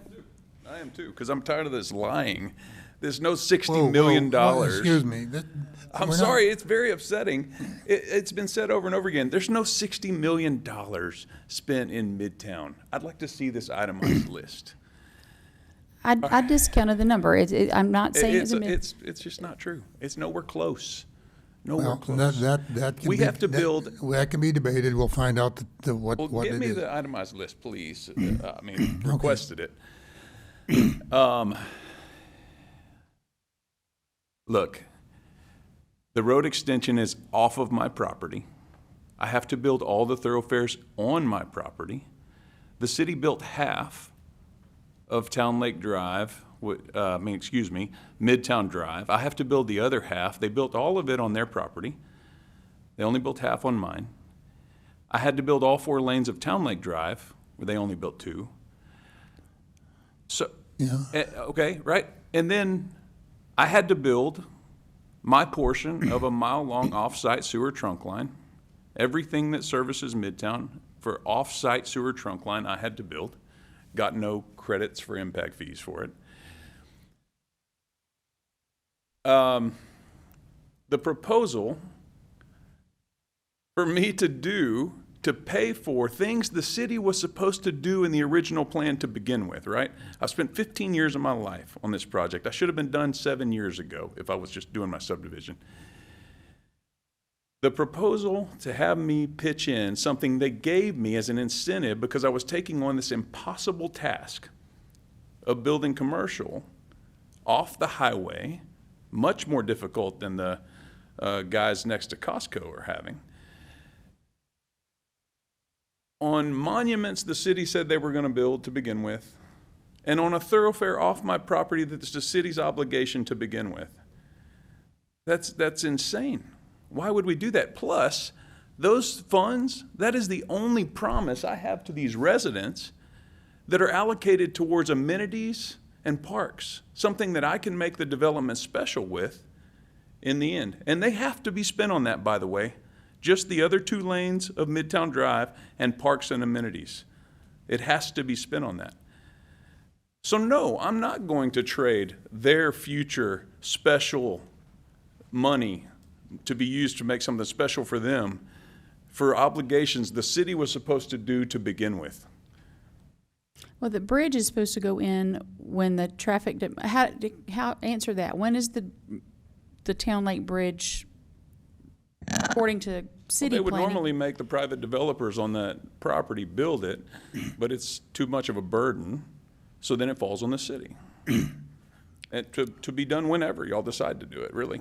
But we usually build roads on demand. So Anthony, like what is the timeline realistically that you would expect us to say, we really need to put that in for the use of all the citizens of College Station, not just necessarily. Yeah, so I'm that- trying to get to the bottom of this so that we can get some answers, because I feel like we chase our tails a lot, and I would like to see us put that bridge in starting tomorrow, and I'm sure that they could make it happen, but I need to know where we're going. Yeah, so there's two parts to Town Lake. There's a part actually that is part of MERS development with a future phase of an area. Right. I'm not here to just grunt. I know MER very well. But the first circle is actually a responsibility of MERS part. It's proportionality, part of the development. Essentially, the city's not going to build a bridge that goes to nowhere, because again, so from that timeline perspective, a lot of that is somewhat dependent on the development, right? We're going to come in to connect the two dots. So a similar example would actually be Dartmouth. And so there's potentially development that will come in off of Dartmouth, build that connection. The city then is on the hook to connect A and B. It would be the same difference here. We would wait really for, in the normal world, we would be waiting for the development to build that first section. We would then come in and say, hey, this is an unfunded project, something now that we need to start looking at if council wants us to do it. From a needs perspective, it would be based on the traffic demand model. So it's going to be, there'd be a threshold of when Midtown builds out to a certain extent where we're seeing ongoing traffic issues, where it's like, hey, we need to build this. We would come forward and say, hey, this is a priority unfunded project. We have several roads on the thoroughfare plan that are going to be for the city to build, regardless. And so when we look at that, we're having to prioritize which one does council want to spend the money on. So the timing question is twofold. The first part is that we would need that first part A to come in. We would then connect the dots. Connecting the dots is going to be based on what is a priority of council over the years, because it could be something, if we're going to put it on a project list, that priority is based on traffic in the area, demands, benefits, costs. There's a lot of things that go into that list that we present and council makes a decision on. I would say from a number standpoint, because I know you're looking for a number, so I'm trying to just cut to it, but you're honestly talking about, and taking out MERS, his piece of the puzzle, let's say he does that in the next 2 to 5 years, you're probably talking from our side in that next, probably around a 10-year moment from now, that it would be needed to some degree to be built to offset. And that could be, again, expedited, but probably 5 to 10 years, I would say, would be a good estimate. And I don't know what his plan is for that construction as well, but obviously he's going to need a tenant. He's not going to build that without having someone there to come in and need to utilize that space. So James, are you asking us to build your piece too, or just the bridge? Absolutely not. So if we say we're building the bridge tomorrow, you'll? Absolutely. And I want to be clear, we actually were asked by the city to delay building that section because the alignment needed to be calculated, which is why I believe the city has already hired Mitchell and Morgan to design that piece. I don't know if it's completed or not, but we were asked to delay building that piece. Or we probably would have. That's a line, the best way to cross the creek, right? Right, it has to, And get to meet the angle elevation and of the bridge. Yeah, the height and all of that. I understand that. That's right. And what's the status of that design project? Yeah, so the delay piece was, and Mayor actually mentioned it earlier, we talked about Barron Road, right? And we had to move it over. It was around the same time period all this was happening. We actually did a land swap with the Harley Davidson to move Barron Road's original alignment over. And so we needed to figure out what are we going to get from these private developments up to, so where does point B become, and where to be able to know what the bridge would look like. That was happening around the same time, so yeah, you don't need to build all of it at once when he did the original Town Lake, because then we might have to rip it out in the future. The stuff with Mitchell and Morgan would be, I'm not totally familiar with that, but it would be very preliminary at this point. Veronica was here. Yeah, it looks like there is no there's contract from what Kane's saying. Well, we can find that out, can't we? Joe's right over here. This is Mr. Joe Schultz. We've already designed that James piece, but if we build it at grade, and then whoever designs a bridge and they don't match, it's a vertical is the reason it's not built. Yeah. At his property line, it might be 2 feet high, it might be 4 feet high with retaining walls. So if he goes and builds it, and what he's obligated to do, and then the city has to tear the whole thing out. Yeah, I understand that. I think the question is really more for staff. Where is staff with regard to if there is a contract? There with are somebody? Go. There are no design contracts for the city's portion. Joe has the contract? No, There are none. none for the Joe city. is Can I James's ask Joe engineer. a question? Pardon? Can I ask Joe just a quick question? Yeah, sure. You've been around a long time. You've seen a lot of development. You've seen things that catalyze development, things people thought would catalyze development but did not. You've seen it all. If we do this ballpark, and it's a ballpark business park, and we work with James, we find somebody in city staff, maybe Anthony, that they speak each other's language and can be ambassadors to one another, and we get Town Lake punched through to the highway. What does your professional experience tell you? Will it light up this tan area right here, or will it still be years? I would like your opinion, please. Development can take years, and there's no magic answer to it. No one has a crystal ball. If I had a crystal ball and could answer that question, I would no longer be working. So, but it would help. It cannot hurt. It would improve the situation. But does it improve it a little bit or that much? You know, that's not my, it would just be a guess, so. Come that'd be on, my- man. That's Come just, on. it would Okay, just come be a on. guess. Thank you, Mr. Schultz. Do you have any more That's a questions? good engineer, by the way. He is a good engineer, no doubt about it. You have more questions? I do. For staff? Um, Anthony?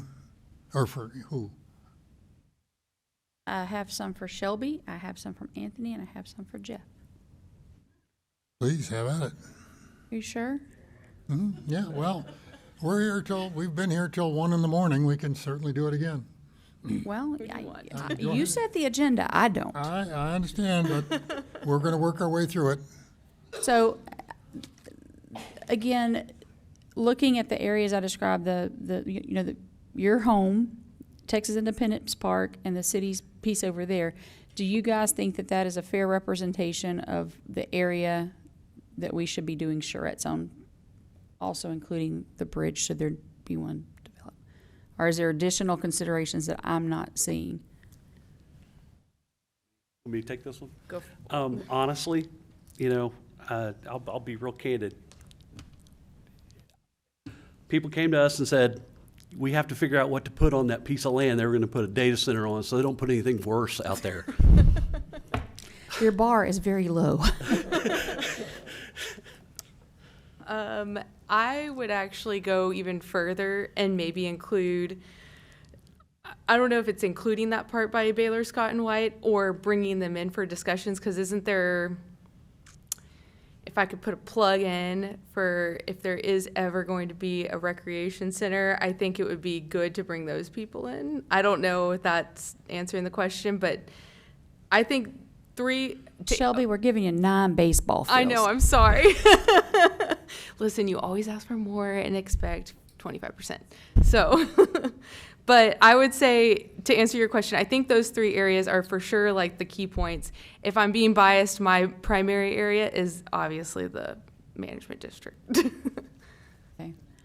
And honestly, the folks that live in Spring Meadows and Woodland Hills, and even the folks that live across the way in Stone Forest, their number one priority was preserving the greenway, preserving the trail. And that's the danger of doing schematic design, as Thomas learned this week from what Yes, I understand. he did. When something's schematic, I think that's what killed the East Loop initially, just drawing lines on a piece of paper without really, without regard as to what's underneath that line as you kind of are doodling. But anyway, long story short, that was my questions for y'all. Anthony and Mr. Murr.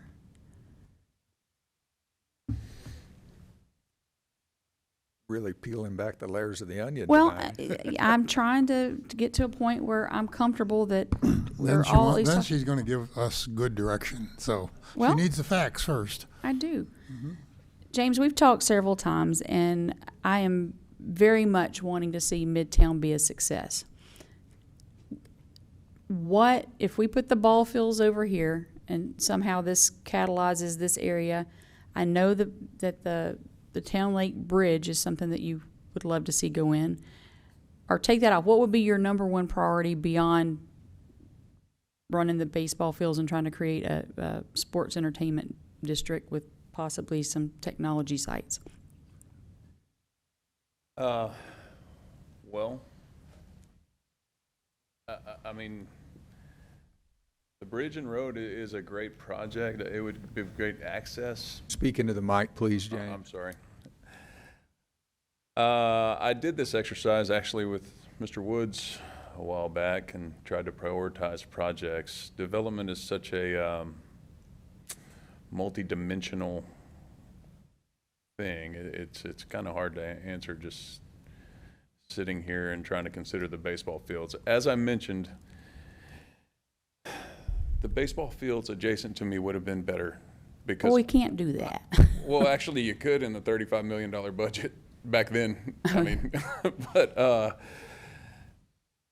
I just want to make the point that I was going to be the first place for restaurants and hotels at that location. And so this location, it's very important that it's still a business park or, you know, something else that isn't super competitive with us, or else we lose almost all the advantage. I mean, 100 acres of mixed-use development there, I mean, it would kill me. What about changing your zoning? Is there something that, I mean, think big here, because what I'm struggling with is that the residents are looking to the city to make this a huge success. And like I said, the reality is we have to look at the needs of all citizens. You're the developer. Yeah. I do want to partner with you, but this is not the city needs to come in and fix this. What do you think needs to happen to bridge this together? No pun intended. I mean, realistically, from the city standpoint, we're playing some makeup here, right? But doing the monuments, right? It's not a dig. For real, look at what Bryan's done for their Midtown. They started at the exact same time we did. They've done all kinds of expensive But I want to know what infrastructure you upgrades. would do in our Midtown. I feel know, like I'm everything telling is what somebody else has done or not done. Yeah. What do you see happening here that would make your development a success? How can we help? And give me 3 priorities. Okay. Build this city infrastructure that connects me to the highway. I mean, if I'm throwing out a wish list, I would say do some type of sports tourism venue like Legends in the middle of my project. But you want like $12 a foot for your property, right? I mean, you're not. Is that wrong? What are you selling your property? We've never sat down and talked about I mean, it depends on what you're going to do and how much it's Okay. going to generate. And Well, that's not okay. So, bring some development to your property, build a bridge, or build a sign. Development to your property. from my perspective, what the city said they were going to do was going to be the monuments, significant branding, be behind it, and public-private partnerships that would create catalysts, Okay. like the baseball fields. The infrastructure of the bridge, it's not my obligation, that's for sure. And it's either the developers for the land next door that it's on, or it's the cities. And so, yes. You want me to say a specific thing? Well, I do. I don't know any other developer that can't rattle off like 6 things that would help make something better. And it's frustrating to have the citizens looking at and blaming us for not making this a success when I can't get a clear bead on what you want other than it going back to plans that are, you know, no longer even part of Build the rec center. How Build the about rec that? center. That was a big part. I mean, I worked for years with the mayor on it. Can't do that, man. We're all over the place She's as it is. She's asking me. I mean, I don't know what she wants me to do. Well, you're saying, one last question. No, I'm in, please, you continue. I didn't want side comments when you're trying to get a question answered. All right, so we've got commercial. You're saying commercial is very hard to make successful, or nigh impossible with current land restrictions and where you're located. Right. All right. If you weren't trying to put commercial in there, is there something else you've thought about or explored? High-density townhome? I don't know. Is there something else that might go, I mean, we've got affordable housing crunches. I mean, there are things that you could propose that would change the landscape of what's in that area and allow, maybe take some of that burden off of you. I just don't know, and this is part of the design charrette. You wanted to be a partner in this, and I think you're a valuable partner in this, but I think we need to think beyond the past plans and come up with something that Changing my land use, which you brought up a couple times now, doesn't make a whole lot of sense to me. To go backwards to residential or townhome, I mean, if I get desperate, maybe. But at this point, I'm 13 years in on holding cost. And, I mean, my basis is pretty high. So it really might make it unprofitable to do I'm so. not advocating changing your land use. I'm just. Well, you said it a couple times. So I Well, just you thought haven't maybe said, were. no, I don't want to do that either, in all fairness. Maybe we can move on and. Sure. and, All right. Close but out that line. Absolutely. It would be my recommendation, especially since we had such a well-received baseball field item tonight, that we do some of the, you go back to your list, Anthony, I think the design charrettes in a workshop fashion with the stakeholders in Midtown, with Mr. Murr, with Thomas, with, anyone that's interested, maybe do a couple of land planning charrettes on our land in particular. And then I think as council, we just need to have a real hard conversation about what we want to invest beyond what we already have in the Midtown development. Thank you very much. Mr. White, it's your turn. Mr. Murr, come back up. We got a couple Oh, more man. questions for you. So I have a question for you. Okay. I think one of your residents who is becoming a leader for Midtown said it pretty good tonight. She said, let's do something that has a timeline on it, do it quick. And I've heard some of your citizens basically say that they've already met. They've already met over the last month or so. We're talking about a small area plan. Sounds like we're doing the small area plan right now, but we're talking about what type of small area plan. And in order for us to do it, we have to kind of come up with a blank page. Can you let go of the past? Can you let go of the past and start new? I'm going to play my new council member trump card because I'm about to run out of them. Can we start with a clean slate? Can you forgive and forget? I know it's hard. I mean, I've talked to you several times, and branding is one of the things that always comes up. Is that all that we need? Can we put a plan together?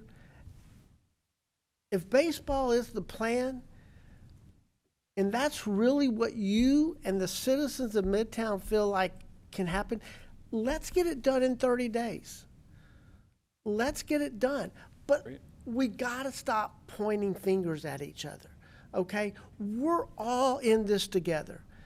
I mean, we've talked Midtown a long time for the last 10 months since I've been on council. Let's all agree that we're going to start fresh and let's get a plan. And if baseball, the catalyst, and that's going to bring us all together, that's great. But let's all get passionate about it or get passionate about something that we can move forward. Anthony, I'm not sure what category, but all I want to know is we got to make it where it's not going to take us 9 to 12 months to do. I'd like to answer your question. I would love to forgive and move on. I believe for that to happen, I need to be treated like a partner that I was proposed to be originally. Have you ever tried to forgive someone who did not apologize? It's not easy. Okay. Thank you very much, Ms. Murr. Thank you, David. Mr. Wright? All right, so this is the way I see it. This has been coming up for like a year now. Shelby has been carrying the torch. Number one reason, and you can correct me if I'm wrong, because you're being double taxed. That was really the catalyst to get here.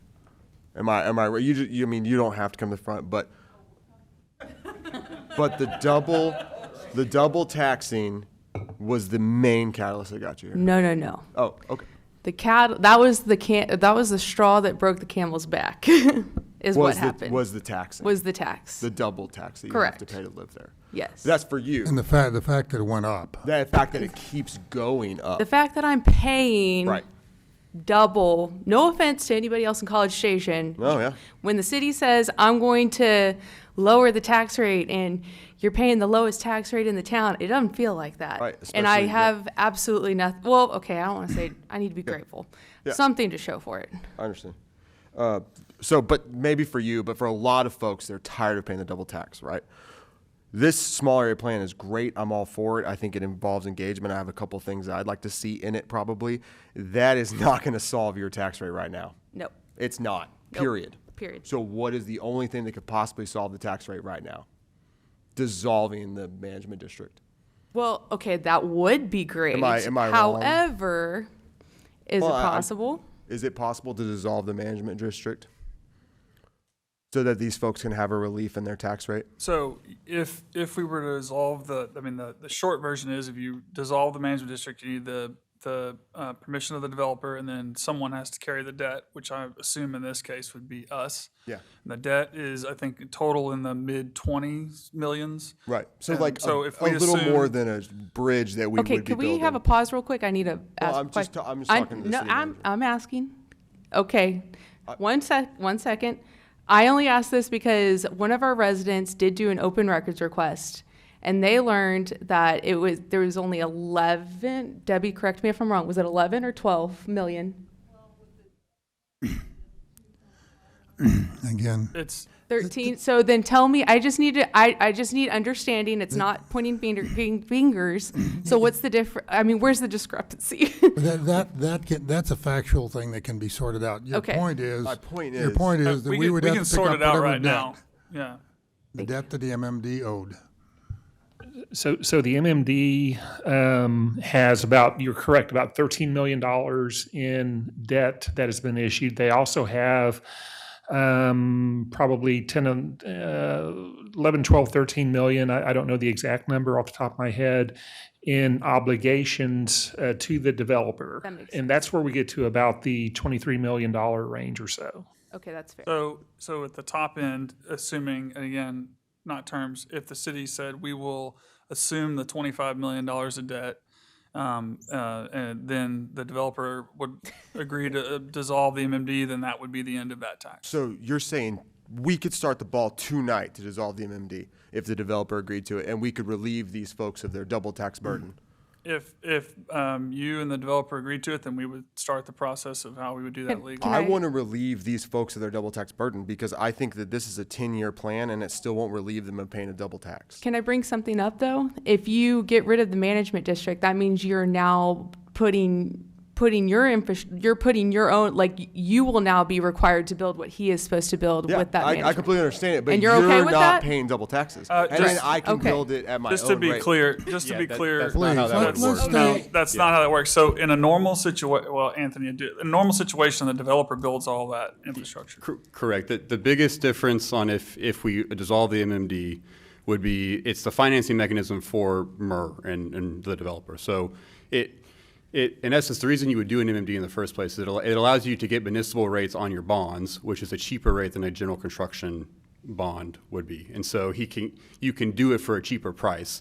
Basically, it would increase the price for him to continue to develop the subdivision as it stands right now. But it would not change the city's burden at all in what we would be required to build. The town lake extension stays, but anything, if he develops another phase of residential, if he comes in and builds a commercial product, that is still his responsibility as the developer to build just like any other subdivision in the city College Station. Sure. But we could relieve them of their double tax burden. Correct. So why can't we do that right now? Yeah, why can't we do that right now? Who are you asking? Who are you I'm asking? asking Mr. Mayor, why can't we relieve these folks of their double tax burden right now and we take on the debt? Okay. Well, first of all, I didn't even know what an MMD was when I started this project. The city proposed it to me and created it and included their own land in it and then removed it right before the final day. So, yeah, you think it's irrelevant, but it's not. It was proposed to me because the whole point in the city's presentations was that a development like this that was going to take 20 years had to have special tools and incentives for the developer. So yeah, after I've spent 15 years of my life, no, I'm not real interested in the city stripping away the incentive, the tool that was put in place so that I would do this. You're not if you can give me back the interested 7 in- years. You're not interested in helping the people that live in Oh, your I community? know. That's how you're going to spin it. I Good- am, good because I'm politics. willing to put the money up right now and do it. No, you're just one person. I am, Except but the I'm only willing to problem propose is, it. I still have a development to try to do that I'm stuck with. Right? So that's a little bit of a problem. And the 7 years of my life I've wasted. So give that back to me too. This seems to have turned into a discussion of the MMD. I would prefer that we carry out the direction of council with regard to the small area plan, bring that into it, but we don't need to make that decision tonight. You're trying to get information, I understand. You got I clarity. want to help these citizens. But you got an answer from the city, from Mr. Murr, but that's, if you want that built into the small area plan? I would love that because I want to help the citizens. I think then this please just ultimately. say that. Yeah, sure. I think this ultimately could help the citizens, but will help them more immediately as the Okay. dissolve. So of the his management district. recommendation is, and included in this discussion is, how do we manage the relationship with the MMD or eliminate it and what that would cost and all of that. So that's something you can get information on. Any other direction you want to add to? Mr. Smith? What? I think just I'm sorry. just one thing to add. Sorry, I got up here. Just one thing to add. The management district. I mean, yes, that would solve the problems, but here's the other problem. We were all sold some type of vision, and that vision is being stalled by something. So yes, getting rid of the management district would solve my tax issues, but it's not going to solve what I was sold either, if that makes sense. So I guess if I could add in a plug, okay, if it was Shelby's perfect world, I could care less about amenities, but I was sold amenities. And so as a consumer, I'm like, I bought those amenities, I expect those amenities. So the management district is one thing. So if you're not going to do anything with the management district, yes, get rid of it. But if you, I mean, the way I see it is you could do something with it, and this could be a public good. And so that is my 2 cents. Thank you, Ms. Boehm. You may sit down. Mr. Smith? Great, thank you, Mayor. First, I want to start by thanking Melissa for her questions about how much we have invested in Midtown so far. That was something I had in my notes. If you include the utilities, the streets, the widening of Rock Prairie that's currently going on, there's a ton of dollars that we're spending in response to the development that's happening in that area. So the city is doing that infrastructure development to catalyze the development that's out there. So we're doing that. And then thinking about how much are we programmed to spend in the next 5 years when you look at Independence Park and the things that we're doing. It's like we've got a lot that we're doing. It isn't like the city is just sitting on their hands doing nothing in Midtown. We're doing a lot in Midtown. So now, okay, the time, okay, listening to the ball field thing, it's a wonderful sounding development proposal, but it felt a whole lot like that spam email that dropped on my mailbox and said, you must decide today, and I need your social security number within 30 days or else you will lose everything. It's like, we are told to delete that email or report it as spam, so it's like, it's new, it's big, it's like we got to jump on it right now. And my nature tends to go to the more deliberate process that may be described on the screen there, where we go back and say, okay, let's take our time. Let's make the decision that's best. Let's don't jump into something because we've jumped back and forth on ball fields and Veterans Park so many times that it's frustrating. And in fact, we've jumped so many times that we're going to have a hard time meeting our deadline because of those delays. Every time we jump, we go back to square one. So I'm frustrated by that. So that's how I feel about that. So in terms of direction, I think we need to build Town Lake. Yep. And the bridge. And I'm not opposed to jumping in with some of the signage that needs to happen. I think that we need to think about how we might finance that. We don't typically ask, the city doesn't typically go in and pay for the development of the amenities for a subdivision out of the tax dollars from the general public. That's just, we do take the tax dollars of the general public to extend streets and sewer lines, all of that infrastructure. That's appropriate. We do that all the time, and we will continue to do that. But general fund tax dollars going to development-specific amenities is a different thing. The bridge, I think, it may hit the mark on as far as infrastructure. I'm like, okay, let's find the money. Let's see what it would cost. Let's get her done. Some of those tourist dollars to pay for signage and amenities, that's what that money was earmarked for.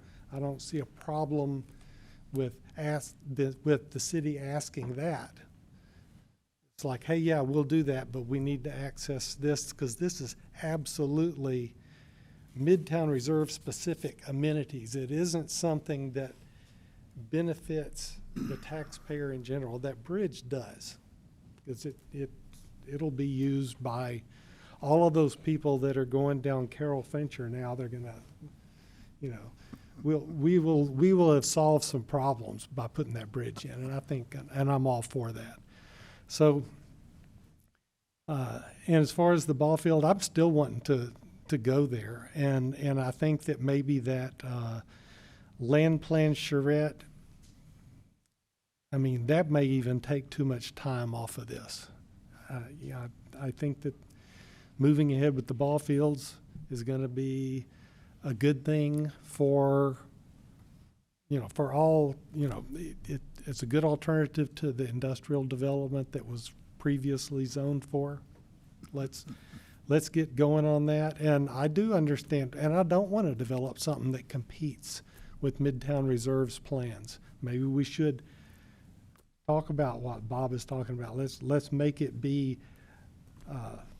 be a tech research development and not mixed use. And if we can come up with that so that we are facilitating, we are incentivizing development, we're not competing with Midtown's plan, we're gonna put in a bridge that ought to be there, and that ultimately, if we waited for the development process to do it, I think the city was gonna end up building that bridge anyway. So why don't we just go ahead and get that, knock that down and move on. Hear, hear. Okay. Councilman, Are may I you, make a quick do you have anything comment? else to add? Did you want to make another comment? If you don't mind, sir. Please. Just because there was something in there that wasn't quite clear. Excuse me.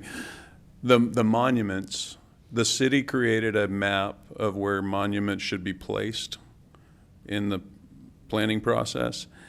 I am still planning to build all of the internal monuments on my property. The monuments I'm talking about are gateway type monuments that are on the ends and maybe the center, if you build the bridge at the intersection of Highway 6, So we're talking about city gateway monuments to a special district within the city, not my project specific. Okay, thank you. Thank you for the clarification. Okay, I will close this out real quickly.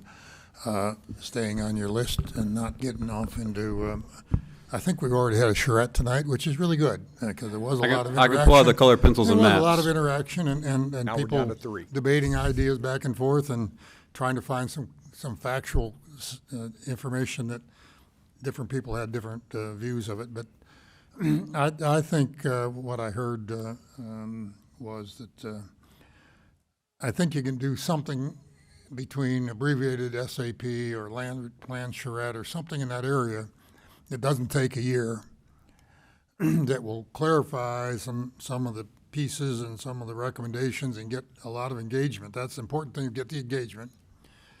Frankly, I think in the meantime, it seems like we've got to make a decision on the ball fields. And I think we're gonna need to make that decision within a month. And I'm assuming that would be accepted as a given. I mean, that you can't even complete a charrette before we got to make a decision on that piece. So I think that ball field component on some of the city land makes sense. I agree with Mr. Yancey up to the point where he switched into his policy commentary, but the commentary about job-centered, value-added business park around it is a whole lot more important to me than thinking about mixed use on the city's land on the east side of Midtown Drive. That's something obviously that'll come out in the discussions with the citizens and all of that. I think you got plenty of opportunity to develop that at Midtown. You got plenty of opportunity to develop that across the street on the 28 acres. I think the business park still needs to be a business park. Ball fields, obviously, they can be worked in with the existing trail system. I can't imagine that we're going to disrupt anything about the beautiful trail that goes back through there. A lot of people have spoken about that. I would think that would be an amenity that they would want to have accenting the ballpark area. So, and I have no problem with us if we can ever find an engineer that can match the bridge heights. I don't see why in the heck we can't get that done. I mean, if we got to go out and get a contract and hire somebody to design what's going to be required for us to bridge over what we own, or not own, but what I think the council's willing to see built, to meet up with what Joe says the other side, well, then he'll design the other side to meet that. That makes a whole lot of sense to me. Mr. Murr's already said he owns the other side, and he's got to build out that intersection. He's got two beautiful corners there, and if he builds that road through, he's got a much better marketing opportunity for something on each of those corners. But he's got to build his part. We build our part up across to the edge of that Midtown land. So I would say something in the area there between a charrette. I've heard everything all the way down here, a long run, small area plan. I think I'd take your advice on that as a professional planner. I'm hoping we could do it a little quicker than that. And I think what we've heard from the people here is that we pretty well know there's not that much that we don't know about that area, but we need to have the citizens' input and then bring it back to council. Staff works through the process on it. I am concerned about delaying the Harvey Road project, small area plan, and that bothers me, and that's one reason why I would not suggest you take on a whole small area planning effort, because it seems to me what you told me was you can't do both. The staff don't have the hours to do both, and so I would I'm concerned about the whole Harvey Road mall area being pushed back, even though we don't have anybody here tonight to speak about that. I do. I feel an obligation to move that forward and not delay it. That's why I don't support a full-blown small area neighborhood planning effort. I agree with you, Mayor. So any further direction for Might staff? I make a small motion? No, we don't need Wait a minute. motions, this is direction. I would like to see us immediately engage, or as soon as possible engaged for engineering to figure out the bridge.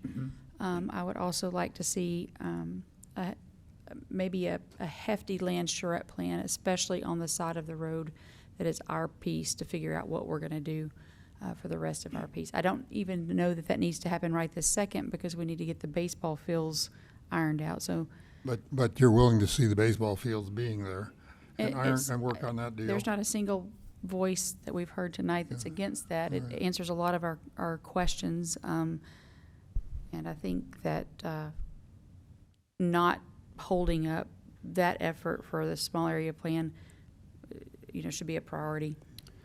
Mayor, do you mind if I try to summarize what I'm hearing? And then y'all can kind of head nod me in the right direction?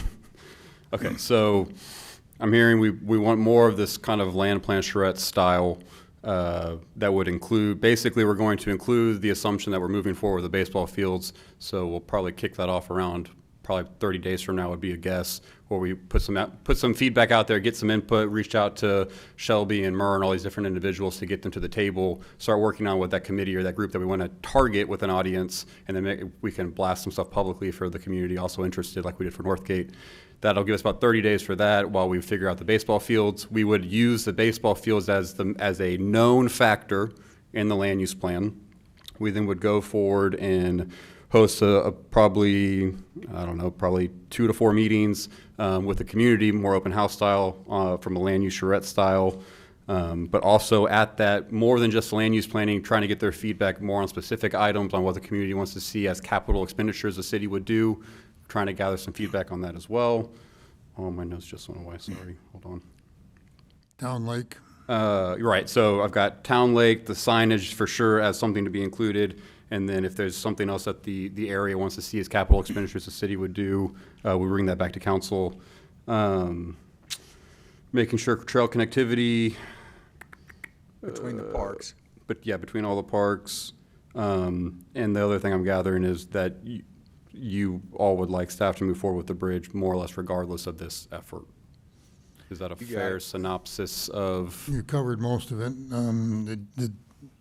You didn't include the whole discussion, which I think is a separate discussion about the future of the MMD itself. It seems to me that's a separate Yeah, that was discussion. not intentional, but I would say that's probably a different agenda item than Okay, this. not a planning item, it's a much bigger.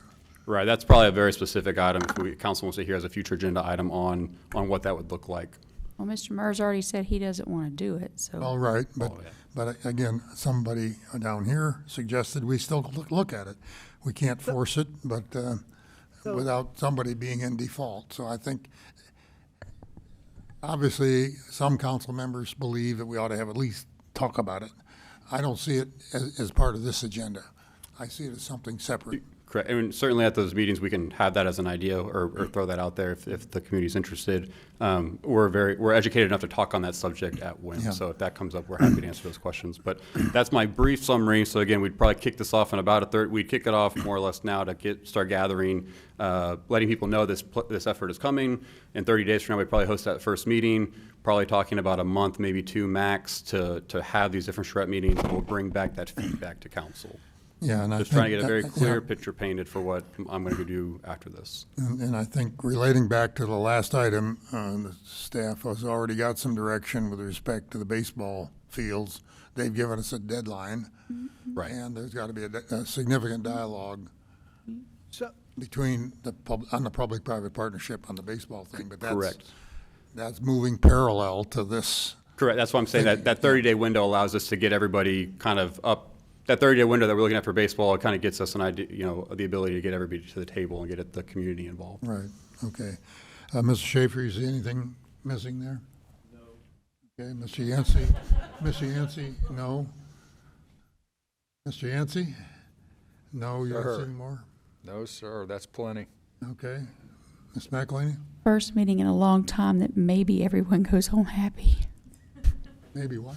Goes home happy. Oh, everybody goes home happy? We'll see. Anthony said I yes. don't think everybody else. And I told you Mr. yes for Armstrong, once. I just want to verify that in 30 days, there'll be a discussion with Midtown leaders and Thomas on the baseball.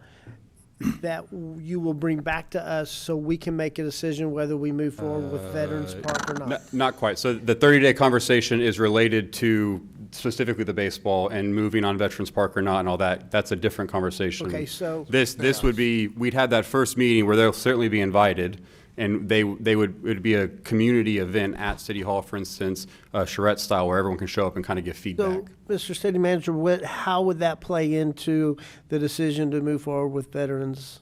Well, I think we're basically, there's two things going on. There's incorporating the baseball into the idea of the Midtown planning effort.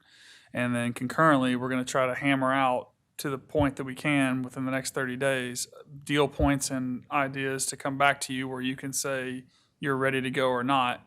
And then assuming that it goes forward, then it would just go forward as part of the Midtown plan. If it did not go forward, then obviously you would continue the Midtown plan and you would reset without the baseball as part of it. And when we say reset, you're saying just scrap it and start over? No, Yeah, if council told us we're no longer going to do baseball in Midtown, it's just not going to work, then Anthony and his folks would just basically modify the effort so that part of the land, instead of being shown as baseball fields, would be planned as well. We would just host a couple additional meetings now that was taken off the table. Okay. Mr. Wright, do you have any more comments? Okay, Mr. Smith? You got it okay? covered. I'm good. Okay. That takes care, thank you very much, Anthony. Takes care of only the second item on our workshop. We still have a third one. Workshop item number 8.3. Mr. Ostrowski is going to come back. This is a presentation, discussion, possible action regarding policies and procedures related to real estate transactions, economic development incentives, development agreements, and non-disclosure agreements. Mr. Ostrowski, and I do have two people signed up to speak. Thank you, Mayor, Council. Michael Ostrowski, Chief Development Officer. So I want to go over this item to get some further direction, Council, based off of some of the previous conversations. Really want to go over some of the items as we look at economic development, that we go through some of the general processes that we also follow as part of some of these items. And then the last slide, I'll provide some just general options for you to consider as part of your discussion, really looking for direction from council on where you want to proceed with some of these to make sure that you're comfortable, the public is comfortable, and we really have a good process overall. So a couple things here. Real estate transactions, that's one thing that we're involved with the city, and this can involve the purchasing of real estate. This can also involve the selling of real estate, most recently with the Midtown Business Park and kind of the ways in which we can sell some property. There's really four ways in which we can sell property. One is by public auction, which we don't really do very often, where you would put a piece of property up for public auction and it would be sold to the highest bidder. Second way you can sell property is through sealed bid. That's a very similar process, or that is the process that we use for the Northgate surface lot. So what you would do is you develop a bid doc with certain specs in it, certain review criteria, put the property out for bid, and then you could move forward with selected proposal that provided the best or the greatest benefit to the city. It doesn't necessarily have to be to the highest bidder, but really who provides the greatest benefit to the city. And really with all of these proposals, the intent of this and kind of the law behind it is trying to get the fair market value out of that property, not just providing property to someone, but it really is trying to get the fair market value out of it. The third way that you can sell property as a municipality is through the broker method. That's similar to what we did on the 28 acres with Corinth. We engage a broker, we put that property out for sale for a minimum of 30 days, and then we entertain offers. And what the law says there is that we have to take the highest cash offer on that piece of property. The fourth way, which is a newer way that came in 2 legislative sessions ago, is you can now also sell land via a 380 agreement, an economic development agreement. So previously, if you wanted to sell a property and you wanted to discount that property through some sorts through an economic development process, you would have to sell it at the fair market value, and then you could provide a cash incentive to help discount the cost of that property. With this new method that was recently introduced, you can sell it via a 380 agreement, stating that, you know, you're providing the land at a discounted rate and you don't have to do a separate agreement associated with it. So that is a new way of doing it. The one caveat with that method is you cannot do that on land that the city acquired or was under the threat of eminent domain. So those are the 4 ways in which you can sell properties. We also do economic development incentives, whether that's 380 agreements, establishing TERS, doing cash grants, loans, or whatever, and then also development agreements. So these are things that you see typically with properties out in the ETJ, where they're looking to waive certain requirements in turn for getting certain things, in terms of, we want to waive certain platting requirements and we will agree to meet certain standards for the city. Probably won't see as many of these, given that properties now are able to opt out of the ETJ, where they don't necessarily need to meet some of those requirements if they do opt out of the ETJ. So with all of these, and I'll go over this as really just a general process, and the way in which this works is typically an item or a request is submitted to council for direction, or council provides staff direction that we want to move forward with a sale of property, or we want to go buy a piece of property. But typically what you would see here, let's say I'll use the priority power example with the data center, we received a request to purchase our property. So that request then is brought to council. We then get, and that's typically an executive session, we've received other requests for other properties that the city owns. Those requests are brought to council. Council then provides direction, and that direction can be, nope, we don't want to entertain this, we're not going to move forward with it at all, or yes, we want to entertain it. Then typically what will happen at that stage of the process is that staff will then enter into negotiations with that selected, or with that either your company and or developer who is, let's say, wanting to buy a piece of property. So we will go through that based off council direction. We will take back to council kind of updates on status negotiations with that potential business or developer, and seek additional direction from council based off of those kind of updates that we provide. After a preliminary agreement is generally reached by all parties, the item is added to a council agenda for presentation, discussion, and possible action. With the data center, one of the concerns was that, hey, we only got 5 days, 4 days, 7 days, whatever it is, but there wasn't enough time to have a full public engagement discussion about that to kind of like look at any concerns that may come out of it, any other thoughts that they want to be put into it, or maybe it's just not a project that we want to proceed with within the city. But that's the typical process that we would have with sale of property, purchase of property, economic development incentives that we would go through. But what I want to outline here is some potential options based off some of those comments that we had heard that we didn't have enough time. So one of the things that, like I said, there is possible action. Does not mean council can or needs to act on that and needs to sell property that evening. They could delay it, but it maybe wasn't readily apparent as we went through that process. So looking at what some potential options could be, as we work through some of this, we could require a non-decision workshop session prior to finalizing any property transaction or economic development incentive, providing an opportunity for the public to provide feedback. So what that would look like is maybe something that we saw here tonight with generally the baseball fields, is that, and maybe it's a little bit different, but let's say we want to sell a piece of property. Before we move forward with a final action on that, we would have an item on one council agenda that says, here's a workshop item with no action associated with it.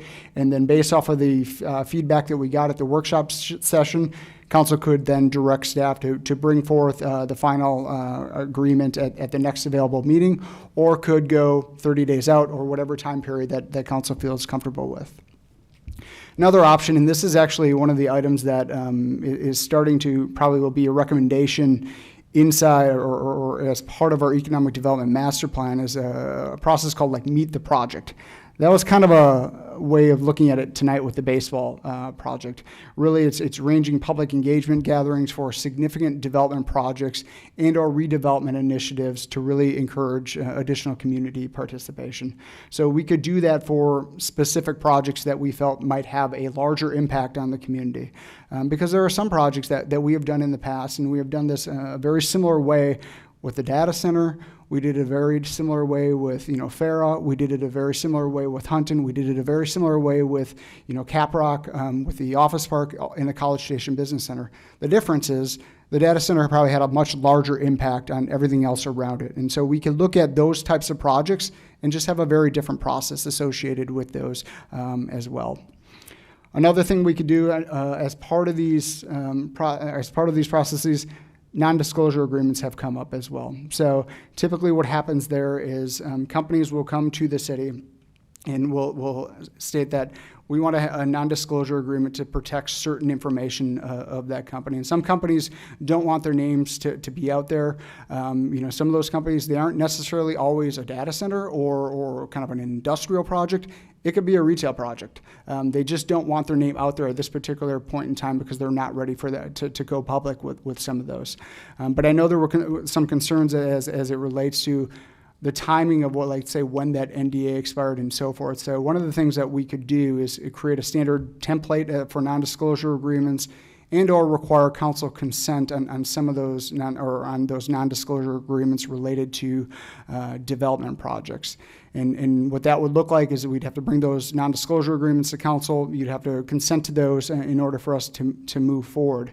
Now, that could add additional time into the process, and that might be absolutely fine. I think one of the things that we see, and it's not too frequent, is where I see some of these things causing potential impacts as it relates to us being responsive in some of these projects is projects when we get from the state. So oftentimes, we get 1, 2, 3 projects, 4 or 5 a month that will come from the state and say, we have this potential project looking to locate in the state of Texas in this particular region. It is a manufacturing project for whatever. And so they will then ask, do you have sites available? Submit those. And also a lot of times that will come out of those is that those companies will want an NDA signed with that. And those typically can be a very quick turnaround in order to move forward with that. However, you're not committing to anything with those. We're just submitting sites for their consideration, so we can still look at moving forward with the process on the non-disclosure agreements as well. Item number 4, require council consent for both language and scoring criteria on bid and proposal requests. What I mean by that one is that when we went and looked at, the way in which we sell properties, let's say if we do it through a sealed bid process, what we would do in that instance is to ensure that council is comfortable with kind of the ultimate desire of what we want to see out of that project. We would bring the bid document here or to the Economic Development Committee to say, is this accurate, what you want to see on that particular property? Is the scoring criteria accurate in what you want to see, and what do you value out of those? So running that bid proposal by council prior to it being released out to the public. So for example, like the Northgate project that we released, we would bring that as a bid document here, get your blessing on that before we would release that out into the public. Number 5, council to take formal action in open session after any executive session where direction is given on a particular item. That would provide you the opportunity to really provide that direct direction on moving forward with a particular project as we had discussed in the executive session. And that would give you the opportunity to, if you were maybe one council member not in support of it, or 2 council or whatever, the opportunity to vote and say, I don't want to give you that direction to move forward, but maybe a majority of council does. And then finally, number 6, and I think this one will be a little bit longer time horizon, is and maybe something that also comes out of the Economic Development Master Plan, updating and modifying our economic development incentives to ensure that they align with current objectives. Ours are really expired, so anytime you do some of these TERS or reinvestment zones, you have to have guidelines that are adopted and current as part of that. So I think one of the things that we could do is have that discussion too, and kind of bring you back some draft guidelines to make sure that those guidelines align with kind of your vision and really the vision of the city. So those are just some potential options. Happy to answer any questions. I know Councilmember Yancey, you had submitted some as well as some potential options, but really wanted this to be kind of an open dialogue. Any comments that you want to provide or any clarifying questions that you have, happy to answer. Okay, thank you, Michael. I appreciate that. I do have two people signed up. How about if I ask them to make their presentations, and then we'll start with Mr. Smith and go down this way. So I have two presentations. Mr. Jeffrey Hughes, still here, followed by Lloyd Davis. This is the last time I'm going to address council tonight, I promise, unless you ask me another question. I'm here to speak out against the use of non-disclosure agreements, or NDAs, in our city government. I believe that they can undermine the very foundation of public trust and accountability that is necessary. And in a democracy like ours, guys, transparency isn't a luxury, it's a necessity. Yet in our city and others, we see NDAs shield critical decisions from public scrutiny, whether that's economic development, settlements, partnerships that affect our daily lives. These agreements, they can create a veil of secrecy that leaves residents in the dark, fostering suspicion, erodes our confidence in our leaders. Consider this. When city officials negotiate behind closed doors and are bound with NDAs, how can we ensure that the decisions prioritize the public good over private interests? You know, in College Station, we deserve better. Lack of transparency has real consequences. It stifles community input, it hides potential conflicts of interest, it obfuscates questionable decisions, it allows inefficiencies or even misconduct to go unchecked. In the case of Priority Power, the NDA was signed and bound members of this council to silence even before they were sworn into office. And the notion that a 1,000-page plus agenda packet posted at 4:10 p.m. in the afternoon on a Friday before the council meeting on the following Thursday is adequate for citizen input is laughable. You guys, council, staff, you worked on this deal for 10 months in complete secrecy. 4 business days and a weekend notice to the community might have been legal, but it's an insult to the idea of good and transparent government to say that this was ethical or right. I'll say it again. Just because something is legal doesn't necessarily make it ethical. It doesn't make it right. I said this the night of the data center discussion. You guys have a trust problem with the citizens in College Station. I would challenge you to tackle those problems head on. I urge this council to take bold action to mandate public disclosure of all agreements involving public funds, commit to open forums where residents can access information without barriers. Transparency, guys, builds stronger communities, and I want to encourage you to embrace it. Thank you for your time and consideration. One quick question. Yes, sir. Mr. Hughes, you've heard the presentation from staff on suggestions and recommendations to deal with the very problem that you've outlined. Do you have any thoughts on any of that, or you want to wait and just hear the discussion? I mean, are these reflective of some of the kinds of things you would like to see? One thing that I've had several folks, you know, in the community ping me about is, you know, we feel strongly that you all should be the people that are agreeing to those NDAs, right? Our elected officials. Not so much unelected officials. So, you know, in the case of things that would require council consent for those kind of things, yes, I 100% agree with that. Okay. Thank you. Thank you very much. So we'll leave that for further discussion. Mr. Davis. Been a long night, and I know you're the last one signed up to speak other than a few people available It's for been questions. a long night and it's freezing in here. But anyway, if nothing else, it at least makes me, I'll take some of the harsher parts of my comments out so we can keep it as meaningful as we can. Talking about NDAs, I'm really talking about the NDA portion of it. And similar to what Jeff just said, and we didn't plan these together by any means, but a lot of the comments are almost word for word the same. The data center was such a bad idea that it basically taints all of what we're talking about tonight, I think. You know, we had 4 business days from the time it was announced to the time it was going to be voted on. It was scheduled at that time to be last or almost last in the agenda, knowing that that agenda was going to run a long time. I think y'all were here until 2. I left at midnight that night. That was intentional. I'd heard one of you speak on the power of agenda one time, and that made a lot of sense to me.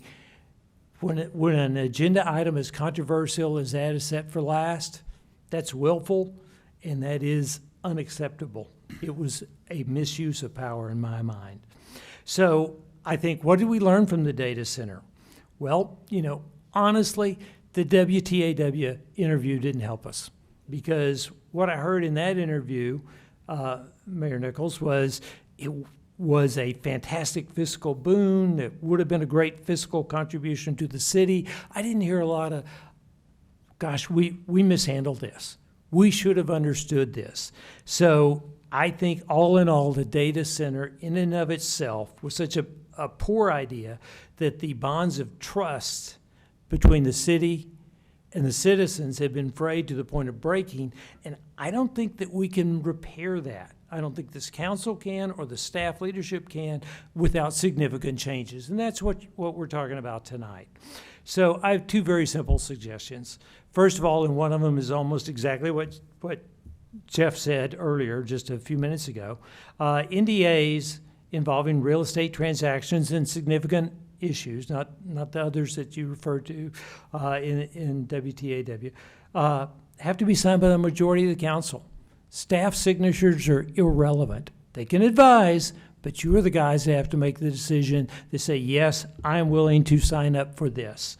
Secondly, NDAs must expire at least 3 weeks prior to the subject matter being discussed in a public session of the council, saying the subject must be announced so it can be known by the public, digested, analyzed, and understood, and you will have first had the opportunity to get public input before you act.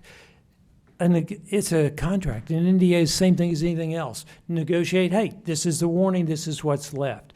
How you address this tonight tells us how you believe the city works with its citizens or the citizens work for the city. It's an important policy statement. You guys represent us. In the case of the data center, you failed. Thank you, Mr. Davis. Mr. Davis, yeah, you've got a question. Just a quick here. question. When did you find out about Southern Roots Baseball? Southern Roots Baseball, recently. When it was posted on the agenda? Yeah. Okay, just making sure. Okay. I think the point is that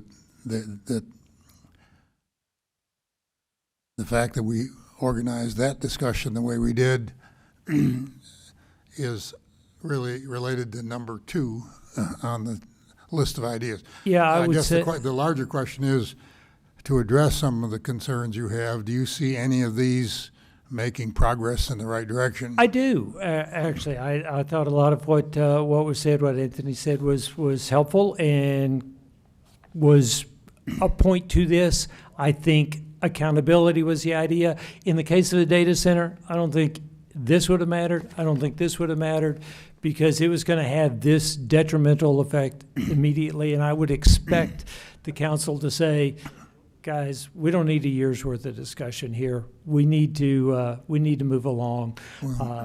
We saw a lot of data on that one. Yeah, your point's well taken. I appreciate that. We are a representative body, and I would say that in executive session, council members asked a lot of questions. We were well informed. Your view of the outcome probably matched what the outcome was up here, but we went through a process that we felt, not everybody, but by consensus in executive session, that we were looking at all the relevant parts. When it came to the end, we all know how it came out. So I appreciate your thoughts. We do. And thank you for the ideas. Thank you. Thank you also, Mr. Hughes, your comment on some of these suggestions. So I'm going to turn to the council, and what we're doing here is providing direction to staff. Do you have some? If you got a question for Michael, go ahead. I'm going to start with Mr. Smith, and we'll work this way and see if we can help sort things out. Let me just point out one other thing I meant to comment to Mr. Davis as well. Sometimes the way we put things on an agenda imply that we're going to make a decision that night, but we don't have to make a decision. It just says possible action. Frankly, that's been a bit misleading because we all think, well, we got to make a decision. And the decision could have been, we don't know enough about this. We've heard from the citizens, everybody signed up. Let's pause this process for another month till we collect some more facts and evidence, and we then make a decision later on. The word possible action in that agenda creates some, not confusion necessarily, but expectations that people believe this is the last time it's going to be discussed. Well, council can take action by simply postponing it till a date certain. So that's always a possibility on agenda items when it says possible action.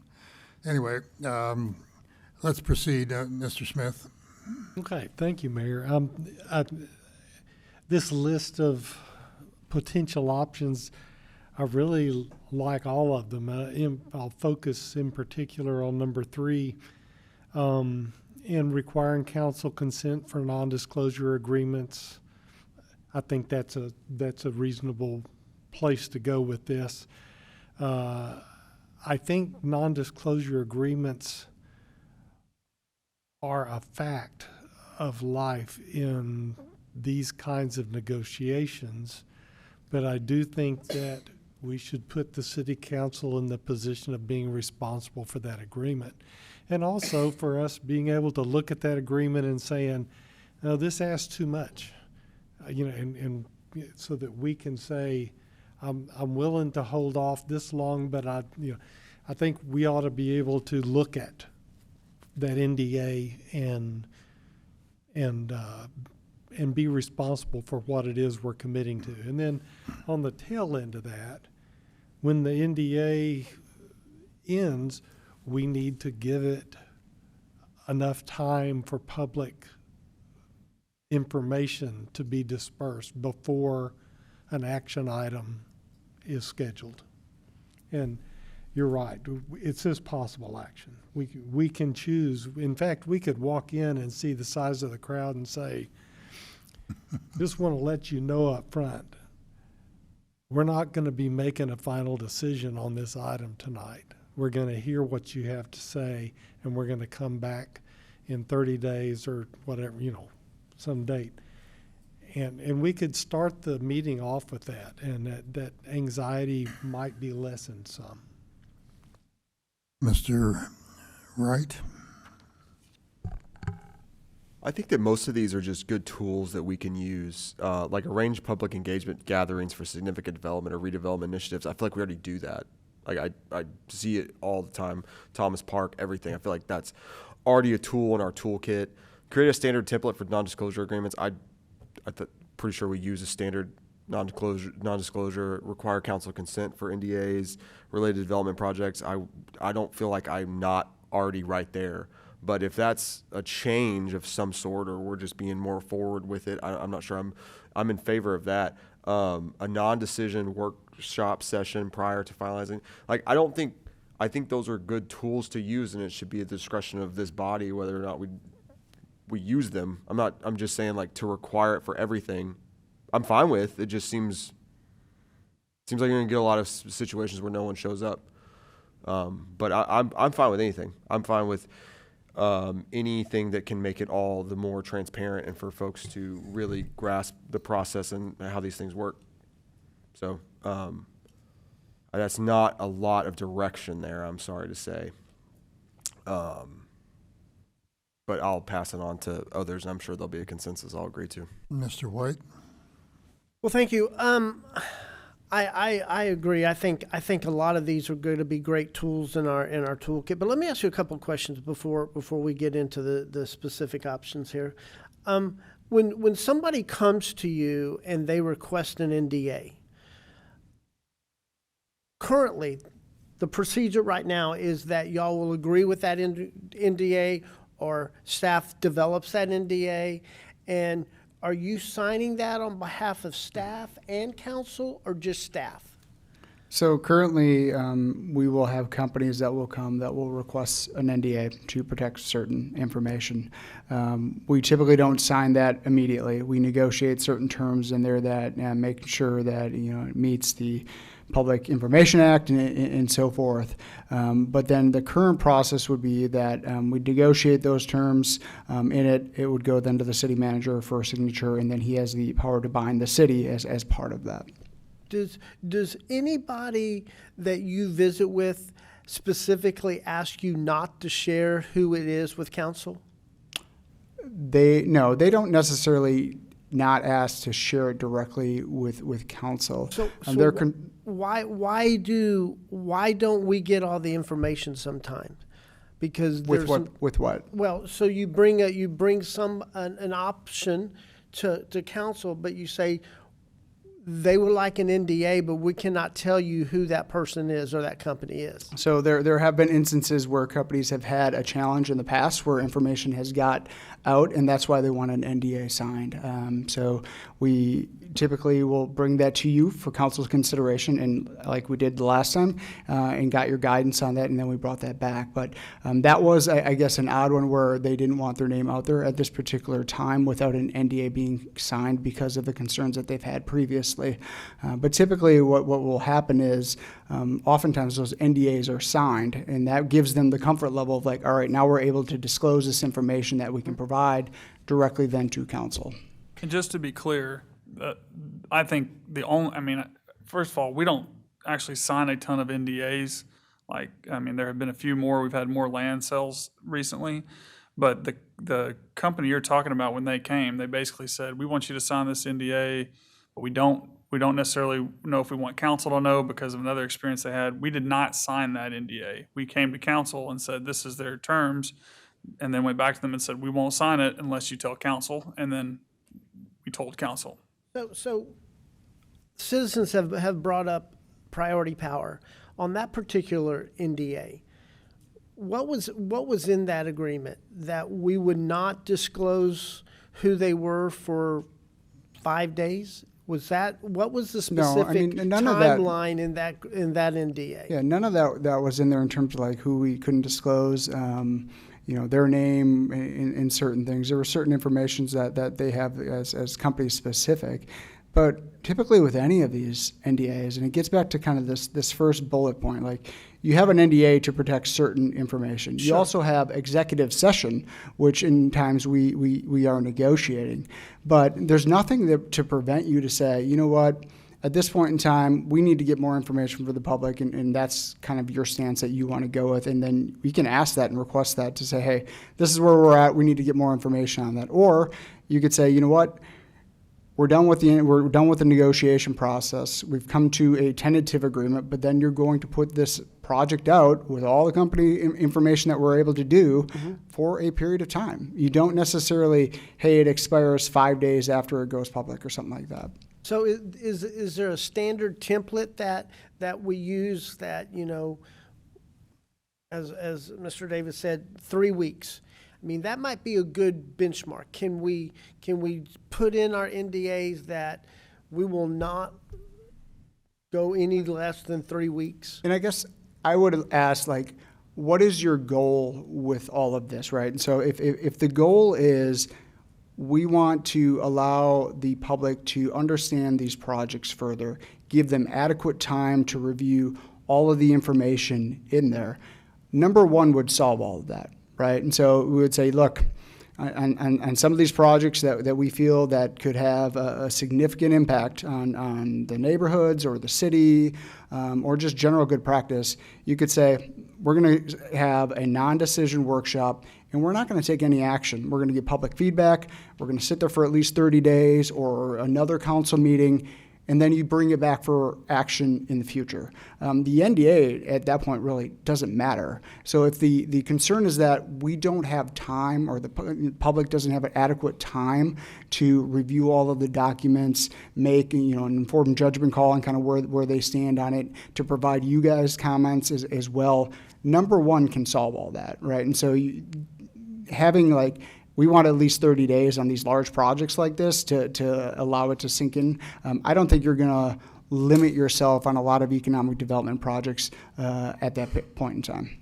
Yeah, and just to be clear, and to use Priority Power kind of as an example, because it's fresh and it's got all this, like, with that, if none of this had changed, there was no policy difference, but the council or we had said, hey, we're going to post this and not have action on there. And again, I will just tell you, I'm a military guy, and one of the ways you do things is you try to keep the process consistent so that it's consistent. Like, that is a measure of how to make sure you're transparent in its own way. But when you're dealing with some of these things that has been said and looking back on that project now, like, we could have said, okay, yes, we always post for action. Like, everything we do, we're going to not post for action. That would have been one thing. You could have a policy that says we won't do it. You could put that into an NDA if you wanted to, but no, every NDA, once something becomes public, that's gone, right? Because we're a public entity. It can't supersede that piece. So it can also be from a policy perspective that you just say, like, we will not, like, do certain things. It could be in the NDA or it can be not. You can also say we're going to hear something for 30 days or minimum of 2 meetings before we ever vote on it. And then if in those meetings you are like, we don't know enough, you can just extend it out even further. So even in the case of that, you could have had all these things in place. I think what we're trying to lay out is ways that people can look at it and see what that expectation is, much like we have done to this point. We've done everything very consistently. Now, it just obviously, when you look at how everything turned out on that project, we're trying to reset what that would be so that the expectation is clear for everybody. Super helpful. So, one last question for you. Give me the mindset of a big corporation who would ask for an NDA. Why would, because I've never been in a position where I would ask the city for an NDA. Why would they do that? So there's often company specific financials that they may share with you. There's also just timing of development. So if it's a company that doesn't want their name out there because it can impact everything else that may go around it in terms of the development. There are a number of reasons why companies will want an NDA to not disclose certain information associated with it. Very interesting. They don't want other people to know so they can build around it. That's one thing. And also, so a lot of it is oftentimes if they're providing you, let's say, financial information, and the project doesn't go anywhere, they don't want that out in ether in terms of all that information. So the other thing too is, like, even if, let's say, with the Priority Power instance, and let's say an NDA was signed on the 12th and it came to council, I think it was the 14th or whatever, council couldn't just say, no, we don't want to entertain this in any development, right? And so even if the NDA is signed and we bring, like, okay, here's a project, they made us sign an NDA in order to disclose this information with you. Council could say, we don't want to entertain this project anymore, and that project ends, right? And then we just provide that direction back to the entity or development who is proposing that project. So just by signing an NDA doesn't require you to move forward through additional phases of the project. Right. Well, I'll hear what my colleagues have to say, but I like the kind of timeline of 3 weeks, and then using a lot of these as our tools to get it out to the public. Thank you. Thank you very much. I'm going to take my opportunity to just mention one or two things here. I think many of these help us to address the questions that have been raised about our whole processes. Certainly number one, and 3 or 4 weeks certainly is a reasonable time. I think ought to be built into almost everything we do in these kinds of areas. And as indicated, you can build that into an NDA. If we've got to have an NDA, when I'm not suggesting that we never use NDAs. Open Records Act, I think I got a copy of that from Mr. Falco. We had 6 or 7 of them, maybe 10. 6 of them were NDAs that the city requires of a franchisee who wants access to data about where our water lines, gas lines, phone lines, internet lines are in the city. That's information particularly water, sewer, and electricity that we don't want to share beyond a franchisee that's got to work in the right-of-way. So other than that, there was about 4 of them, I think is what you said. Is that right, Mr. Falco? Right. The majority of the NDAs that the city has are on our form that utility providers get from the city to protect critical infrastructure that the city has. So those, the vast majority of NDAs, we just have just a handful that are from corporations for economic But those that the development. city requires, it's pretty common of cities. Right, and I think there was only 12 total that we had. Yeah. So I guess that my main point is that this is a timely discussion because of priority power in the data center. I think it's always wise, and I do support almost every one of those items up there. It's also always important not to set policy based on one anomaly, mistake, problem area. So I think we ought to think carefully about how we use some of these tools. I don't think we should simply assume, as many citizens have, that there's a lot of nefarious activity going on among council members with respect to everything we do. But yet that was out there in the social media. I accept that. I ran for this office. I know how it comes about. But I do think we need to be a little careful about setting policy based on one bad incident, one bad case. And I accept the fact that this was a problem area, and I accept the criticism that comes with it. Ms. McElhaney. Maybe just one quick thing to answer Councilmember White's. Also, one of the other reasons why companies will request NDAs is because of competition too. That will come in, right? So if you have, and don't think of all NDAs as just like large-scale industries, right? They can be retail, so it's very competitive in that sense. So if Walmart comes in and says, hey, we want an NDA because we want to talk to you about maybe locating within this general vicinity of the city, well, they may not want Target to know that, right? And so because if they go in, it may impact their business model as well. So that is another reason why companies will want kind of that protection with the NDA. I will tell you as an example, from my private sector days, when I was on the development side, we did work for HEB, and that was one of the most NDA-laden situations possible because they were often putting together different properties and dealing with different, and the grocery industry is heavily competitive, so that we haven't seen that necessarily, but you see it in those industries sometimes more than you do even in heavy industry. And a lot of those are with private entities. And the NDA is not with the city, it's with a private entity in a lot of Right, cases. they have Whoever's selling the it's a land. whole system about how they do it, but it has to do with public entities, private entities, different organizations. It's complex. Okay, thank you for that. Ms. McElhaney, back to you. I have a lot I want to unpack here. One thing I'd like to say about the agenda, it is posted consistently, and the agenda is evolving up until the time it's posted many times. Is that a fair statement? I mean, they aren't made a week in advance and just sit there. Well, actually, they are made a week in advance Well- and drafted, but then they're adjusted depending on what staff what tells them is ready to be heard publicly, correct? You have a draft about 10 days ahead. Yeah, I mean, obviously they're a conglomeration of things. So like, Well, let me finish my statement. yeah. Yeah, okay. I'm sorry. So there kind of was a perfect storm as it related to the data center. And part of that was that we had a member of this council breach the NDA. Okay, whatever motive or reason or misunderstanding there may have been, the fact remains that we had a breach. And that put... If I was indeed subject to it, yes, by 16 hours. Please, let's not get hours. into that Please let me discussion, but talk. I just proceed with wanted your to- comment. I'm not casting aspersions or blame, but that was at least at the time it happened, that it was the very clear understanding. No, ma'am, it was not. Please, let's just let her finish her statement.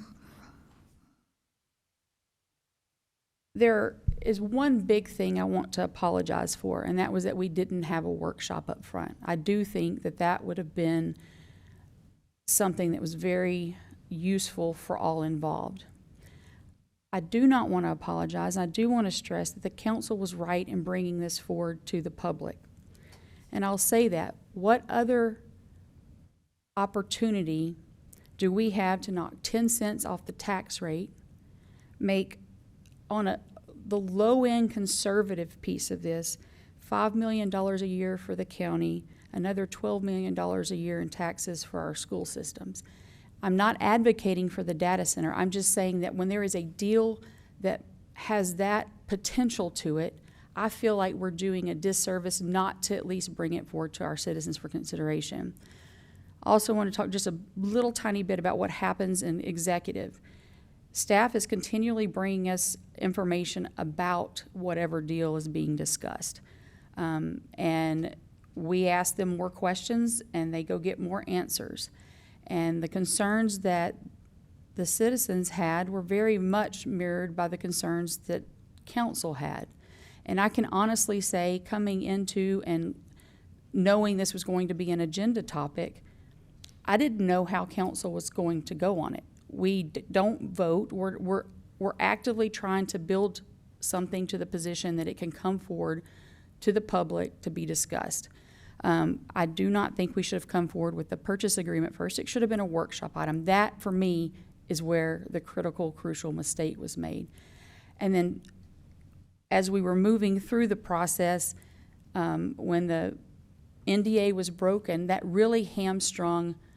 I felt it. I felt the rest of us, because anything at that point, I felt like I was heaping additional liability onto the city. This is a project that was potentially hundreds of millions of dollars in profit for this company, and they had a strong argument that the NDA was broken, public firestorm.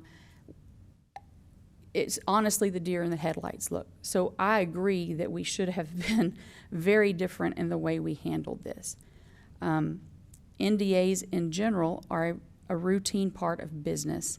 Coming from the private sector, I hate to see a document like an NDA be the reason that we miss out on the ability to even evaluate an opportunity.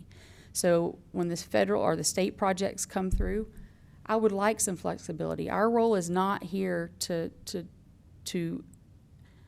we're the board of directors. We have a CEO sitting over here.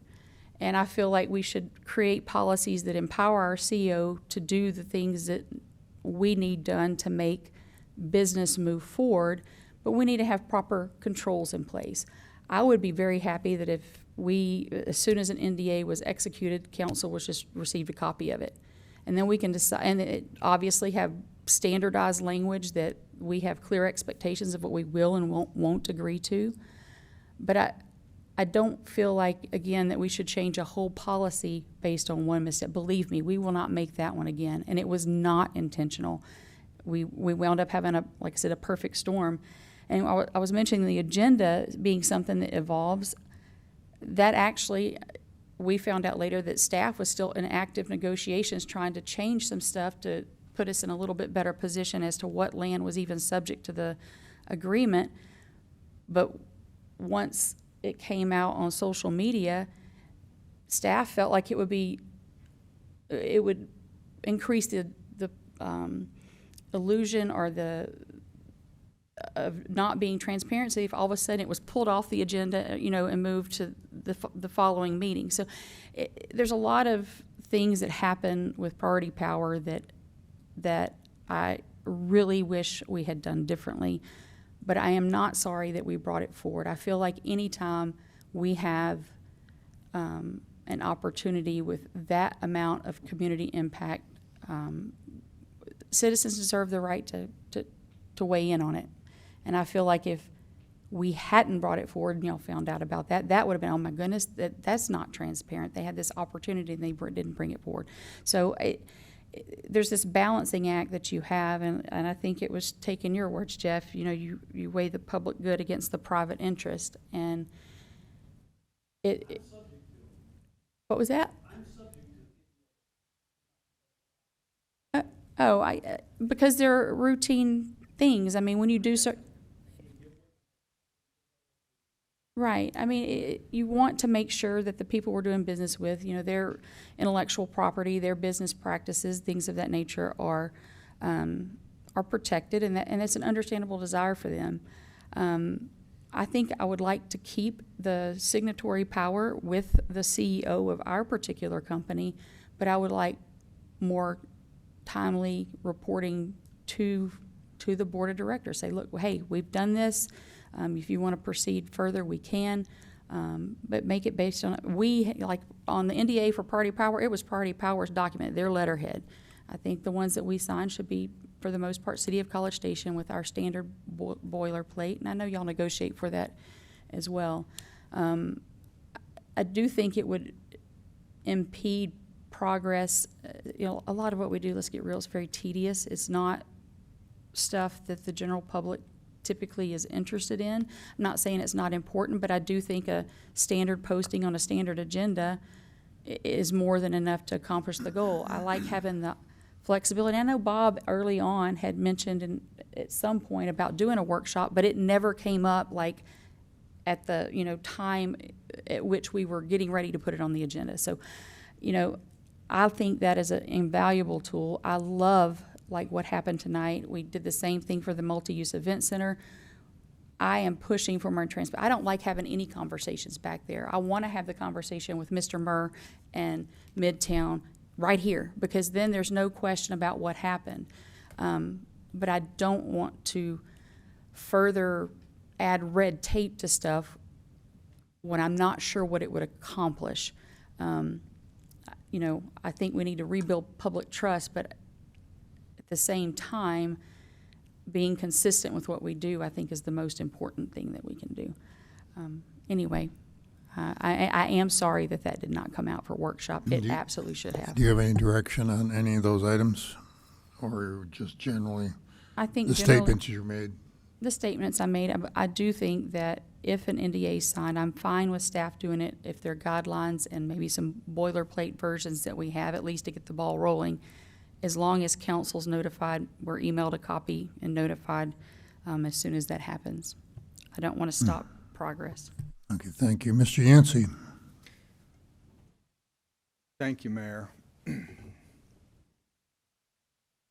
I think it's crucial that we recognize that this is not a one-off. Mayor, it's not. We're the proud owner of a Macy's. We had the data center.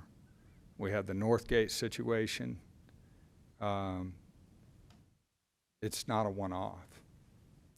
And I was referring to NDAs primarily, but well, proceed, please. Relative to the NDA, I guess it is.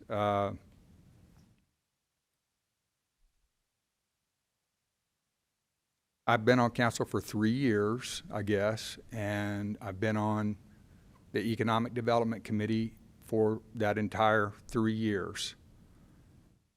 The council's Economic Development Subcommittee did not even meet for the first entire year. We didn't even meet. I think what we have here is an institutionalized behavior.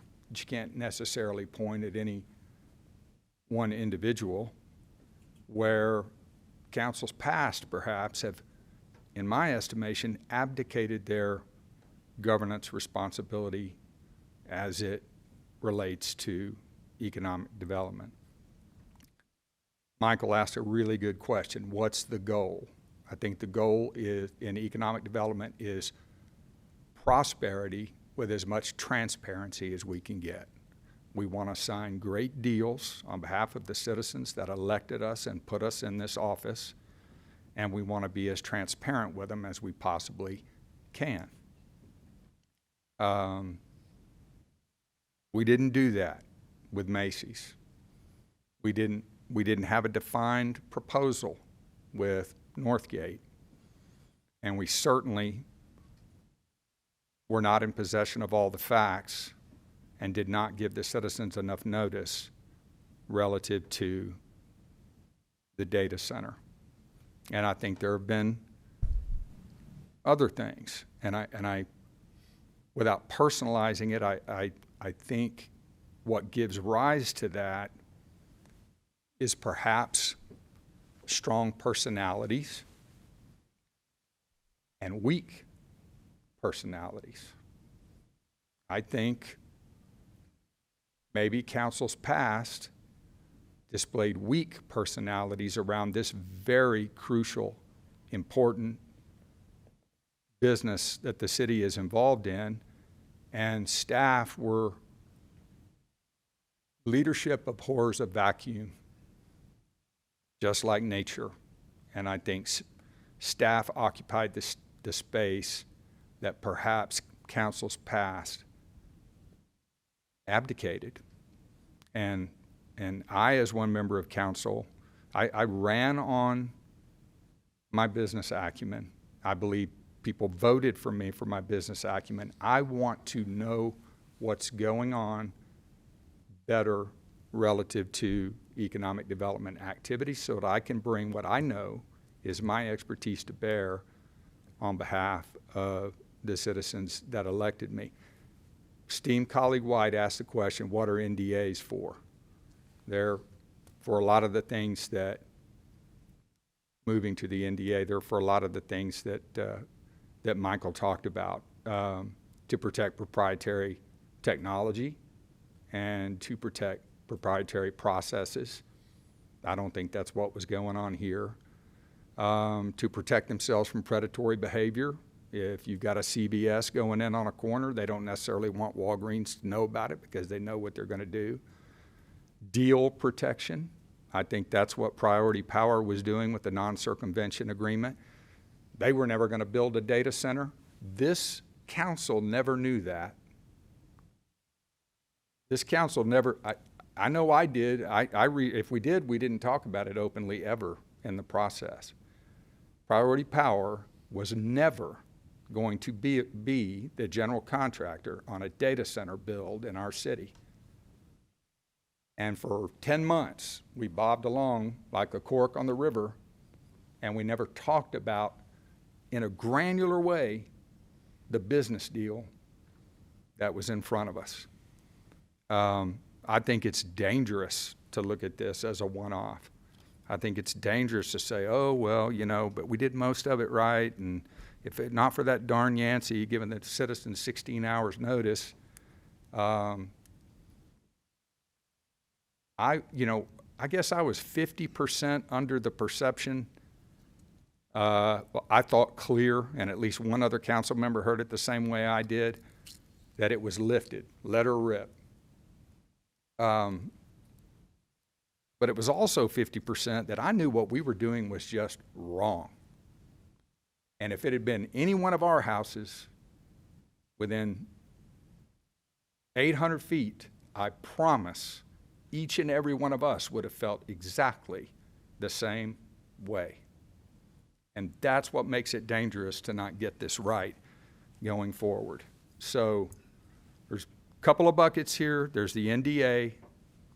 There's who's driving the vision bus in economic development. I think it needs to be us. I don't think I've ever seen the state list. What's the acronym for Governor Abbott's list where they send out all the list of opportunities? We get a list from particular projects. They don't send out like a whole list. It's an individual project that they'll send out. It's under a program that's got an acronym. It's not important. I'm drawing a blank on the acronym, but we didn't meet for the first year. A lot of times we get told about these in very obscure ways. We don't get the name of them. It's gotten better over the years. It truly has. And I believe I've played a role in that. But I think it's time to define the process. And to that end, I have a lot more I'm going to say, but it's late. Want to say, but it's late. To that end, if you could bring up the policy that I proposed. And by the way, there's a lot of what you wrote, Michael, that exactly aligns with what I said. But I think the things that we need to ensure going forward is that we see the list and we see the proper nouns, not just the nouns, and that we decide in consultation with staff which economic development or real estate deals that we want to pursue. I think a lot of that, ins and outs of that, are happening in kind of undefined ways. But I think, and I just highlighted a few of them, I think a select council committee not constituting a quorum shall be available for a meet and greet, prospect presentation, or site visit when deemed appropriate by mayor and council. I don't like that we see these human beings for the very first time. They're going to do a major project in our city, and I don't know them from Adam. I don't like that. When my constituents come to me and they say, Yancey, what were y'all thinking about when you did this? Gee, I don't know. I never met the guy. Everything I know about him is what staff told me. Any EDR, economic development / real estate related NDA requests from staff or EDR leads or prospects must be deliberated and approved by council before execution. I think that's absolutely critical. EDR related NDAs in which the terms and conditions therein are applicable to council. By the way, that's an open question, whether or not a non-disclosure, non-circumvention agreement that you've never seen and you've never signed when you're an elected official can be applicable to you. So let's take that off the table. I think the mayor should sign it after we all deliberate right in front of us. Anything that's supposed to be applicable to council shall be executed by the mayor after executive session discussion and upon a consensus agreement of council. A copy of all council applicable and active NDAs shall be provided to each council member. I think all economic development and real estate related NDAs shall include a lift or cancellation provision allowing no less than 30 days public notice before the estimated date of an agenda item that could result in the execution of a contract. All economic development, real estate related NDAs shall include flexibility provisions for holding a workshop item so that council may fulfill its duty of transparency to the citizens we serve. And then I think most important, because I've seen this happen again and again, we've carried deals months and months down the river that I know for a fact we didn't know enough information about. And so early due diligence, this business of we've got to be in a contract before we can learn. Somebody said it, the citizen said it best. That's like a Nancy Pelosi bill. You got to sign it so that you know what's in it. That's ridiculous. We can know years in operation, the identification of principals, the company history and their primary revenue sources, experience in the proposed project category. Any one of those would have told us who Priority Power was, and it wasn't a data center general contractor, I can tell you that. Recent merger and acquisition activity, if applicable, they had just been bought 4 months before they called us, and their whole business model morphed under their new ownership. Active lawsuits and bankruptcy history. They almost had a lawsuit on the other side of town with the city of Bryan, Texas A&M University, and we almost walked right into a deal with them for lack of due diligence. An assessment of the prospect's ability to perform, resulting in a successful project. And how about the prospect's reputation in the industry and their BBB complaint record? Not everybody's going to have one, but it's some information. Now, a ton of that information is knowable, and you might ask, why doesn't council go out and get it themselves? I did. I had this information. But I don't think my colleagues did, and we're lay counsel. So I think we need to capture all of this up in a procedure to make sure that Macy's, to make sure that Northgate, to make sure that the data center absolutely, positively never happen again. Leadership is hard. Accountability is hard. This is not a civic social club. I think we need to start doing our job. And I'm not talking to them. I'm talking to all of us. Thank you, Mayor. I've had my say. I appreciate it. Would you like to comment on the 6 items that, if you flip back to the, I think you covered a lot of them in your comments, so. I commend Michael and his team, whoever was involved, including the city manager, in putting this together. I think it's great. I think it's a big step towards accountability. But I like my policy better because I spent 3 hours of headache-inducing thought. And there's a lot of things I didn't touch on that highlighted in my policy, which capture up these other issues around how we're collecting these leads, seeing these leads, vetting these leads, understanding these leads before we pursue these leads. There's a lot that needs to go into that that's not going into it now. And I as as one member of council, I'm not willing to abdicate my responsibility in the area of economic development. I'm just not. Thank you. Thank you, Mr. Yancey. Mr. Schaefer? Michael, thanks for bringing this to us. City Manager, thanks for bringing it to us. I know that we've had some things that have gone on that we've heard plenty about down the line here that have created this need. I don't want to, I'm kind of like Melissa, I don't really want to get into things that are going to micromanage the process. I don't think we should be a micromanaging group, but I do think that when I looked at this and thought about it, the things that caught my attention were number 2, that first of all, to arrange some kind of public engagement gatherings, meet the project. I like that feel. And I think that this is going to, there's so much to do. We know this. We've been talking about this all night. We have so many different things going on, and you guys as staff are going in 100 different directions, and it's difficult. But I think we ought to try through Meet the Project to get into places more often. We've done it sometimes. We did it with some things over in Southside when we were looking at transportation alternatives for maybe Fairview and Montclair and some other things. We had meetings in places like Lincoln Center and in the neighborhoods where things were happening. And I think when we can do that, it shows a willingness. It's symbolic, really, for us to go into the places where these things are going to make the biggest difference. I'm not sure if we could have gone to the fire station down there, on Fitch and done something down there on this data center deal or not. And this is just I don't know, it's hard to say what we can really afford to do in terms of people's time, but I think it's another way to be transparent is to go to where the people are instead of always having the people come to us, I guess. I like the idea of doing something with NDAs that gives us a better chance to look at them and think about them with staff maybe earlier in the process. I don't really know exactly what that looks like without some more discussion, but there's been a lot of good ideas from my fellow council members on that. I think that, getting into things like scoring criteria and bid proposals and having our consent on those things feels a little bit too micromanaging to me. So I don't really care too much about that. But I'm open to thinking about those things as well. So I think basically, as I initially looked at these things, I thought number 2 and number 3 made some sense to me. I'd certainly could go for number 1 as well. People have talked about that. The idea being that we do need to get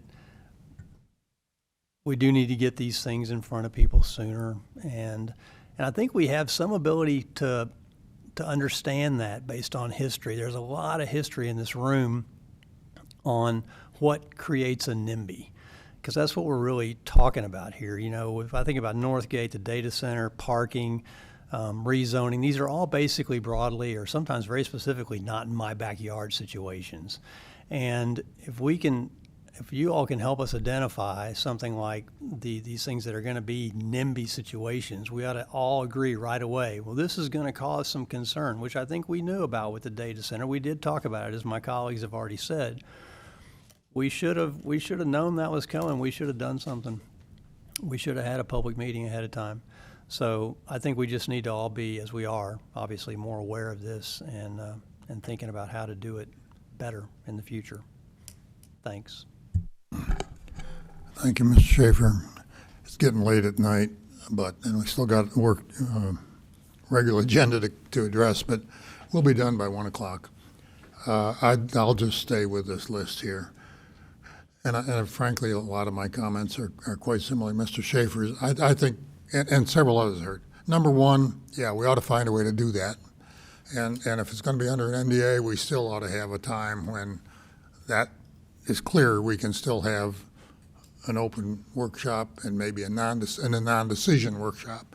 I made that point earlier. Possible discussion, possible decision. We can eliminate that like we did tonight. On those there isn't really an NDA. The Meet the Project item, I think, makes a lot of sense when you can work it in, and obviously we had a great discussion tonight. People were attracted to the whole topic of the baseball things. The presenter energized when he made his presentation. I think we all learned a lot, and I think that gives us a lot better position to move forward on. I don't mind. I think we should have a standardized template for non-disclosure agreements, and I think if we don't have something like that, we ought to have that more formalized. I'm like Mr. Schaefer. Council consent and language and scoring criteria utilized in bid proposal, that has come up a couple times, is why did you use that in executive discussion about whatever it is when we're choosing a contractor or whatever. But I think that's a bit of micromanagement. I want to hire good staff. I want to keep good staff. I expect them to know professionally how to design a analysis for scoring, and I'm not usually going to get terribly excited about getting involved in that. I'm not quite sure what you mean by number 5. Council will take formal action in open session after every executive session where direction is given on a specific item. That's an awful lot of executive session items where you get direction, and I'm not just sure how you'd implement that. So I'm not sure I even understand what that is. Number 6, absolutely update and modify guidelines. I think we do have a policy on economic development incentives right now. I've seen it. And that ought to be kept up to date. And if that does need some modification to align with current objectives, as we look at the rest of it, yes, we should be revising and updating that. So on those 6 items, I'm quite, that's my guidance as far as I'm concerned. I don't know how that all adds up. There's an awful lot of different ideas. I think if you want to just consolidate it, maybe, I'm sure Michael's really good at this, but my thought is everybody up here, I think, wants to have longer lead time from the time when we release the information, have a public meeting, non-decision, and then we get the input, and then we decide, do we want to move forward with it, and we come back and make the decision in 3 or 4 weeks. So I'm certain, I think most people up here have some variation of that in mind. I think I heard a lot of support for the Meet the Project ideas. You can't always do that. Some of them are under NDAs, so you can't do it. Meet the Project on some of those up front. But if you allow for number 1, you've at least addressed that concern, and Ms. McElhaney spoke about that. So I think that's things that I think I heard everybody agree to. I'll let you sort out some of the rest of that, but Mr. City Manager, what have you heard? Have you heard Yeah, I mean, overall, enough ideas? yes, and what we'll do is, I mean, I guess we'll bring back a formal policy for you all to adopt, which by the nature of it, you could change and modify in the moment. So we can put these kind of up here and incorporate maybe some of what we've heard, and then again, it'll come back and be an agenda item, and then if you like or don't like something or want to add something at that time, then you can. Would that come back as a workshop item then, or not? I mean, I think that, I mean, that's up to council. I mean, this is kind of what we're proposing, so it would just be it would come back as a You're regular. proposing everything in here? Well, I mean, for you guys to consider. No, yeah, well, but I think some of us have raised the question of, particularly 4 and 5, for example. I heard at least 2 of us say, I'm not quite sure how that would be accomplished and why you would do that. 5 is one that I would say if we were going to include, we would just need you all to define it a little better. We have a general term of what that would mean, but, up there, but that would be something different.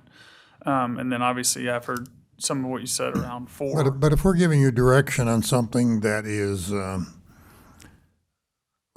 guess what I'd be concerned about, we give you direction on legal questions. I give the city attorney direction on things that are going forward. I don't think that is So something this would you be do. more of, let's say, This is economic development. let's say, for example, we had an agreement with, let's say, Corinth, right? And they were seeking an economic development incentive in addition to the purchase of the property, right? And so that is listed on the agenda, right, under economic development incentives with Corinth. You could come out of executive session saying, we're directing staff to negotiate the economic development incentive with Corinth Properties as discussed in executive session. That Okay. would provide clear guidance and kind of the full support of council, or if certain ones were against it, it would be very clear then kind of how we would proceed on these. Okay, now you give me an example. Not with legal or You give me anything an else. example, then I think I'll better understand it. So I'm more engaged in that. So you're not given the particulars of what was Okay. discussed, so it's still, but, so if that's under an NDA, I mean, you're not gonna come out and say, would you just say? And there are certain things. I mean, not every project's going to have an NDA. And again, these are potential options for you to consider. And you can provide us guidance on any one of these at any point in time. You know, as we go into executive session and we have, let's say, a real estate deal that we're selling a piece of property, you could say, look, before we even put this on the agenda for action, we want to hold a workshop 30 days before we even consider action. And it may be certain ones that have absolutely no concern, right? And there were some that didn't have a concern with FARA or hunting or anything else. If we want that same process to say, hey, we're going to have 30 days for those, we absolutely can. Or at that particular time, council could say, look, there's likely not going to be a large impact on this property. Go ahead and schedule it for action. It's up to council, though. The only other thing I would add is take a look at Mr. Yancey's list of suggestions as well, and I think there may be some of those that could be blended in here to focus them a little bit more, or maybe even add one or two. So to go back to your question, I think we'd be bringing it back as a regular agenda item for you to vote on. But if you're saying you want to come back as a workshop for more discussion, then that's up to you. Well, I guess I'll leave it to my colleagues here. Regular agenda item. We can always just say we aren't ready to adopt this now. We need you to make these changes and. Yeah, and I would just say too, like I always say, you know, the enemy of better is perfect. So if you all agree on 5 things, you can adopt 5 of them and then keep arguing about one. We don't have to wait till you get all of them in. Okay. Any other comments for staff? All right, so we're done with that agenda item, which was 8.3. We got 4 or 5 items on the regular agenda. Do you need a 3-minute break, 5-minute break? I don't see anybody rushing to the door, so if you do need to take a brief break, proceed to do that. All of these are public hearings, and I'm going to bring forward Gillian. Yes, sir. You're here, and you're taking on the workload tonight. Yes, sir. You drew the short straw. Yes, sir. Okay, so you begin. Regular agenda item 9.1 is a public hearing, presentation, discussion, possible action approving an ordinance vacating and abandoning a 0.031 acre portion of a generally 20-foot wide public utility easement. Said easement lying over, across, and upon Lot 1, Block 1 of the Athletic Complex subdivision, generally located at 1812 Welsh Avenue, according to the plat recorded volume 1140, page 4097 of the official public records of Brazos County, Texas. Gillian Stiller. Yes, sir. Jillian Sittler, Planning Development Services.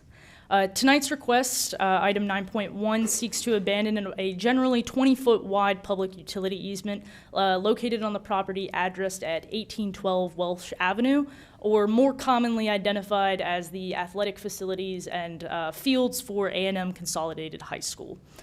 This request comes from the applicant who is undergoing renovations and upgrades to the athletic facility.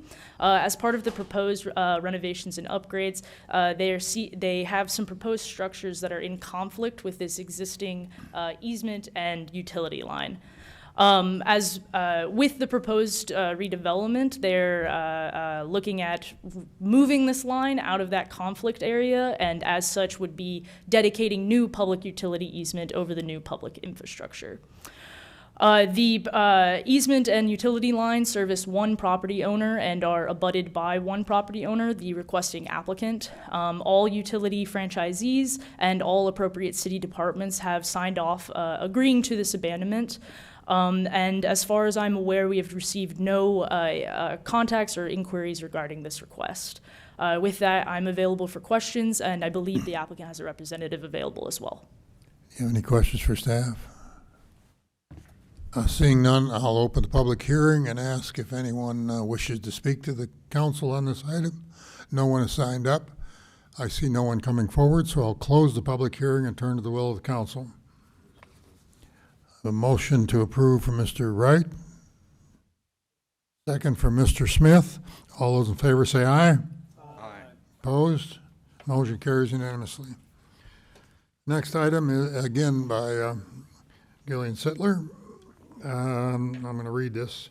9.2, public hearing, presentation, discussion, possible action on a resolution authorizing the change in use of certain parkland property for sanitary sewer lines with certain College Station parkland sections known as the Memorial Cemetery of College Station, generally located southwest of Harvey Mitchell Parkway and northwest of Raymond Stotzer Parkway, to serve property located within the College Station city limits, but also within the Certificate of Convenience and Necessity service area of the City of Bryan sanitary sewer system, plus the council's determination that the use of the parkland property is allowable and that no other feasible or prudent alternative exists for the sanitary sewer lines for the project, and that all reasonable planning measures have been taken to minimize the harm of such parkland.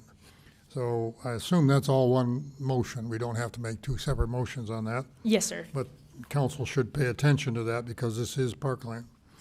Okay, Gillian? Yes, sir. Thank you. Tonight's item 9.2 request seeks to issue a change of use for the installation of sanitary sewer on a portion of city-owned parkland property legally denoted as the Memorial Cemetery of College Station, but more commonly referred to as the Aggie Field of Honor.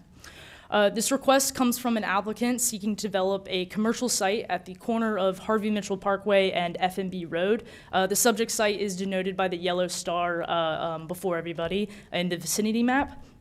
As a part of development, the property must be platted and meet all minimum public utility infrastructure standards. This includes access to sanitary sewer. As a part of an interlocal agreement between the two cities, the subject developing property was transferred over to the City of Bryan's Certificate of Convenience and Necessity service area for sanitary sewer. Due to the nature of this agreement, topography in the area, and then other existing utilities in the area, the proposed route plans to place around 671 feet of sanitary sewer within and along city parkland property about the northwest border of the cemetery. With this request, it's important to note that Texas Parks and Wildlife Code Chapter 26 stipulates that a change of use cannot be approved unless the following two items are determined. First, that there's no alternative to the proposed plan, and second, that the proposed plan has included all reasonable planning measures to mitigate any harm to the parkland. I've received no inquiries regarding tonight's request, and this item was heard at the September 9th Parks Advisory Board meeting for recommendation, where it received a unanimous vote for a recommendation of approval. With that, staff also recommends approval, and I am available for questions, as is a representative of the applicant. One question from me. Sure. Does this involve moving a fence? Who's going to do that, and how is that done? Yes, sir. The construction would involve the temporary removal of the fence. Actually, the two pieces of fence paneling that would need to be removed are called out on the plan that you see before you on either side. I think I can circle it. No, I see where they are. Okay, Yeah, perfect. I see where they are, both Yes, sir. sides. And that is both the removal and reinstallation is the responsibility of the developer. Okay, so the easement actually is inside of the park, the cemetery property. Correct, Which yes, means sir. that the development of that section, which is not yet developed, would have to be adjusted so that we were not encroaching on that area. Yes, sir. Parks, from what I understand, no formal planning of explicit cemetery plots have been planned in this area of the park. However, there are existing telecommunications, electrical, and drainage infrastructure that run pretty much along this exact same corridor that okay. would have already precluded those as locations. Okay, gotcha. Any other questions for staff? Seeing no one, so this is a public hearing. I'll open the public hearing. Yes, sir. No one has signed up to speak. I see no one's coming forward, so I will close the public hearing and remind the council that you have to also recognize that those two items have been met, and I assume that's been done by staff, and the Parks Advisory Board checked on that as well. No, there is no feasible prudent alternative, and it the project includes all reasonable planning, minimize harm to land, so on and so forth. With a recommendation from Parks Board, I think I'm okay on that, and staff as well. Yes, sir. Chair will entertain a motion. Move approval. Second. Motion made by Ms. McElhaney and seconded by Mr. Yancey. All those in favor say aye. Aye. Opposed? Motion carries unanimously. Item 9.3, again, a public hearing, presentation, discussion, possible action regarding an ordinance amending Appendix A UDO, Article 4 zoning district, Section 4.2 official zoning map of the Code of Ordinances, City of College Station, Texas, by changing the zoning district boundary from R rural to GS general suburban for approximately 237. It's been pulled, Mayor. Oh, that was pulled. I'm sorry. Yeah, I didn't. Well, I'm sorry. Yeah, let's not do that. No. I marked that on the earlier agenda, but I didn't mark it on the one that I got. The transparency that we're trying to. 9.3 has been pulled. I'm sorry. Here I am, just a robot up here reading these things. All right, we're going to 9.4, which is Garrett Seagraves. Okay, 9.4, I knew when I got to that number, it was not the one. Public hearing, presentation, discussion, possible action regarding an ordinance amending Appendix A UDO, Article 4 zoning district, Section 4.2 official zoning map, is Code of Ordinances, City of College Station, Texas, by changing the zoning district boundaries from R rural to E estate on approximately 4 acres generally located at the corner of Yopon Lane and Bradley Road. And Mr. Seagraves is going to present this. Yes, sir. Thank you, Mayor. Hello, Council. Garrett Seagraves, Staff Planner, Planning and Development Services. This evening's request, or I guess morning now, is to rezone an estimated 4-acre tract located west of the intersection of Bradley Road and Yopon Lane. The property is currently undeveloped, and the owner wants to split it into 2 single-family lots, while rurally zoned single-family lots surround the property. This property's comprehensive land use is estate residential. Estate residential land use allows for single-family residential areas that have a low level of development activities, which are appropriate for very low-density residential lots of 1 acre or greater. The request tonight is to rezone the property from R rural to E estate. After discussion and review, staff has determined that this request met the outlined rezoning criteria, such as being consistent with the comprehensive plan, a fitting use appropriate to the area, and having physical suitability with the proposed district. This was heard at the September 18th Planning and Zoning Commission, where the rezoning from R rural to E estate was unanimously recommended for approval, and I am available for any questions. Any questions for staff? I see no questions, so this again is a public hearing. I will open the public hearing. I have no one signed up to speak. Is there anyone that wishes to speak to the council on this item? Seeing no one come forward, I'll close the public hearing and turn to the will of the council. Move to approve. Second. Made the motion? William. Okay. Motion made by William, second by Ms. McElhaney. Mm-hmm. No, did I hear further okay. Didn't hear any conversation. So we have a motion on the floor, a second. All those in favor say aye. Aye. Opposed? Motion carries unanimously. Thank y'all for hanging with us. They've been here all night. Oh, yeah, okay. 9.5. Again, a public hearing, presentation, discussion, possible action regarding an ordinance amending Appendix A UDO, Article 4 zoning district, Section 4.2 official zoning map, the Code of Ordinance, City of College Station, Texas, by changing zoning district boundary from GC general commercial to MF multifamily for approximately 4.71 acres, generally located south of the intersection of University Drive East and East Crest Drive. Jeff Howell, there he is. Thank you. Welcome. Thank you. Good evening, Mayor and City Council. Jeff Howell with the Planning and Development Services Department. Tonight's request is to rezone approximately 4.71 acres of land generally located south of the intersection of University Drive East and East Crest Drive from GC General Commercial to MF Multifamily. As you can see from the aerial, the subject property is a portion of a larger unplatted property and is currently vacant. The comprehensive plan future land use map designates this area partially as general commercial. A portion of the subject tract was also recently designated as urban residential. For the urban residential land use designation, the comprehensive plan indicates that these areas are appropriate for a range of high-density multifamily and attached residential development. You will notice that this property is split by the future land use designation. This property is very large and has not been subdivided yet. The future land use designation is more fluid, generally flexible, and is not parcel-based. And so the City Council did approve the change to the urban land use designation in August. While this rezoning request is beyond the limits of that modification, it is still in line with the comprehensive plan and is okay with the adjacent designation. Tonight's request is to rezone the property currently designated as GC General Commercial to MF Multifamily. The applicant is requesting the MF Multifamily zoning district for the proposed use for a multifamily development, and the rezoning request is from GC General Commercial to MF Multifamily. And this rezoning request is to expand the adjacent multifamily zoning district that was recently approved in August by City Council, and this is in an effort to provide additional housing to the area. Staff has not received any communication in support or opposition to this request. However, we did receive 3 phone calls of inquiry. And so with that, staff is recommending approval of the rezoning request with the following condition. I won't read the entire thing word for word, but this is for a 10-foot landscape buffer with an 8-foot fence adjacent to the properties to the west to be provided on the subject property at the time of development.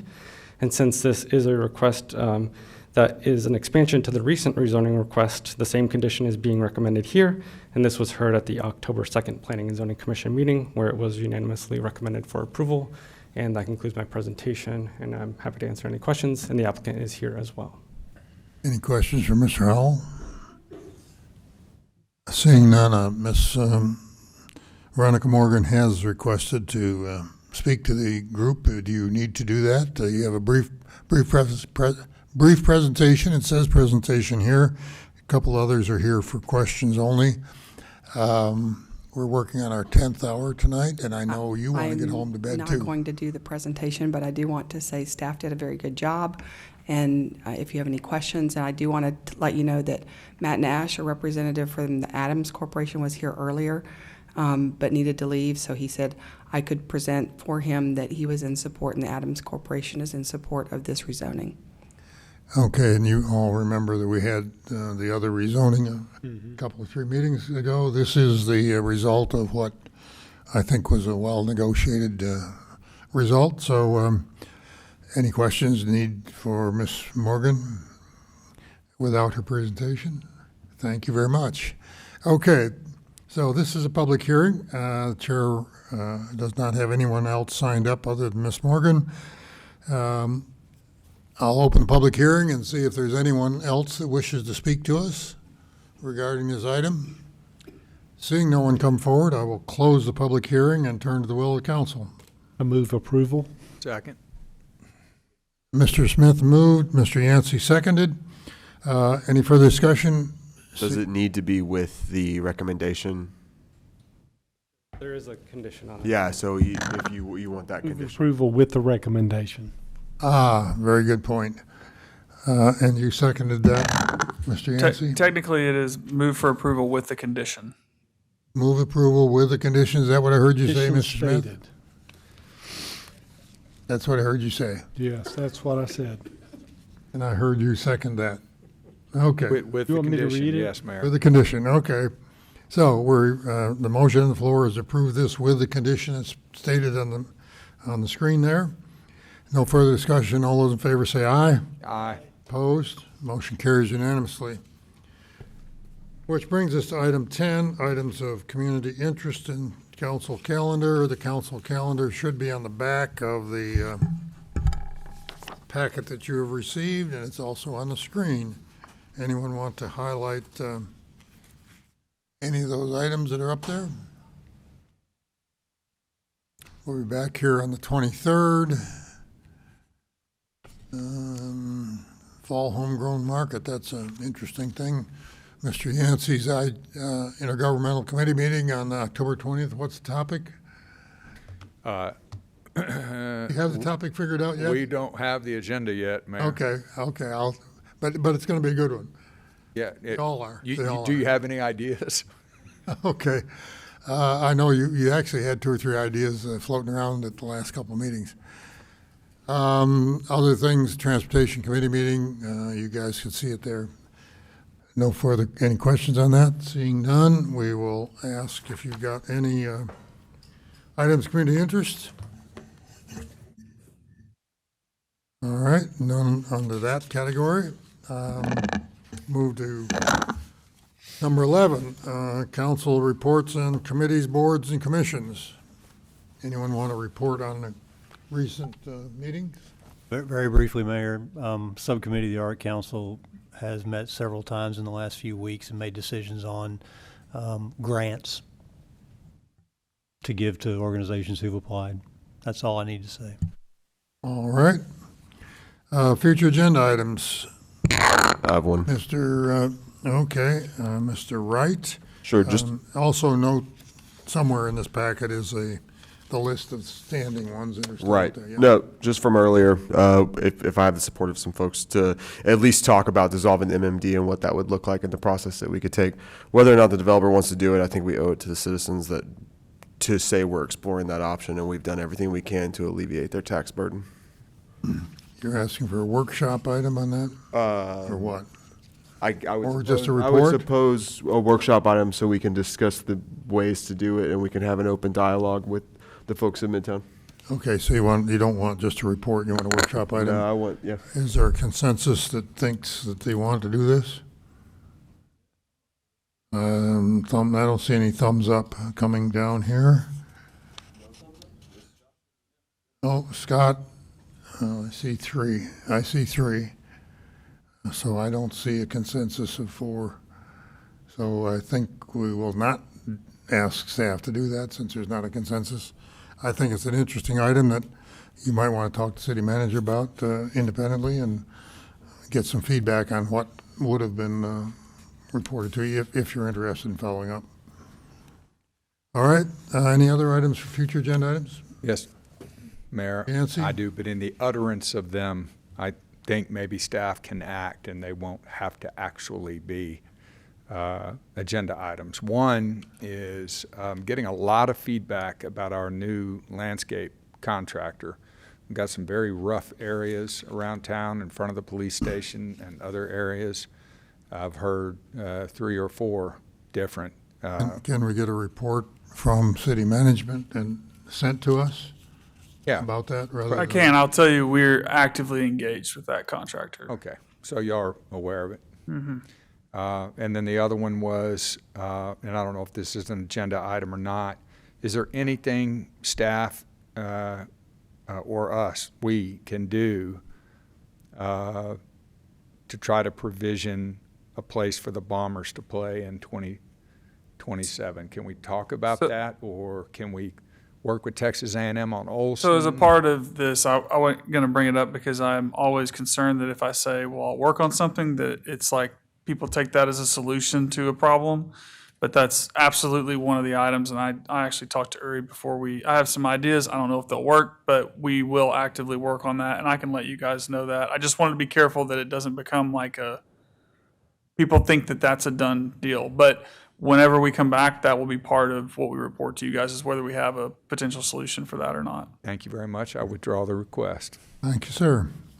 Are there any other future agenda items? Seeing none. And Mayor, can I just make one quick note? I don't know if you guys are familiar with, sometimes we do long workshops. So on October 23rd, we have a bunch on there. We're going to strike the Greater Brazos Partnership Compliance is not ready. We will likely move the family definition and shared housing. I know that's something you guys wanted to talk about, but it is not specifically, it's not time sensitive. So I'm proposing we'll move that. On the parking restrictions, we will have that, but my proposal, especially since we don't have a full council, is that we have that as a workshop without action, and then based on whatever direction we would come back at a later meeting. Didn't want to just move that one holistically, one, because it's probably, again, one of these items, maybe it makes sense to hear everybody and then come back. Right. And also, we've advertised that date, so we don't want people to get switched up on that. And then we will probably shuffle some of these around a little bit more, but this is kind of the general, as we get near the end of the year, this is what we're trying to get in this year. So if you guys end up having thoughts about reordering priority, then, let the mayor or I know or talk about it now, but that's kind of my thoughts on these. Did somebody ask for number 5, or is that a routine thing that needs to be presented? Family definition, shared housing? That was a council request. Okay. Yeah. Okay, that was a follow-up to, I think, our discussion about doing away with who's and who's. Okay. All right, so we got 4 and 4, and I have one little question. Thanksgiving, we got 2. Go Now, ahead. We seem to be having longer meetings, and we are also having a renewed commitment to being as transparent as possible. So I see us having even more workshops. Would it be prudent for us to consider maybe doing workshops on one day? And I don't know, somehow I don't really feel that on top of things, especially past midnight, but I don't know when the right time to talk about that is. That's but- been discussed several times, to have every second or third month have a workshop-only meeting. And I don't think council's ever felt like they needed that, but maybe now the time has come, as you have pointed out, that I mean, obviously it's up to council. Other options, again, we haven't necessarily got to them, I think but other options are when you have big things like this that are on workshops, we can just say, we're not necessarily having set, but we got a few of them that we need and we don't want to be here that long, so we're going to go and do a one-off. I always want to be careful, which again, this is just me advising you, it's your decision, but if we make 2 meetings, we'll end up with 2 long meetings, and then we keep staff here too. So I think if we feel like these are going too long, and I kind of think we are, we can break some of these out now and do them differently. Other times people ask about, can we start the meetings earlier? But that is a challenge for people to get to them, not staff, but the public. So it's up to you guys if it's something you want to think about. But one of the things we can do in the very short term is, if you don't want to make a total policy change, you can just say, hey, can we take a few of these workshop items and do them on a different day, just ad hoc? what do you mean by, that's, so let's do just them on a different, just another meeting? let's say you guys were add like, a meeting just for yep, workshops. you just said, hey, we're going to take this item and this item, and we're going to do it on a Tuesday, and you're just going to do workshops That's- versus scheduling it every month or something. Oh, like no, that. I didn't mean predictability. schedule. Go ahead. Going back to us being consistent, I don't know, I was talking to Mom the other day, and she, apparently back in the day, they did workshop items on Wednesday and regular agenda on Thursday, and it was kind of just a thing. I don't know that we need to do that all the time, but I don't know what the answer is, but I think Well, the consistency piece is also something we need to consider. Well, workshop items have to be posted. Those attract the biggest crowds. And typically, the workshop items do, as you can see by how many people stayed for the regular agenda. So, I'm all for, hey, I'm retired. I can meet 4 nights a week, but I don't think that's what you're asking for. Why don't city manager and I discuss having one meeting sometime in November, and we'll do, but you got to publicly advertise it, because a lot of those workshop items are really important to people. So we make darn sure we come up with a plan as to how we're going to communicate with public that that's not just a casual meeting. That's a meeting that, if they're interested in those topics, they need to be there. Or there is some routine quarterly and biennial reporting kinds of things that don't attract a big crowd. Maybe the staff can help us sort those out, and we'll do those on an off night. All right, how about if the city manager and I kind of talk about what we can do on that and just give you some direction? I agree with you, huh? Oh, how about, I appreciate what you're asking for because it is 10 minutes to 1. I'd like to get out of here by 9 o'clock every night if I could, particularly since we're starting at 3 for the next 2 meetings. All right. Hearing nothing further, the chair says we're adjourned.